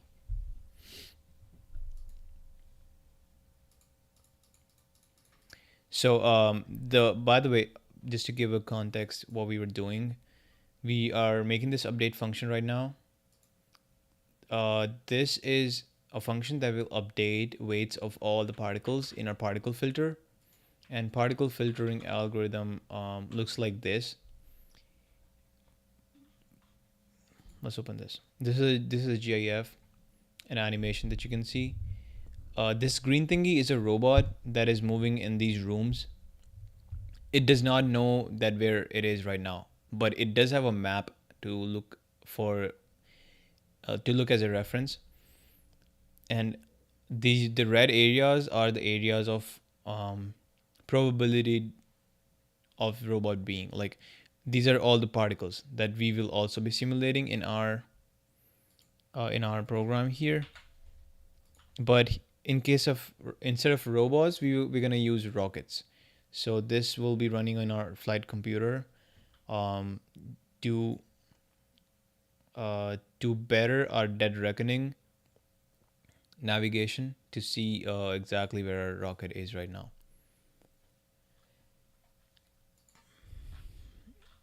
I know, like, it is not that easy to understand if you're not from that background. W2. Okay, so W2 here will be calculated based upon how far the particle is from the GPS coordinate.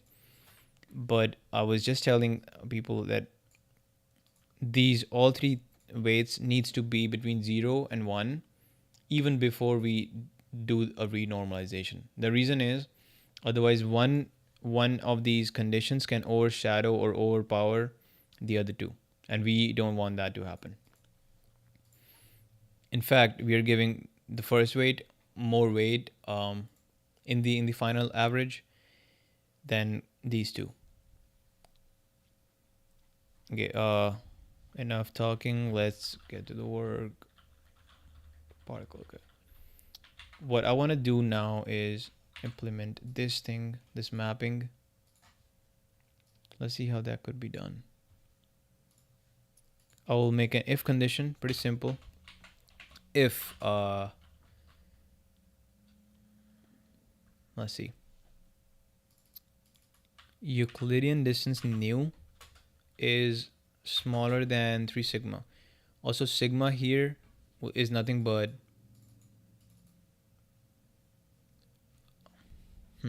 it should come from our GPS actually.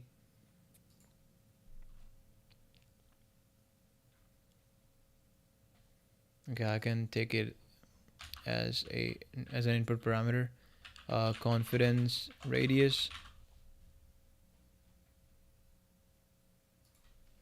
3 times confidence radius self dot confidence radius. I'm gonna have to put it here.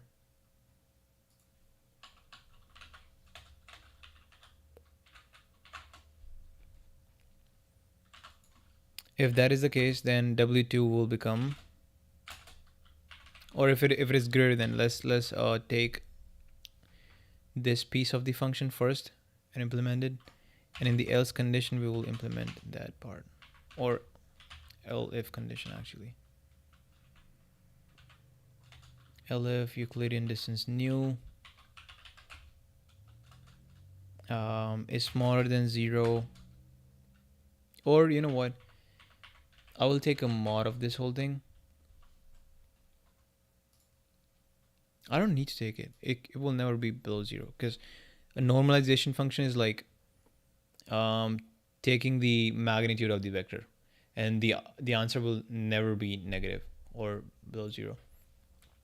So I think else condition will suffice. Else w2 will become 1, or my bad, 1 will be here. Else w2 will become this piece right here. 1 divided by 3 times as the convergence radius, 3 times convergence radius, and we're going to multiply this by the Euclidean distance nu. Boom. So this weight 2 is also done. Weight 1 was done here of factor 1. I will call this is a factor 2.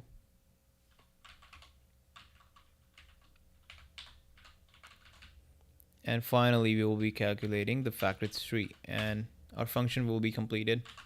This was the hardest function in the entire, not the hardest, my bad. This was the second hardest function.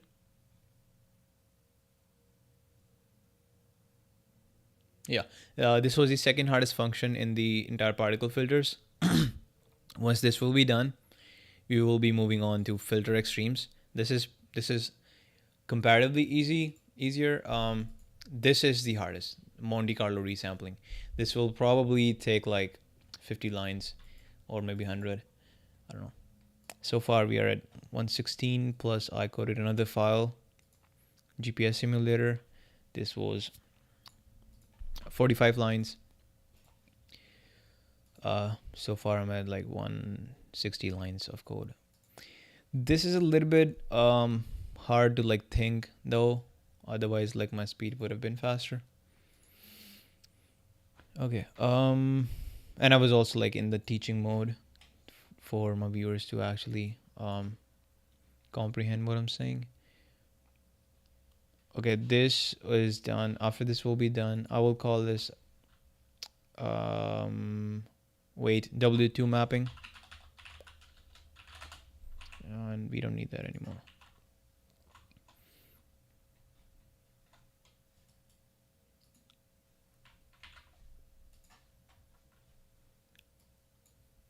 Okay, the finally W3 will be, I just realized this was literally like normalization. This is literally like normalization. Or standardization, my bad. Dude. Okay. I'll just mention that.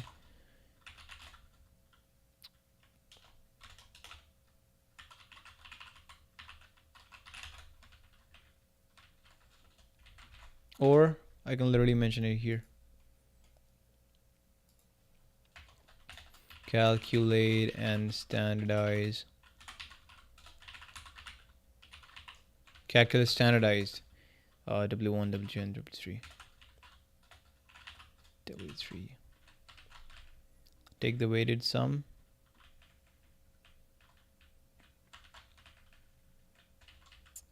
Like that. And then renormalization of the whole of the entire weight vector. Cool. Here W3 will be, did the particles get closer or further away? So what I can do here is a percentage change, or how much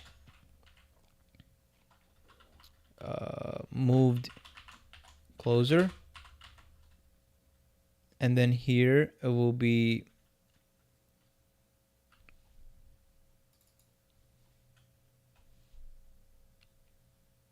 Euclidean distance new basically, and this will be Euclidean distance old, and this will instead be, let's see, if new minus old, let's say let's consider a particle that moved closer to the GPS as compared to the previous time step. For this particle, let me just write it.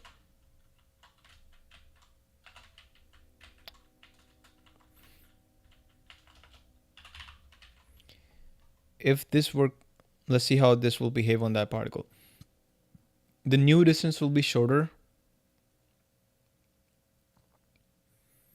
than the previous distance, and this quantity will become negative. And when we will do the standardization of it,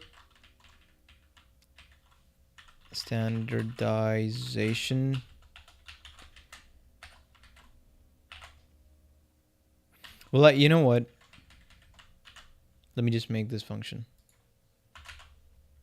Standardization def standardization, it will take weights. Or is there a function in NumPy? np.standardize. Let me ask ChatGPT real quick, because their implementation is in C language and that will run faster. Is there any standardize? Dude, what did I do? In function in NumPy library. Okay, cool. Bro, it literally said NumPy provides standardization functions to scale data, and it literally used freaking sklearn. Oh my god, that is the dumbest thing I've ever seen. Be careful, default of population, deviation is 0.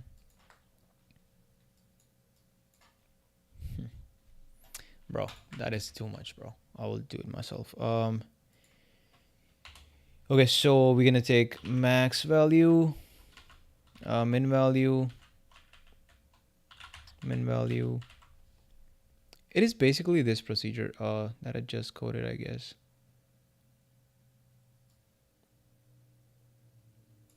I think I did it for here.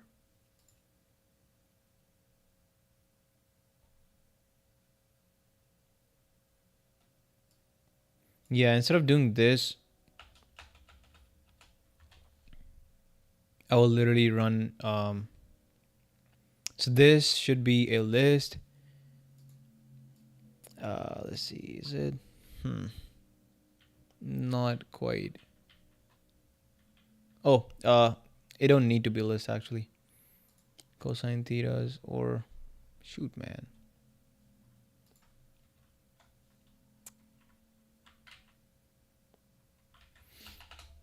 One or two, 1 over 3, and then this will be 1 over 3.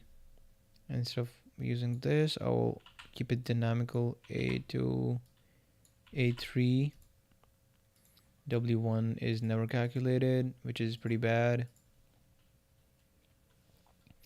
I will make W1 equal an empty list. I will also make W2 as an empty list, W3 as an empty list.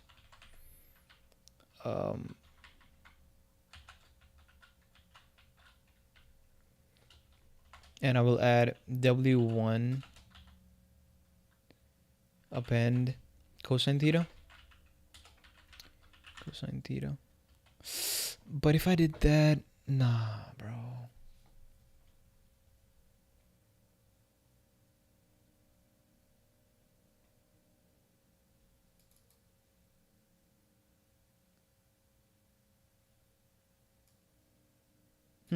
That will be so easy. Okay. Let's do this.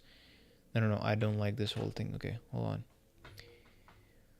on. So this is indexing out the 7th element in the entire 3-dimensional NumPy matrix, which are the weights. We want to update these values to newer values, which will be coming from some logic happening after this loop. So after this loop, what I want to do is I want to do like standardizations of all the weights. W1 equal let's see, underscore standardization, or self dot underscore standardization, and I'll pass in W1 here. I'll do this for all the weights, right? 2 and 3.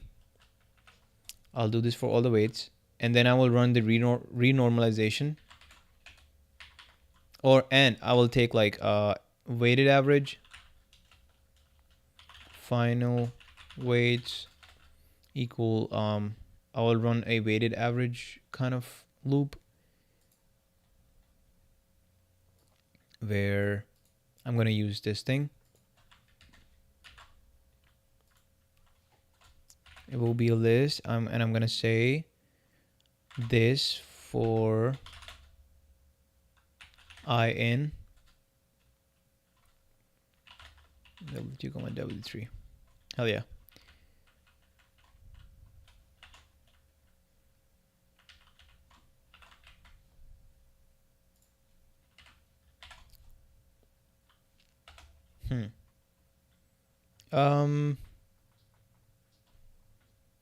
Can this run? Let's see. Let's see.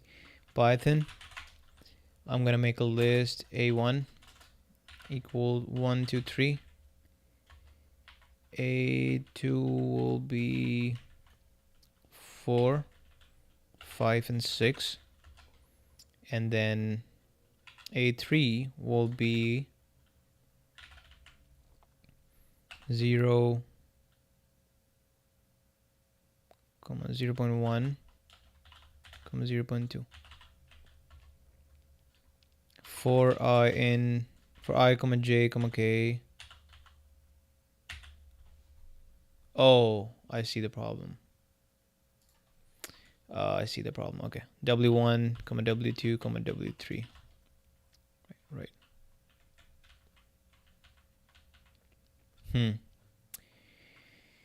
Well, or I can say I, J, K. Instead of these, I'm gonna have to write K here, J here, and I here. Yeah, I should work now. Let's see, I, J, K in A1, A2, A3. Print I, J, K. Come on, man, run.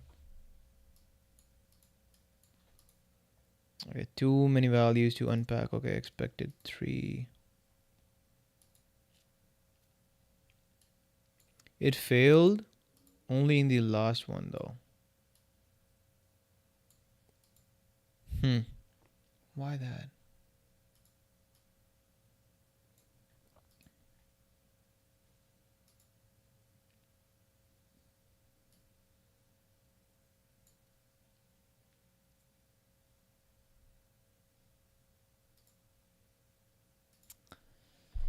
You know what?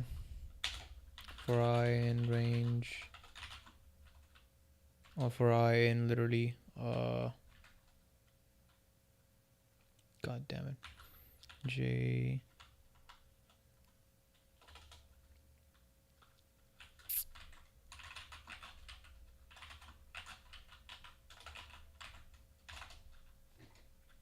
Okay, let's take weighted some of them.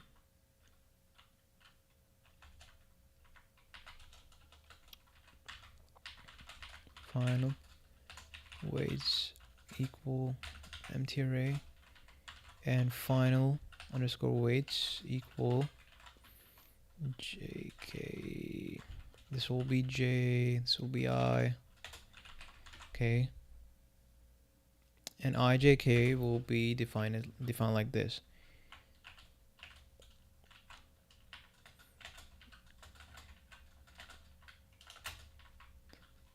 Okay, let's see the magic of Visual Studio.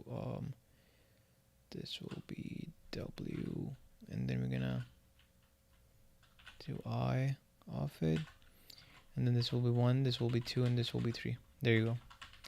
These will be the final weights. Final weights dot append though. Dot append. What value? This value. Yep. And in the renormalization, okay. So the final weights will go under the renormalization. Okay. Yeah. So there are two processes, standardization and renormalization, or just say normalization. Standardization maps all your values between 0 and 1. Does not matter what your minimum and maximum is. It maps the whole minus infinity to infinity range between 0 to 1. And once you have to do standardization before taking the weighted sum. That's how it is done even in neural networks. And then you have to do a renormalization, which could be done by using nonlinear functions like ReLU or leaky ReLU or what else is there? Sigmoid, softmax, and stuff like that. Either you can use that, or you can again do like a standardization, which is a linear mapping. That's a good thought here. Should I do linear or should I do non-linear? Let's see. If I do non-linear weights in my particle filter, what will happen?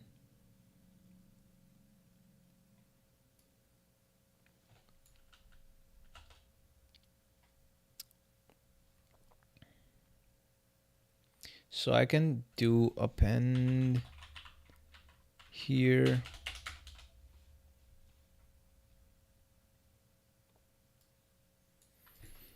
Okay, I gotta finish this thing, dude. If not right now, I'm not coming back to this.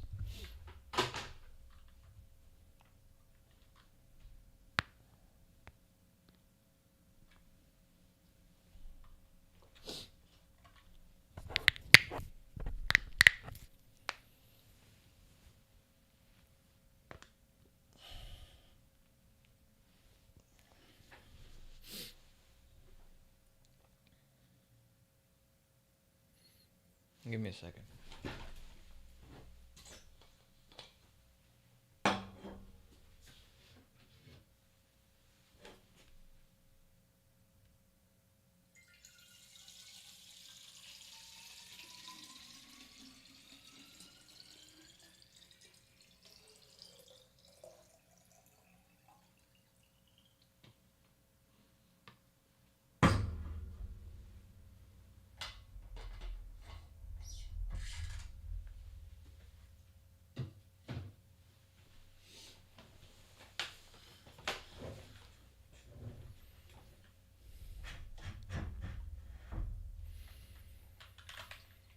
Euclidean distance nu is greater than 3.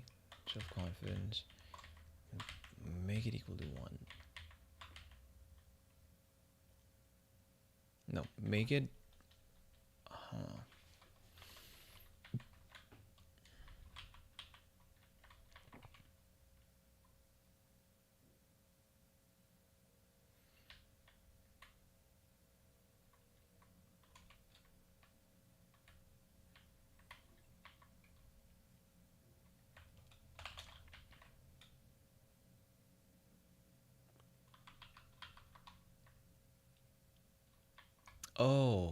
Oh, this is all wrong. Okay, hold on. I think I did it wrong mapping.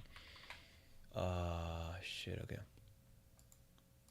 This was supposed to be 0 or 0.1. Clip it at that point, or maybe just make it 0, dude. Doesn't matter.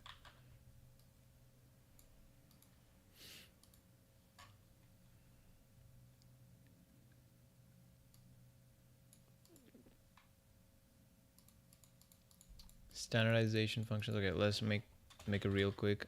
Max of weights.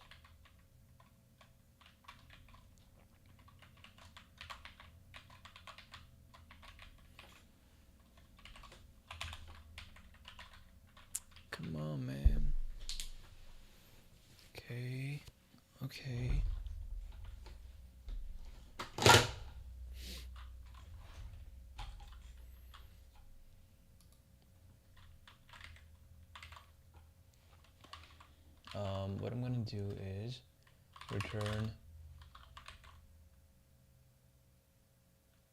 a list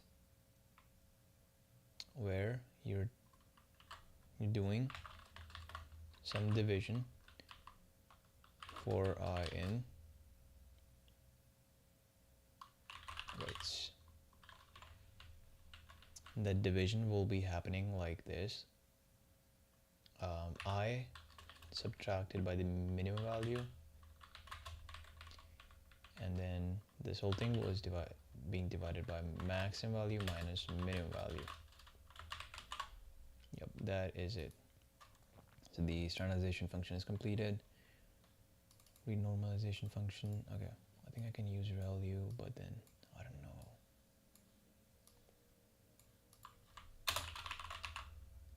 No, I will not use it because this is happening in ESP32. This is not literally a supercomputer.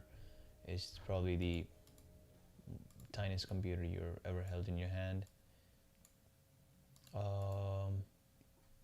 Okay, we will not. No, that's fine. It's fine.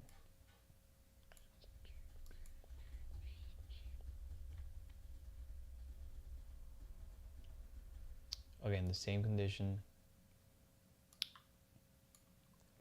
We will be returning this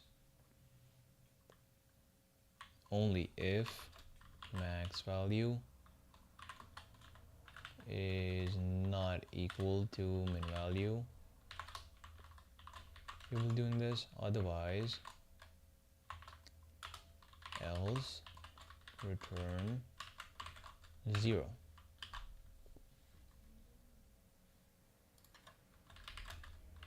Well,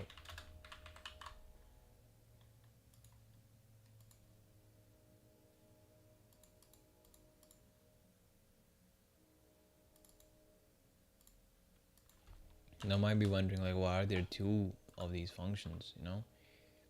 The reason is, here I am returning the standardized weights, but here I'm affecting a class variable. Here I'm updating a class variable. That is why I still have to make another function. Yeah. Well, technically I can literally like pass this and use this function. Should I do that?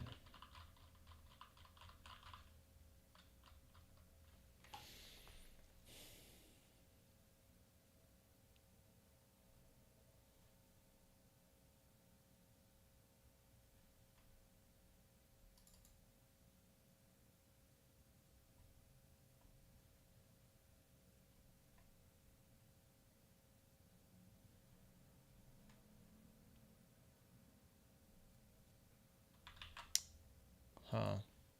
Yeah, I think I don't need to do this. Yep. I don't need to do this. First of all, current time is already being taken here. And this is just literally redundant. Yep.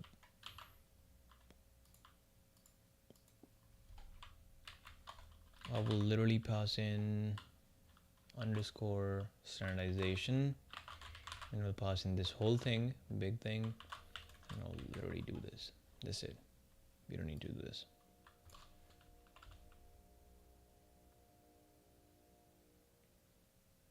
Okay.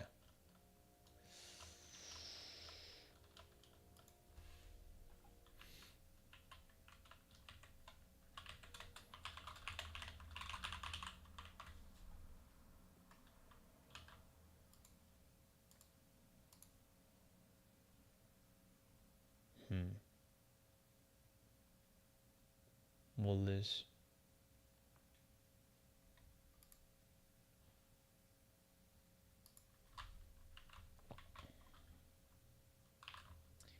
if type weights equal and p dot n dimensional array, then do not do this, right? Then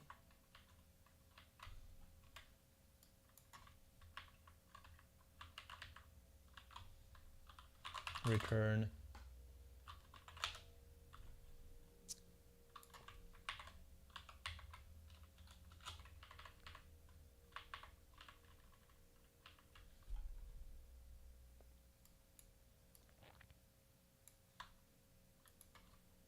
then return this thing.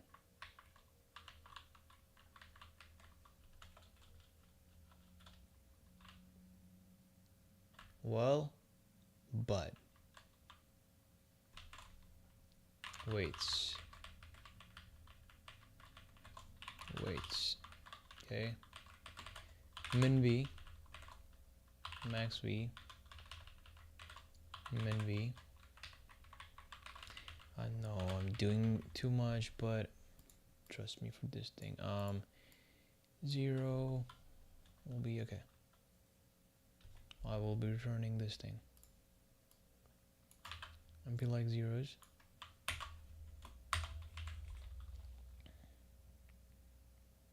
For weights, cool. Boom, this thing is done. This thing is robust and all the edge cases are being taken care of here. This thing is perfect. This thing is just perfect, dude.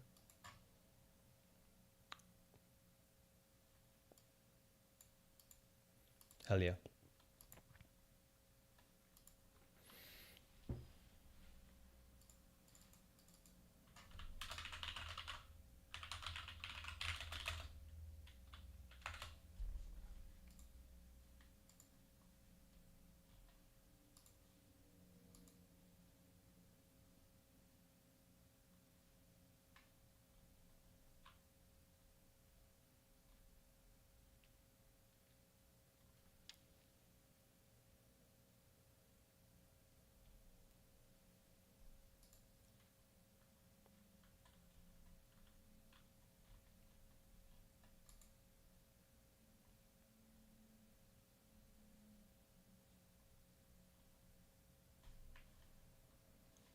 Whatever I said about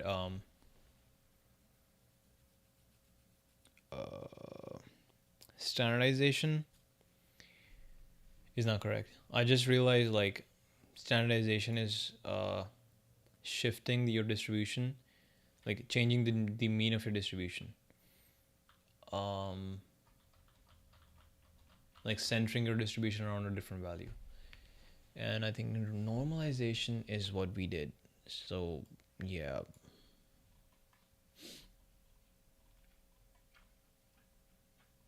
bro, I literally studied this shit like years ago. Let's see, standardization.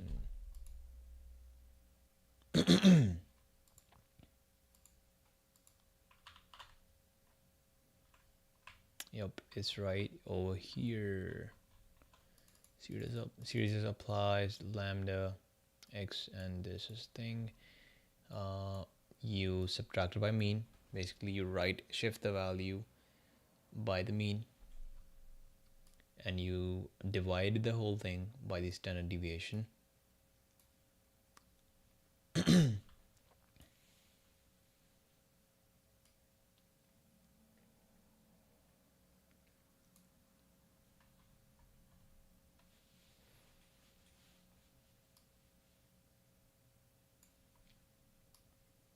This is standardization, right? Yep. Like what it does is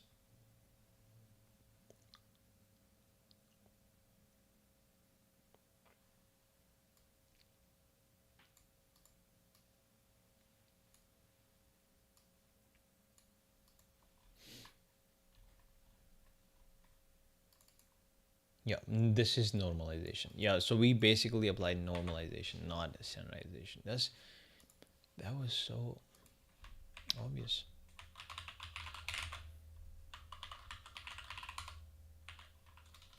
Standardization. I will substitute these words by normalization. So y'all, okay, cool.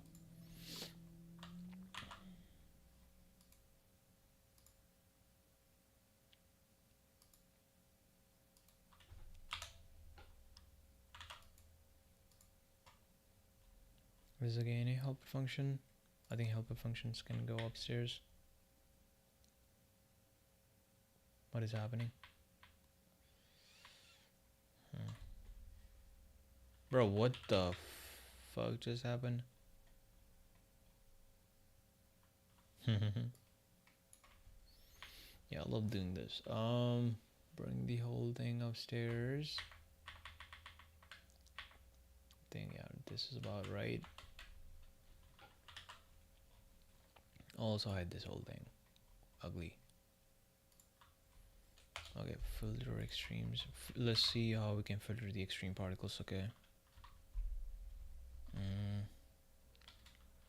Preserved or unfiltered.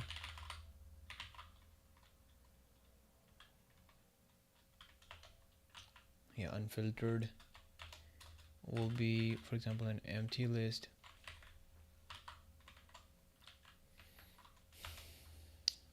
So all the indices that will not be filtered out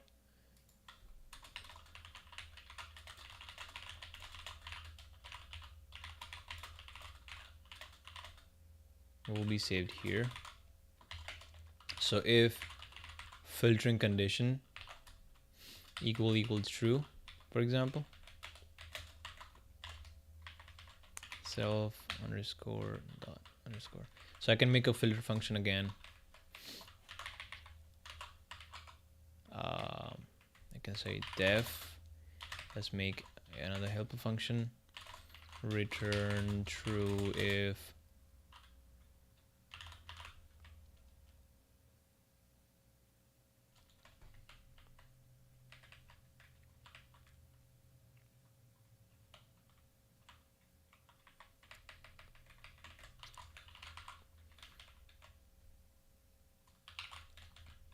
filter out. I will call this function filter out. Okay. Equal false. Then I will preserve this index. Okay, so I will append this index in unfiltered. What did I do? In unfiltered thingy. For I in what? Let's see.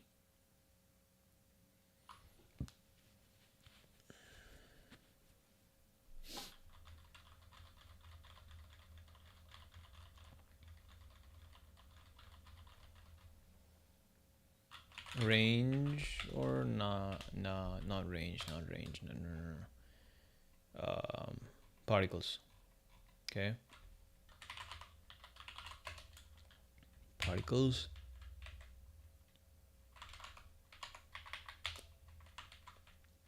For particle in so the particles, if self dot filter out, I'm gonna send in a particle equal false, then do not filter that particle out. Append that in the unfiltered thingy, right? Or I can literally call it as fucking numpy object.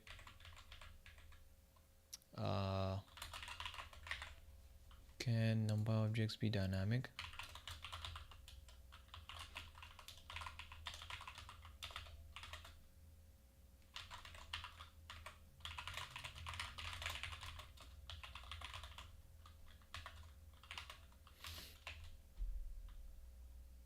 Nope, they do not have it. Yep.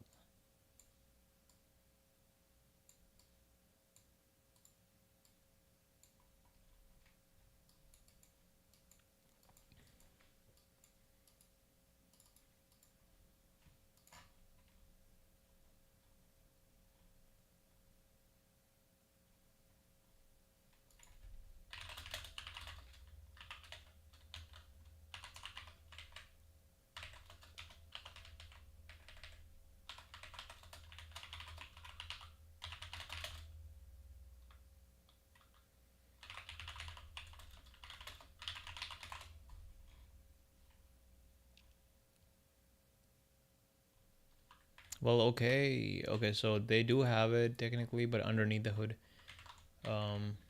something else happens. np dot zeros. I will initialize it at zeros, and I will say, Let's see.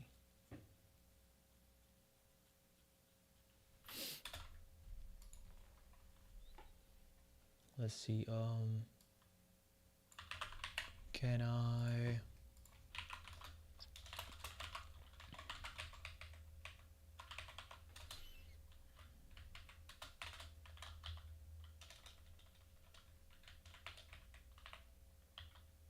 Bro, like damn. np dot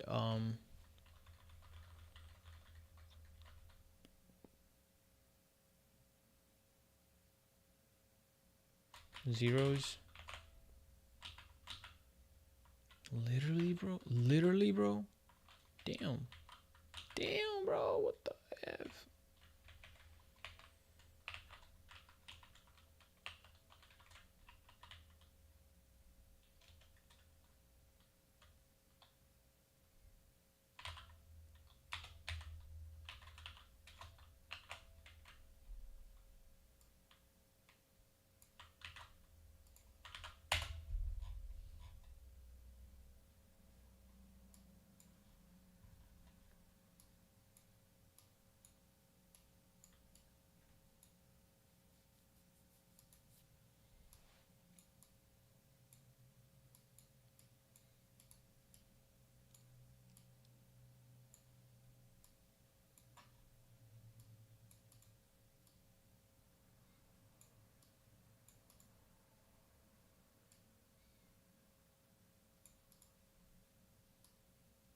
Huh? Oh. Oh. Okay. Yeah. Yeah. Yeah. Sure.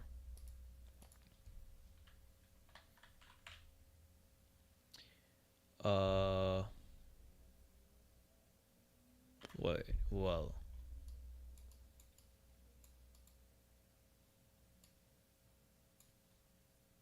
Okay. So this can only be 3.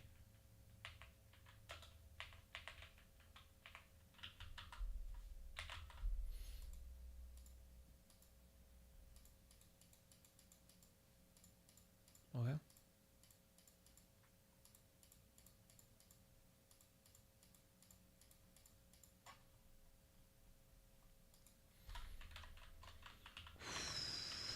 Return true if, okay, another helper function return true if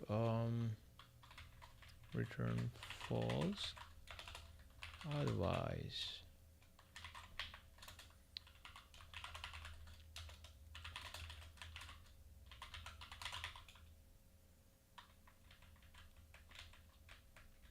Or is extreme. Yeah, I think this is a better name. Hell yeah. If this is extreme, if this is not extreme, I will append it in the unfiltered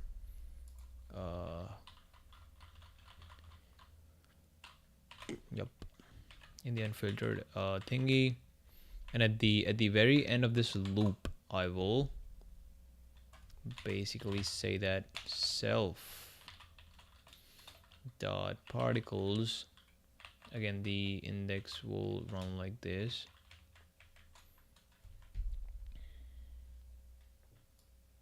What time? Right, so this folder extremes will need time, clock or time, current time, current time -1 equals no. So this is another two-dimensional array. Here what I want to do is all the particles, and I will take the last value, or I can literally say -1.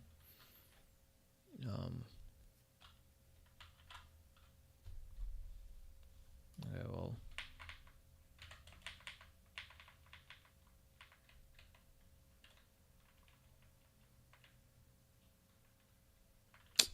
okay, like damn, bro. God, don't piss me off. Yeah, I think this will work. Don't worry. Yeah, so I can equate this whole thing at the end of the day to unfiltered. Boom.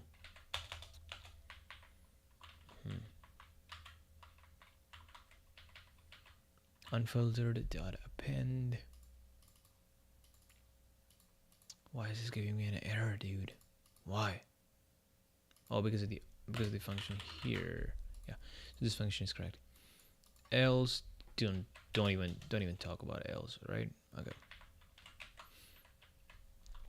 Pretty neat. How will we check if it is an extreme particle or not? Particle. Okay, particle will be if the coordinates of the particle, or let's say Euclidean distance,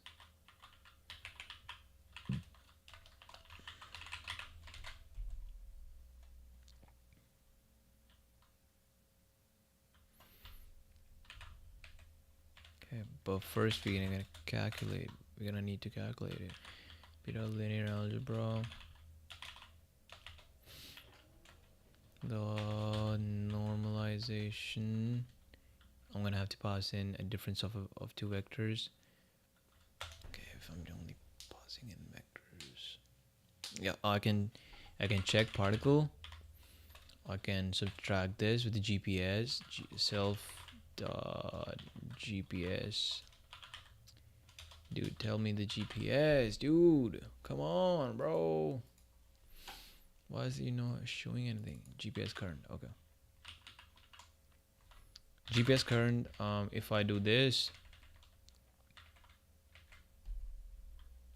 why is this giving an error?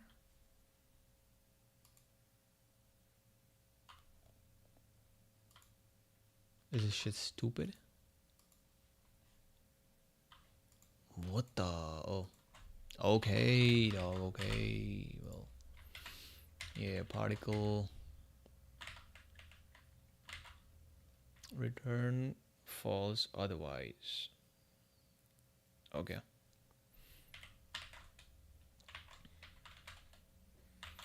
This is the Euclidean distance. If Euclidean distance is greater than 3 times the confidence radius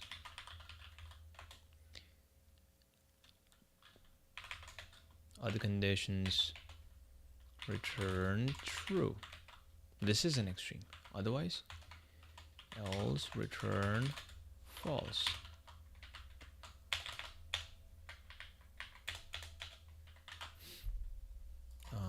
This thing will be okay. So this is only one of the conditions, though.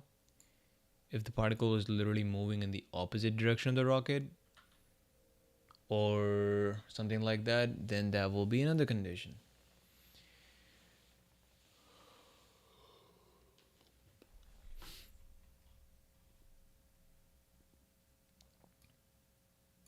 Yeah, I think this fucking condition is fine, bro. It's literally fine.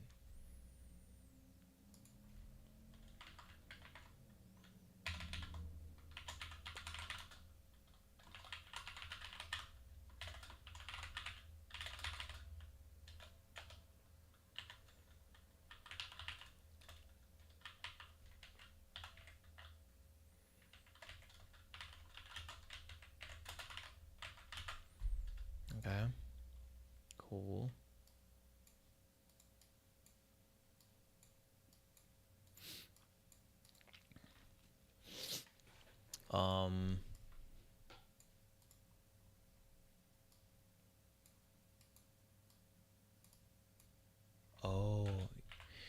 Oh, I remember this thing. I made a video about Chandrayaan 3, the mission that ISRO did, and in that, their mission failed. The Chandrayaan 2 failed because they only used 3 standard deviations, and they should have really used and in the Chandrayaan 3 that got successful, they were using 6 standard deviations. So the whole computation was pretty expensive because of the confidence radius was huge, and they needed much more particles. And I'm pretty sure they were using particle filter in that. And now when I'm actually coding it, I realize how much computationally expensive will it be to go from 3 sigma to 6 sigma. But you can wait, hold on, is that argument correct? Not entirely. I mean, you're gonna have to manually optimize to create less number of particles on the outside. And I think they in the Chandrayaan 3 as compared to Chandrayaan 2, they both increase the number of particles, or like they increase the density of the particles, as well as they went from just taking consideration with 3 sigma to 6 sigmas. Because within 3 sigma, there is 98% probability of you being successful, but those 2% literally made Chandrayaan unsuccessful, which is crazy. It's just to say, like, especially when you're leaving Earth, everything is like orders of magnitude harder. Like, you don't have the GPS anymore. You have pretty bad location using, I think, lasers from Earth. Yeah, it's some crazy stuff.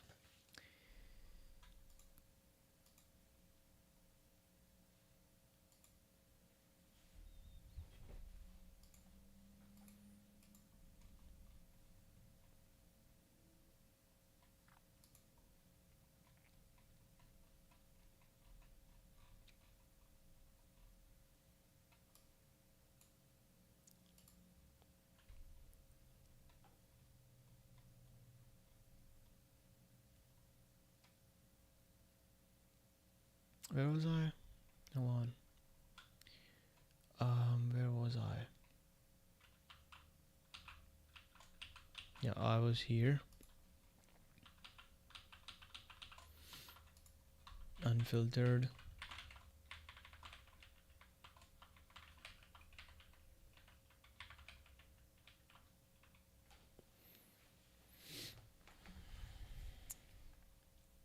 Yeah, I will leave this function for the next stream, for tomorrow probably. Yep. We will only finish this part today. We can also remove 6 sigma particles if we want. Or 4 sigma. Okay, let's... I don't even know. Okay, let's just go with 3 sigmas. Okay.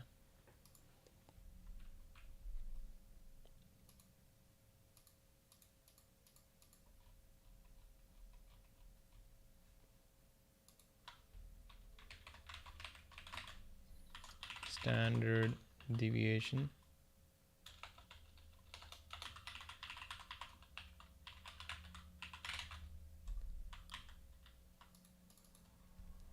By default, it is 3.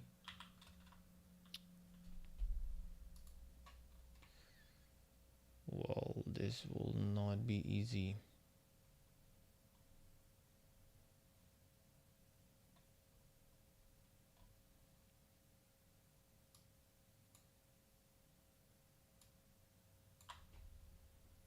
I don't need this then. I'm making it 2-dimensional. I don't need to.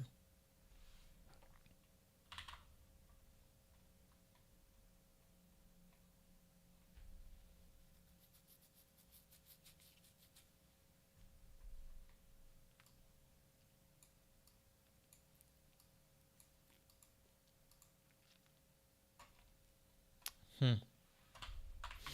me ask ChatGPT real quick. But then we'll...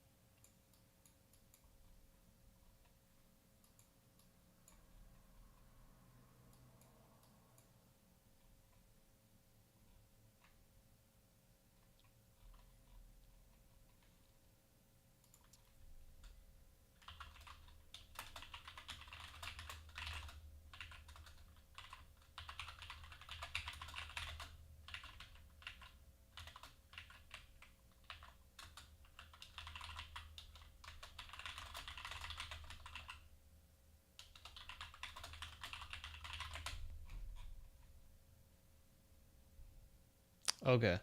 Okay, so I was literally correct. I was not wrong about it. Okay.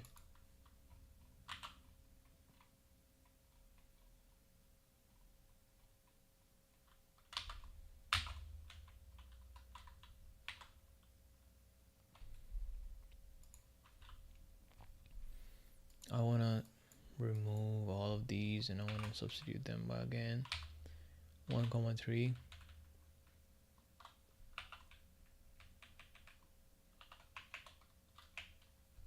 Okay.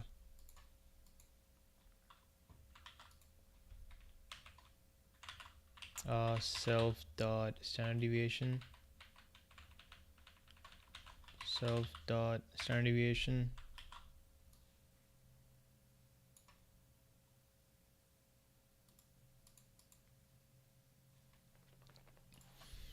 Self dot standard deviation. Okay, okay, okay. That is also done. That is also done. Unfiltered. Okay. So after all the appendings, this is now equal to unfiltered. Perfect. Perfect. And this function is also done.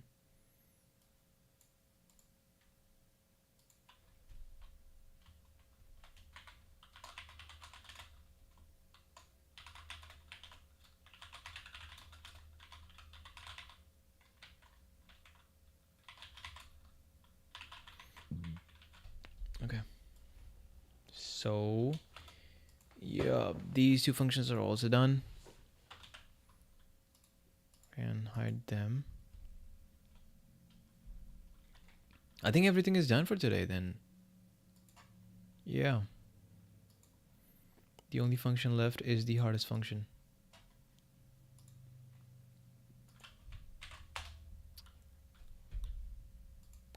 Visualization is also left. Let's try to complete visualization real quick. This function is literally the hardest function ever.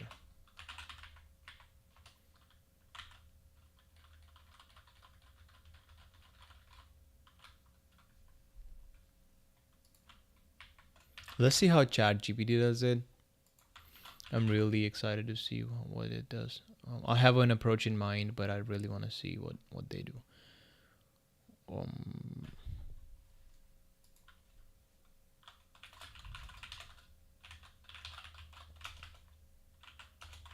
well, I can write down say to do.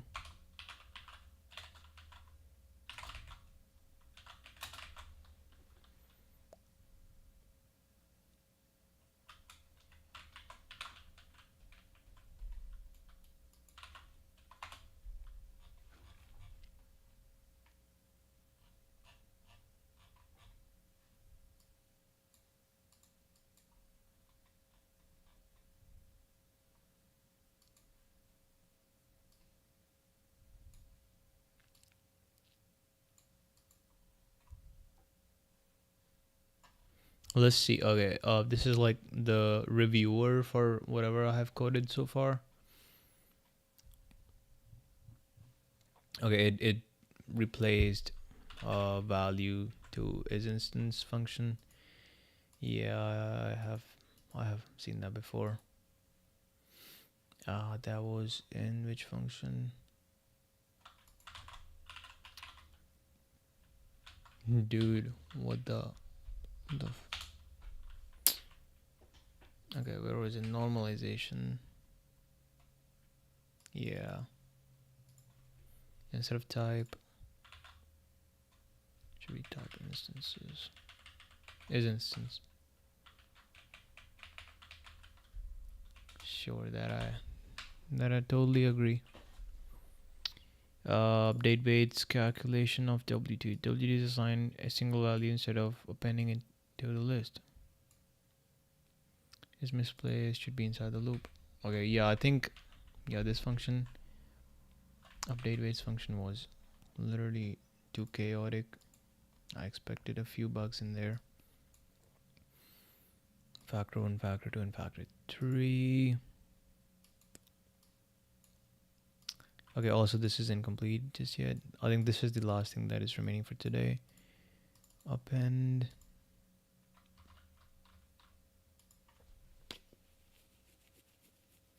Okay,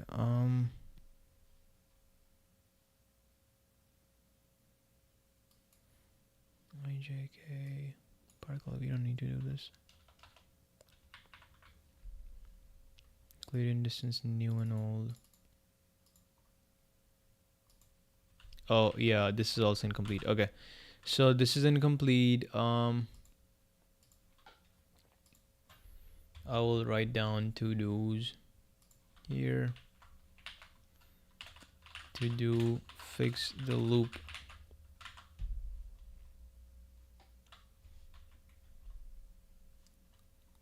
I think this part is fine. Yeah, loop is not fine.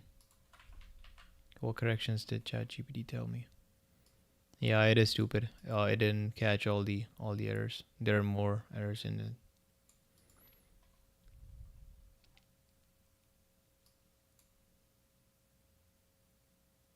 Final weights assignment in update weights.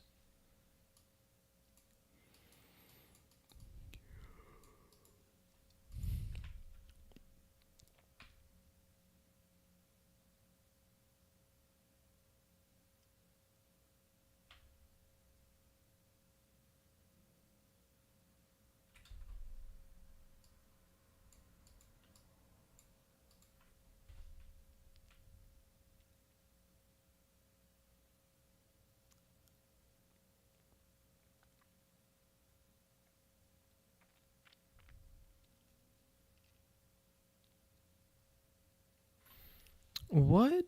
Wait. Final weights assignment. The loop uses I for indexing, then reassigns I equals W1 of I, which causes when is it doing it? It is bro, how can I oh my god, bro. Oh my god. No freaking way. Bro, what the yeah, that was so stupid. That was so stupid. Yeah, that was so freaking stupid. Yeah, it is perfectly fine now.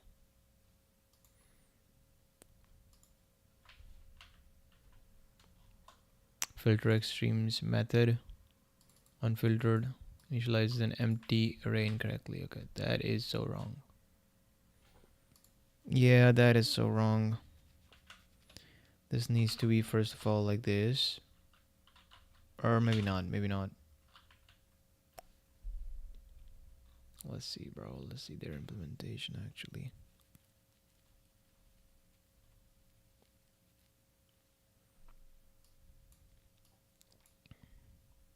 Where was it?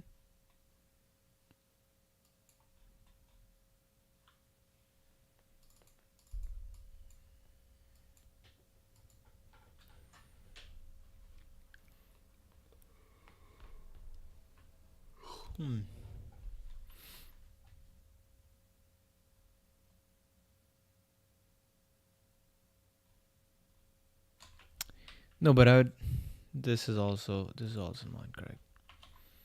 Okay, to do I'm sleepy. Update the particles lists.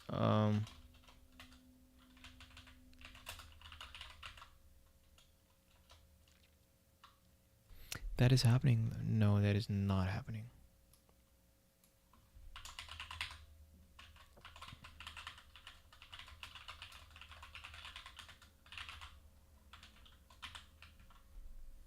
Or recreate the whole particles.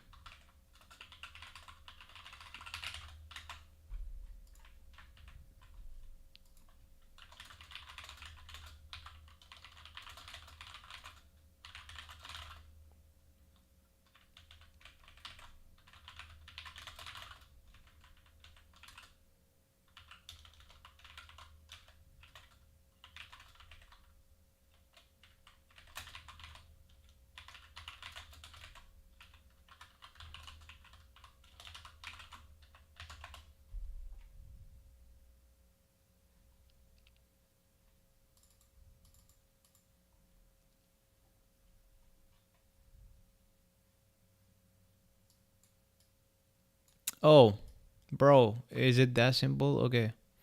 np.delete. Cool. They have that function. Hell yeah. NumPy is a smart library for surely. I don't need to do this anymore. Literally make a Python list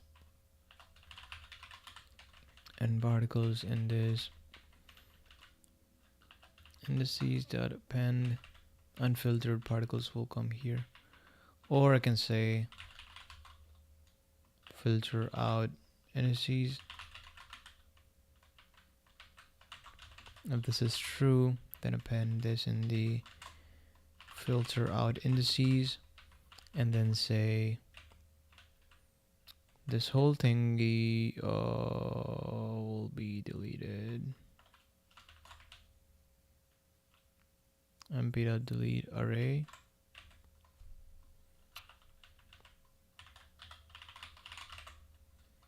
This array takes in another argument, which is the indices. Filter out indices, okay? Hell yeah. So is this correct?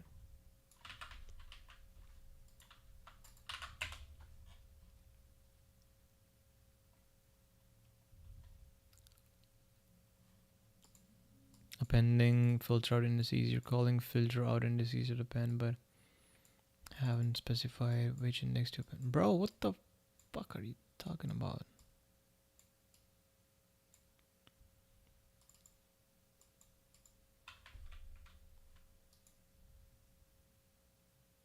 Oh, I haven't appended anything. Oh, fuck. Come on, bro.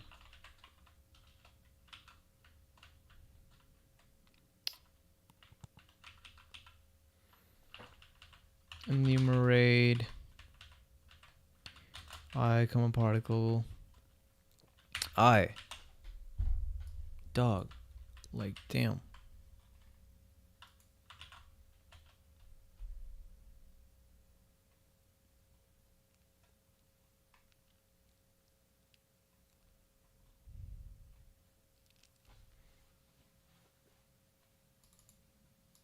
Doesn't modify in place. Okay, it's not in place. Okay, is there any true or something that I need to pass in?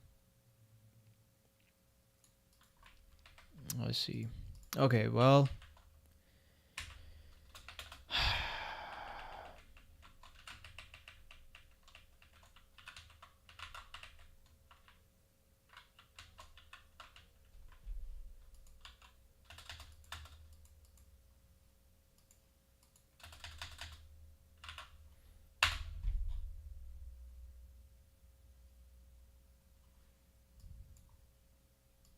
Iterating over shelves of particles. You need to iterate over.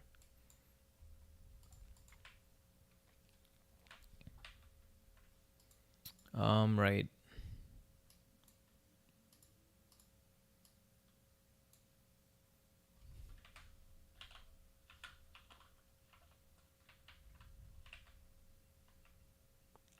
And to bring in the weights one, that means all the particles, and then this means the weights one.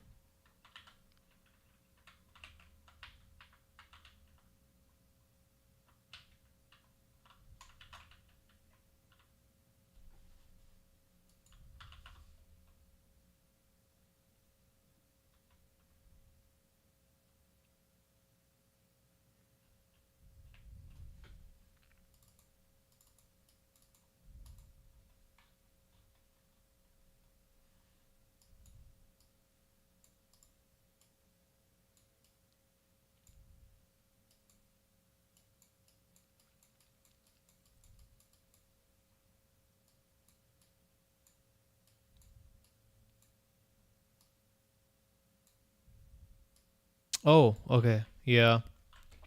While deleting it in that, this is absolutely correct. While deleting it,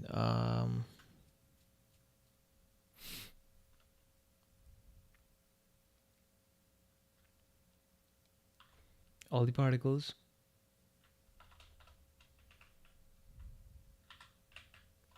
Let's see. Yeah, this is absolutely correct. Yeah, bro, I'm so sleepy. P. What time is it? 1 a.m. It's not even that much time though. Access 0.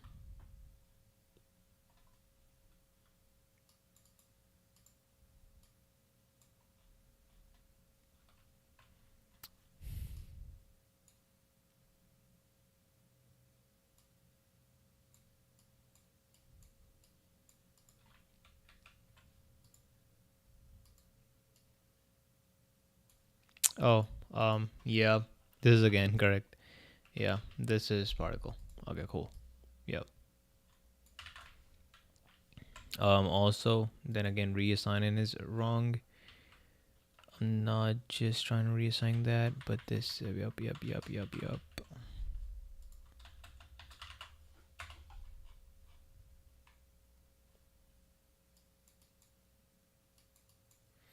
It returns a new array with specified elements removed, but it does not modify the original array in place. Should be removed. Specified to remove particles.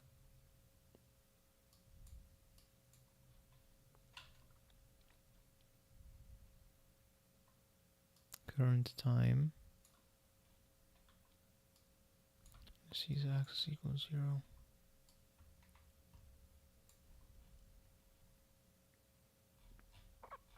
I see. Yeah, I've used it before. I have used all these functions before. My brain is not braining for some reason. X equals 0. And here we will pass in the entire 2D array. Yeah, now I remember everything. This will loop perfectly. I think even in the loop, we don't need to do that, right? Yep. Neither here. Right, okay, hell yeah.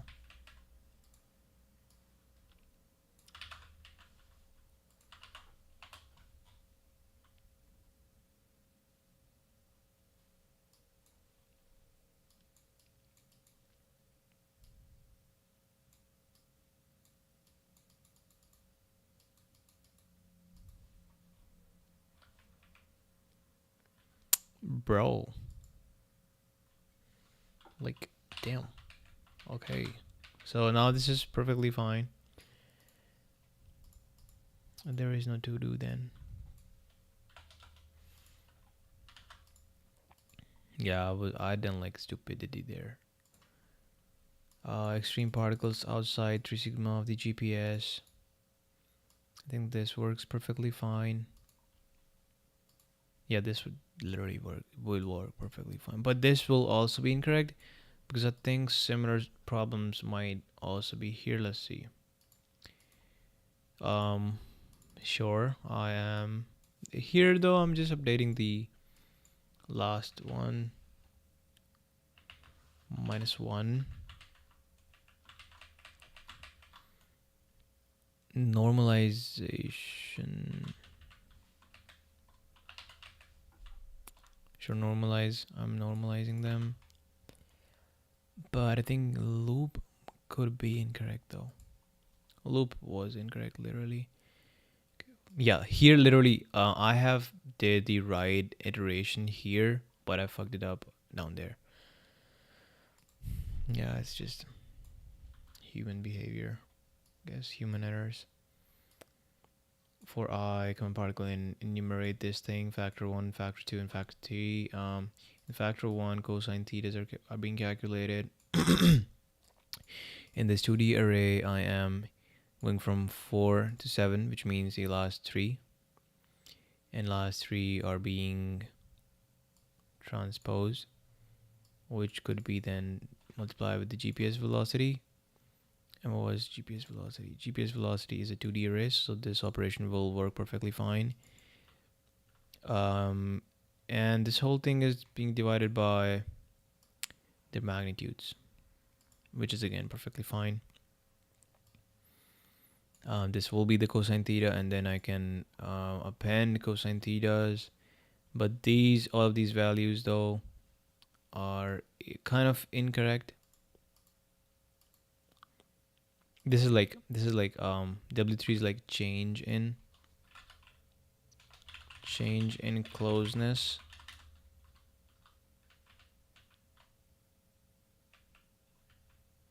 change in distance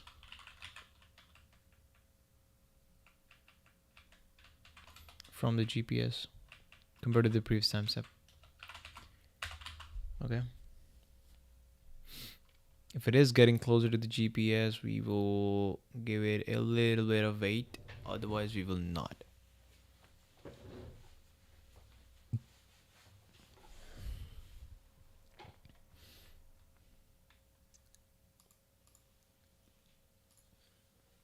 Okay, let's see.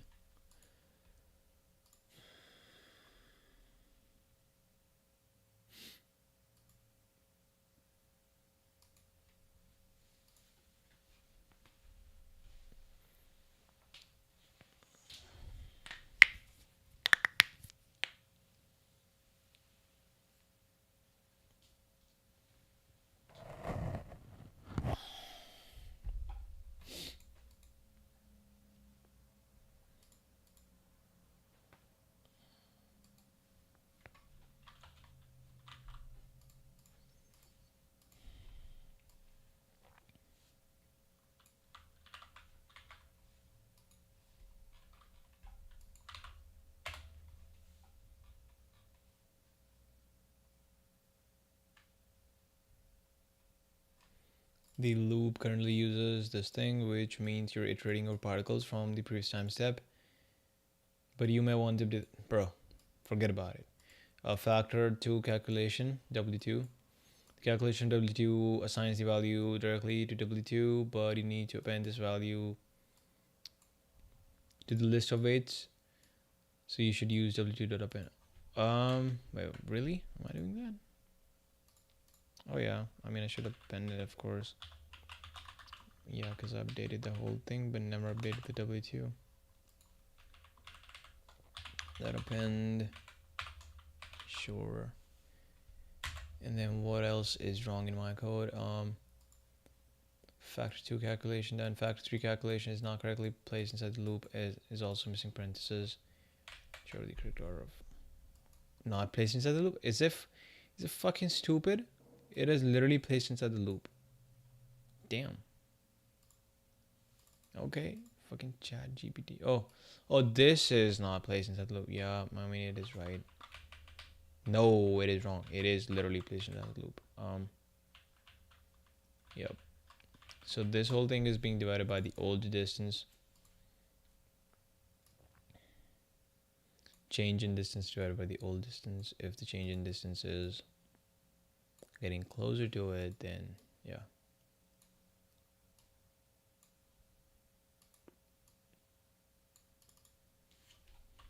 No. The sign needs to change ASAP. We are kind of like if this becomes 0, then this value will kind of like maximize.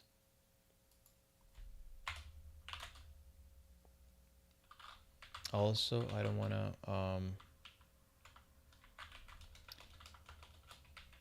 this whole thing, if Euclidean distance is not equal to 0, else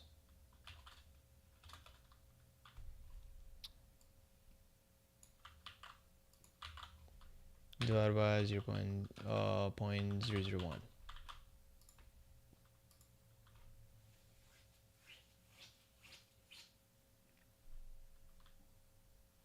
Right.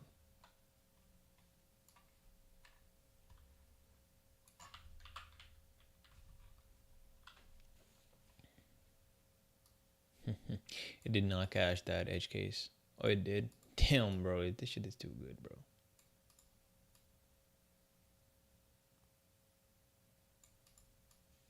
But it literally did one, which should not be the case.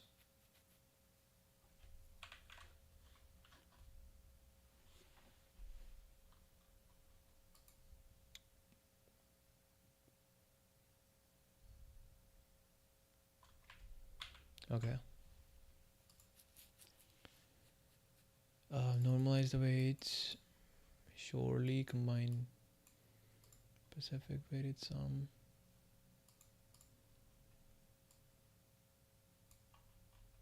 And what were the others? Normalization of it. After calculating all the weights, you should know they should be normalized. That is, sum should be within one. Just a range. But this part seems missing in the code. Okay.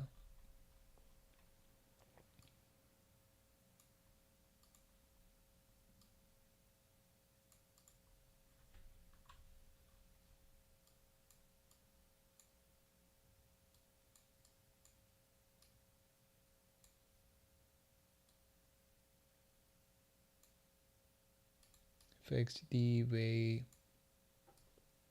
W2 is appended to the list instead of being reassigned directly.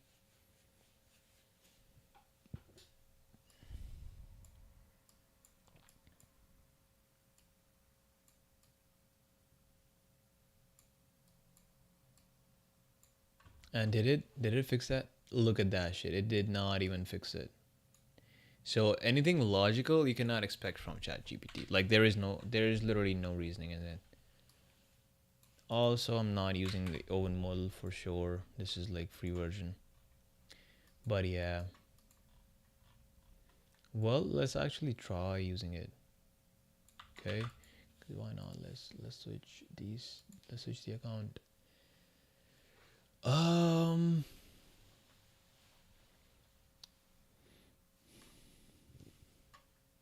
Log out. And then let me try logging in. Let me try logging in.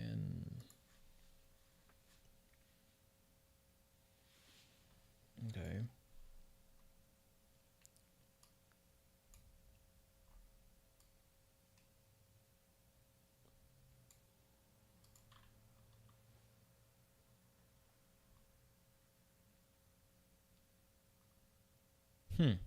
Damn. That is actually compelling. But no, I will not do that because I mostly use Claude. Let's see.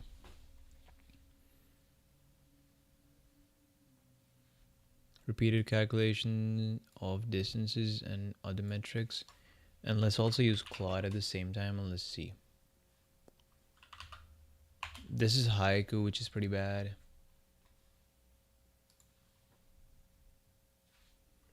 Let's see R1. DeepSeek R1.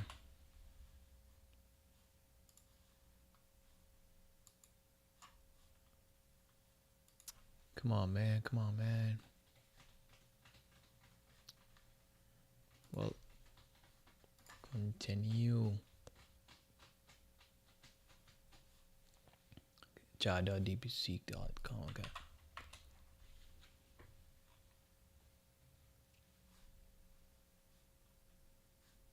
It does not think. Okay.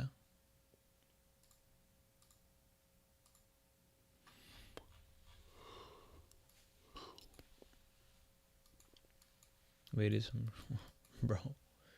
Okay, well.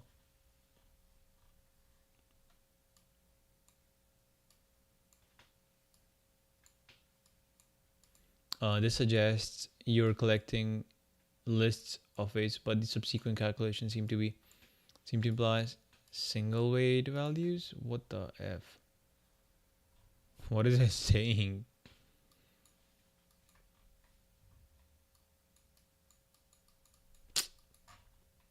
Oh my god, there is no... Bro, Haiku is so bad, bro.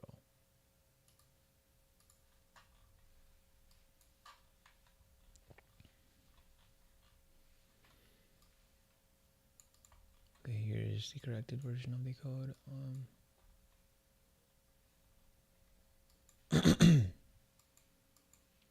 The weights are standardized before taking the weighted sum. I did that too, though. Oh, it is talking about standardization, yeah. Is that really important?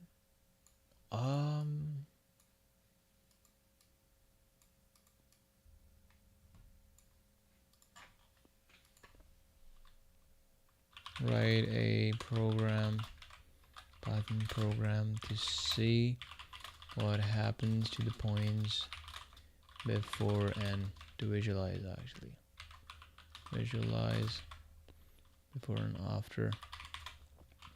Standardization,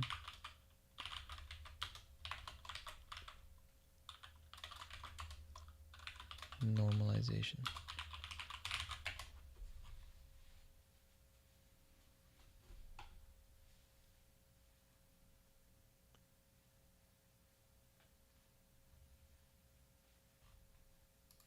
Let's see how it runs. I can literally say, I can code test, yep. Code in the package, go and create test.py, paste that thing here, let's run it. Matplotlib is not installed, sure. Pip install matplotlib.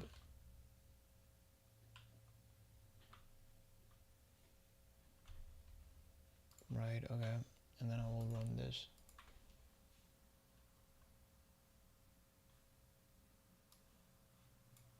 Okay. So let's see what happened.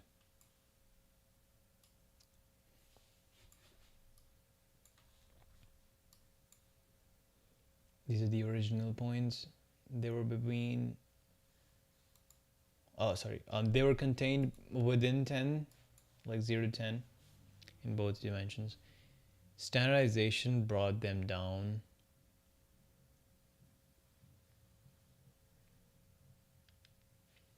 Did their distribution change? No. It made it centered around 0. See, that's the thing. I do not want to do standardization here. I don't want them to be centered around 0. I want them to be mapped between 0 to 1. Because probability cannot be negative. Like, probability distribution function should not be negative. It should be mapped between 0 to 1, right? So I am literally not wrong here. We shouldn't be doing all this. Cool. So we're gonna delete the test. Delete. I'm gonna close this as well. Okay, so I can also ask DeepSeek model to like write this function for me. Let's see what it comes up with. Finish this program.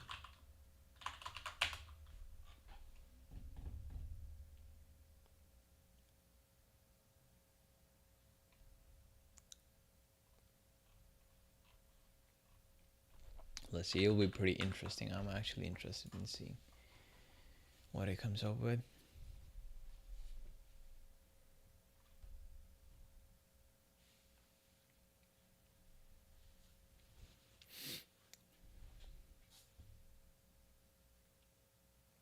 Key additions and fixes.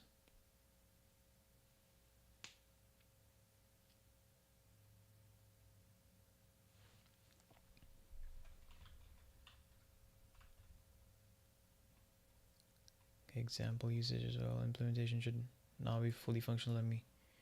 It can now be fully functional because it is using this thing,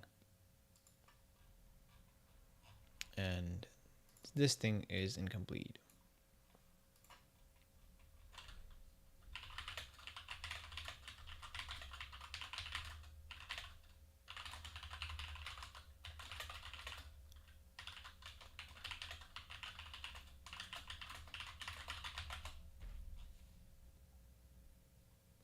Okay, let's see.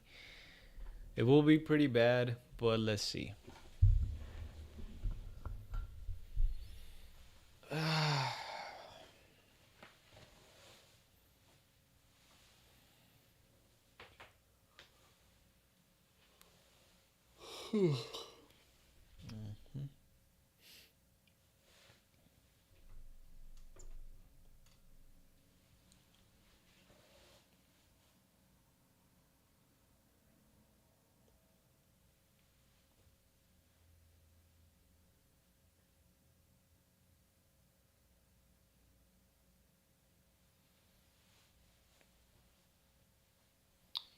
Okay.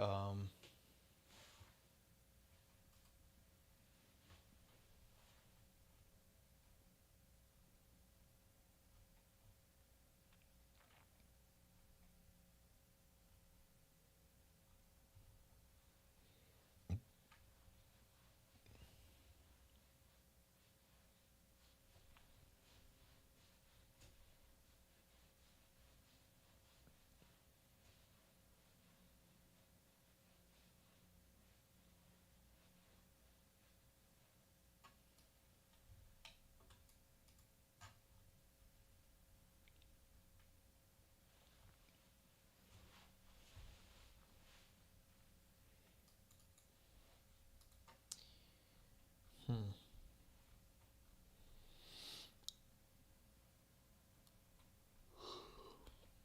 Well, let's see the first. Let's see this implementation. Adaptive multicolor resampling to replace low weight particles. Huh? What is that? Okay, it grabbed the. I think it grabbed the weights of the particle. Yeah, it did actually. Normalized weights.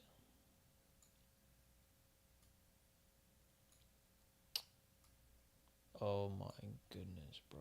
Oh my god, bro.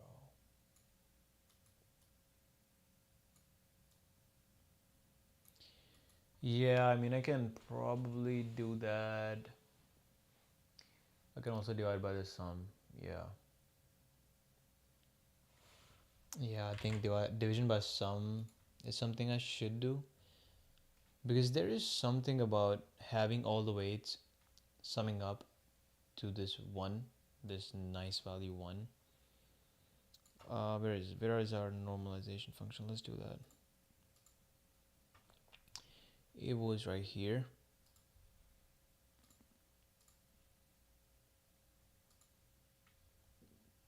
And whatever value comes out.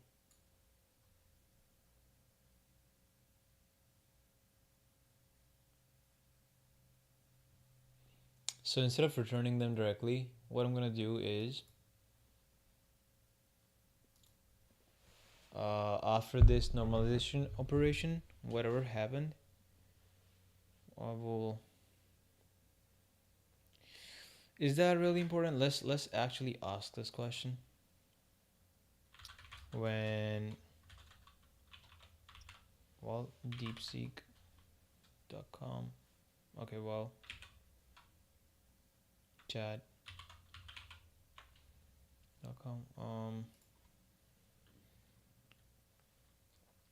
What happens when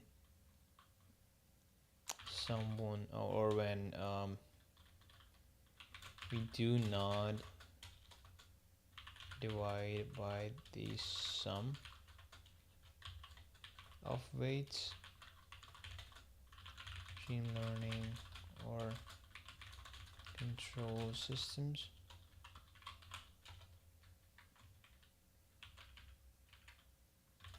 Like I can normalize them.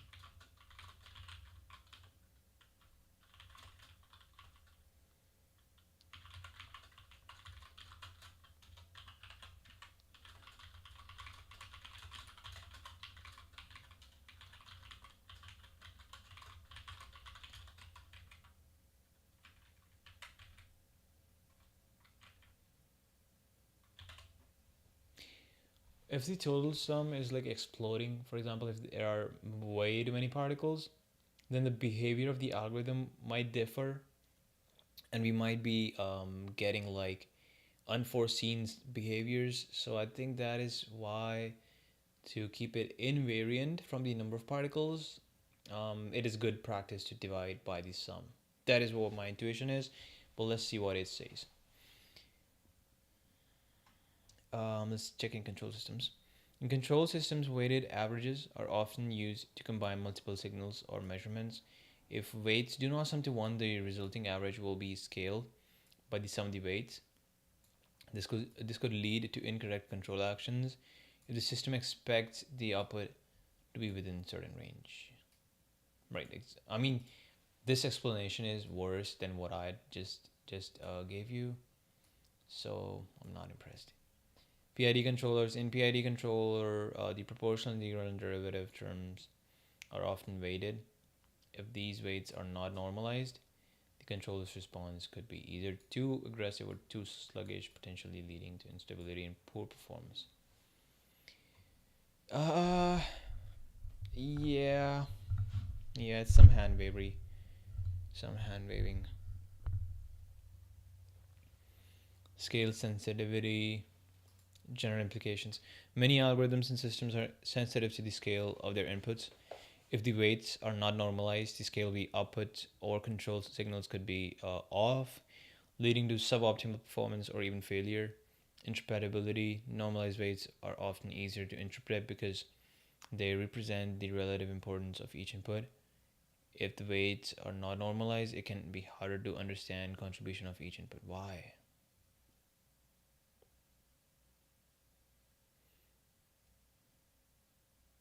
Yeah, yeah, sure. Like if I tell you like probabilities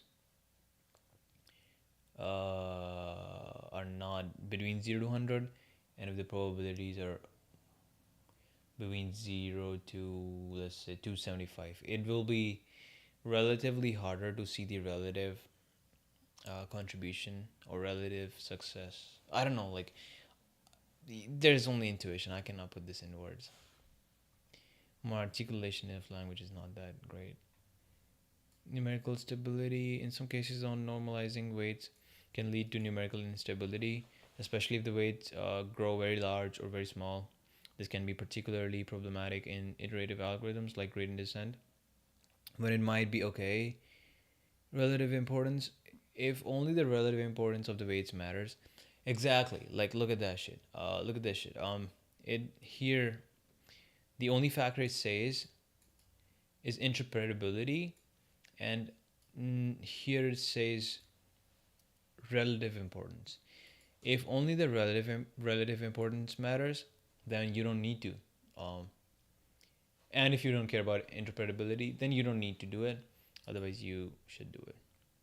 And depending upon your application, of course. I will do it. What is this saying about numerical stability? In some cases, not normalizing weights can lead to numerical instability, especially if the weights grow very large or very small. Bro, I already know that shit. Oh, and imagine. Okay, there is one another reason. Okay, so consider this situation where the sum of the weights is really really low. Let's say the sum of the weights is 0.0001, right? In this case, let's say this happened after you did the normalization. Now in this case,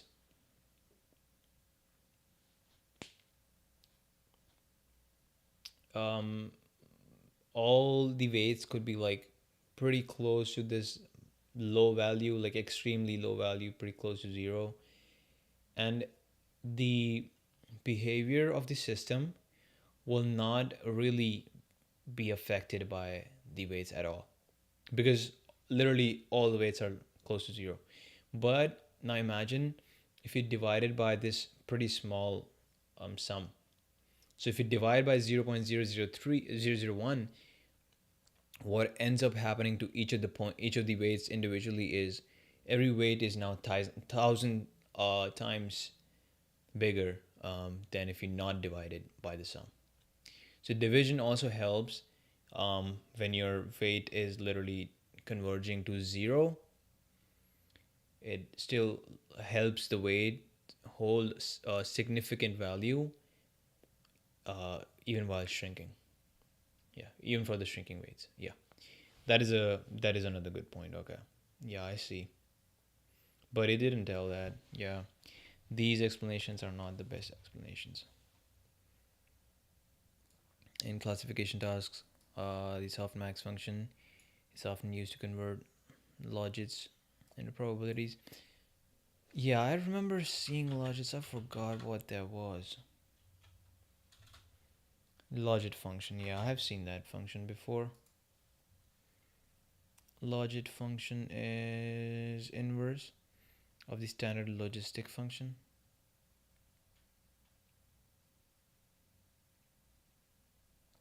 Okay. This is the, yeah, I've seen this function before. Okay. And you know the crazy part? Logit function was created before the logistic function.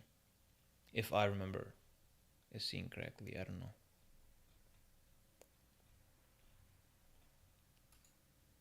And then from this value, I think logistic function was created.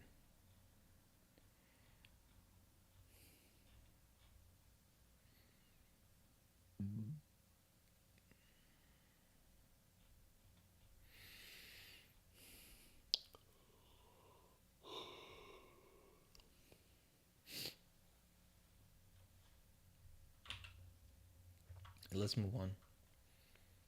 Gradient descent if the weights are not normalized, the gradients during propagation could be larger. Yeah, it'll just keep on fucking saying gradient descent as an example. Don't really know other better examples. Okay.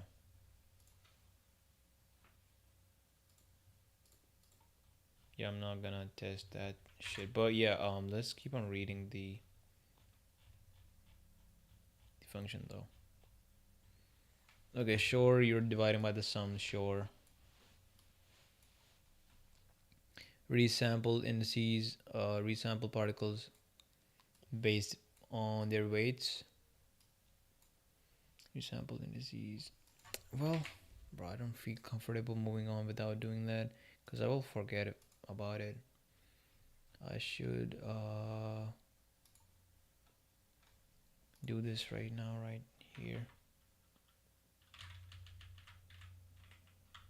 Instead of this, instead of returning this thing, what I'm gonna do is weights equal this thing, and then weights equal I divided by the sum of the weights. But this will be pretty inefficient because you need to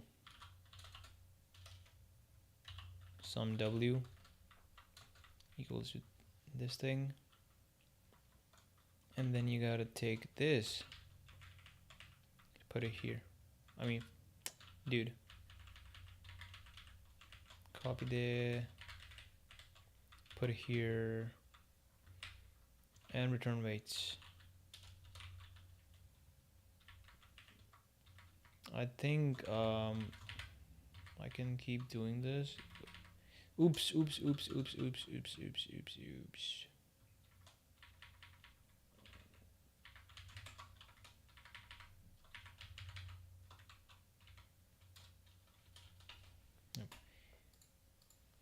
Yep.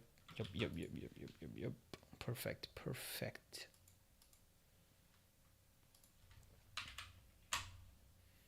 Okay, let's read it. So what is it doing?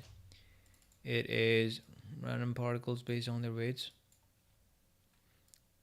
This method resamples particles based on their weights. Particles with higher weights are more likely to be selected. No, I don't get it.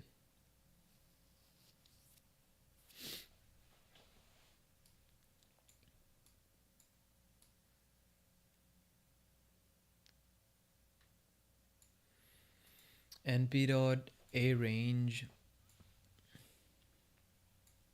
I also remember using this function like 2 years ago. I don't remember what it does anymore.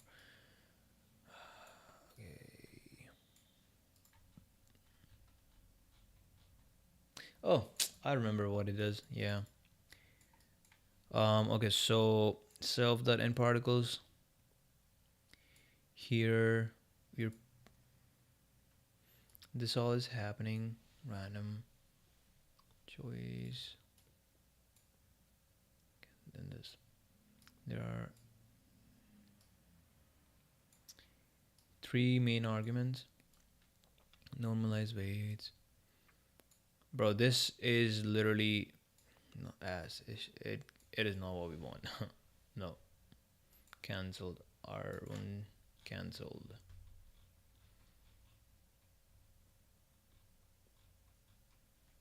Let's see how this is doing it. Oh, I never asked it. Okay.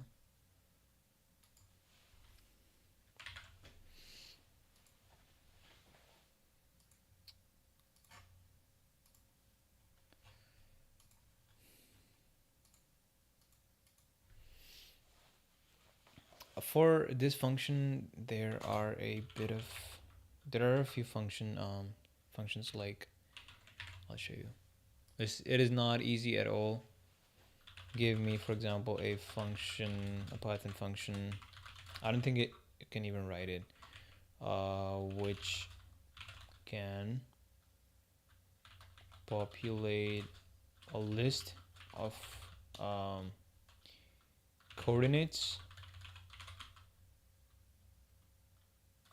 based upon weight distribution of another another list of particles.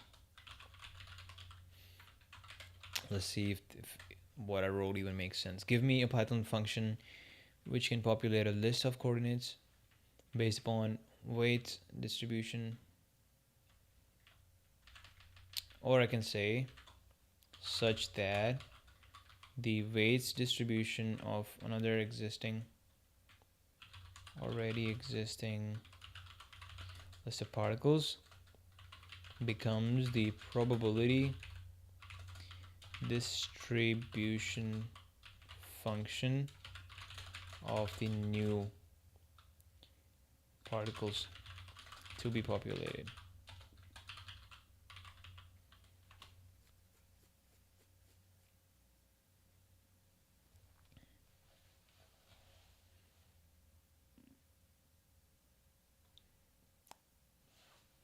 Is it really possible?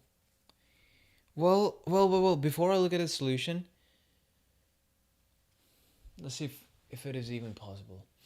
Let's say there are 100 particles, and you said let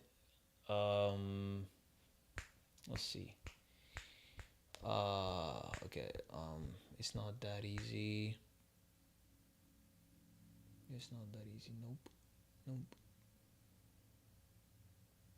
We can do this analytically. Can we?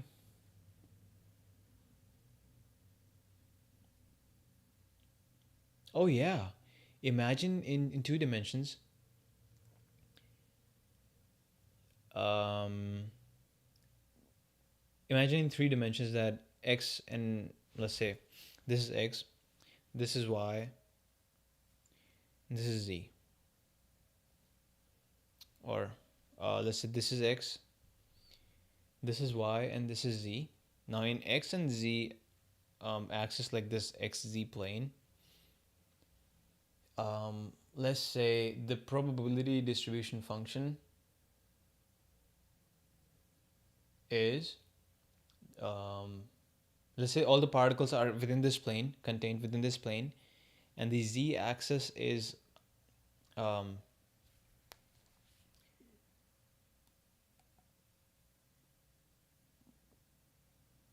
we are plotting on the z-axis, we are plotting the sum of all the scalar fields of Gaussian functions or the bell curve functions of all the existing particles.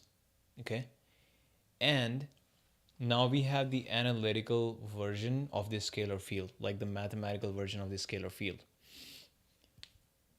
Using in this field, now we want to populate um we want to populate new based upon this scalar sum of scalar fields, we want to populate new set of points, new set of particles. These particles need to be these particles need to be random. They need to follow this distribution as their probability distribution. And this could be done by Box-Muller method, or this could be done by um, these methods. I literally have saved a bookmark. Let me recall. Metropolis Hastings. I'll show you. This is called Metropolis Hastings. It is like you pick a direction and you pick a magnitude between. So you pick a direction between 0 to 2 pi, and you pick a um, magnitude between these two values, the smaller circle and the bigger circle. Um, and there's more probability of the magnitude being within the smaller circle than the bigger one, I guess.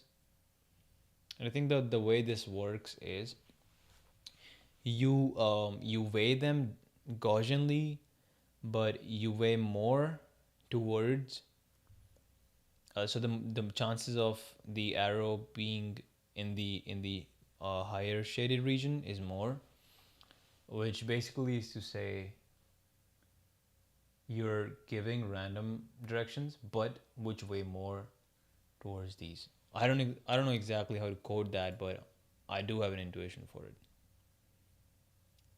But let's see.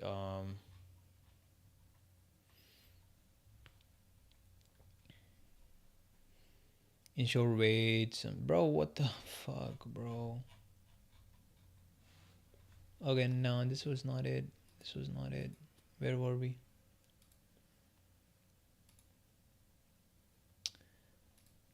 Um, really, bro? Where was it?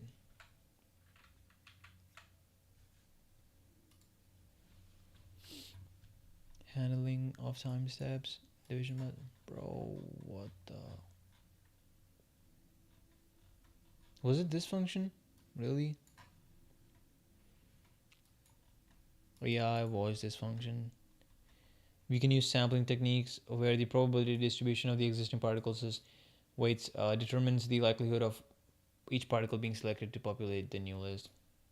No, I don't want to do that, bro. I don't want to do that. Damn. Yeah, this could be easily done by Box-Muller method.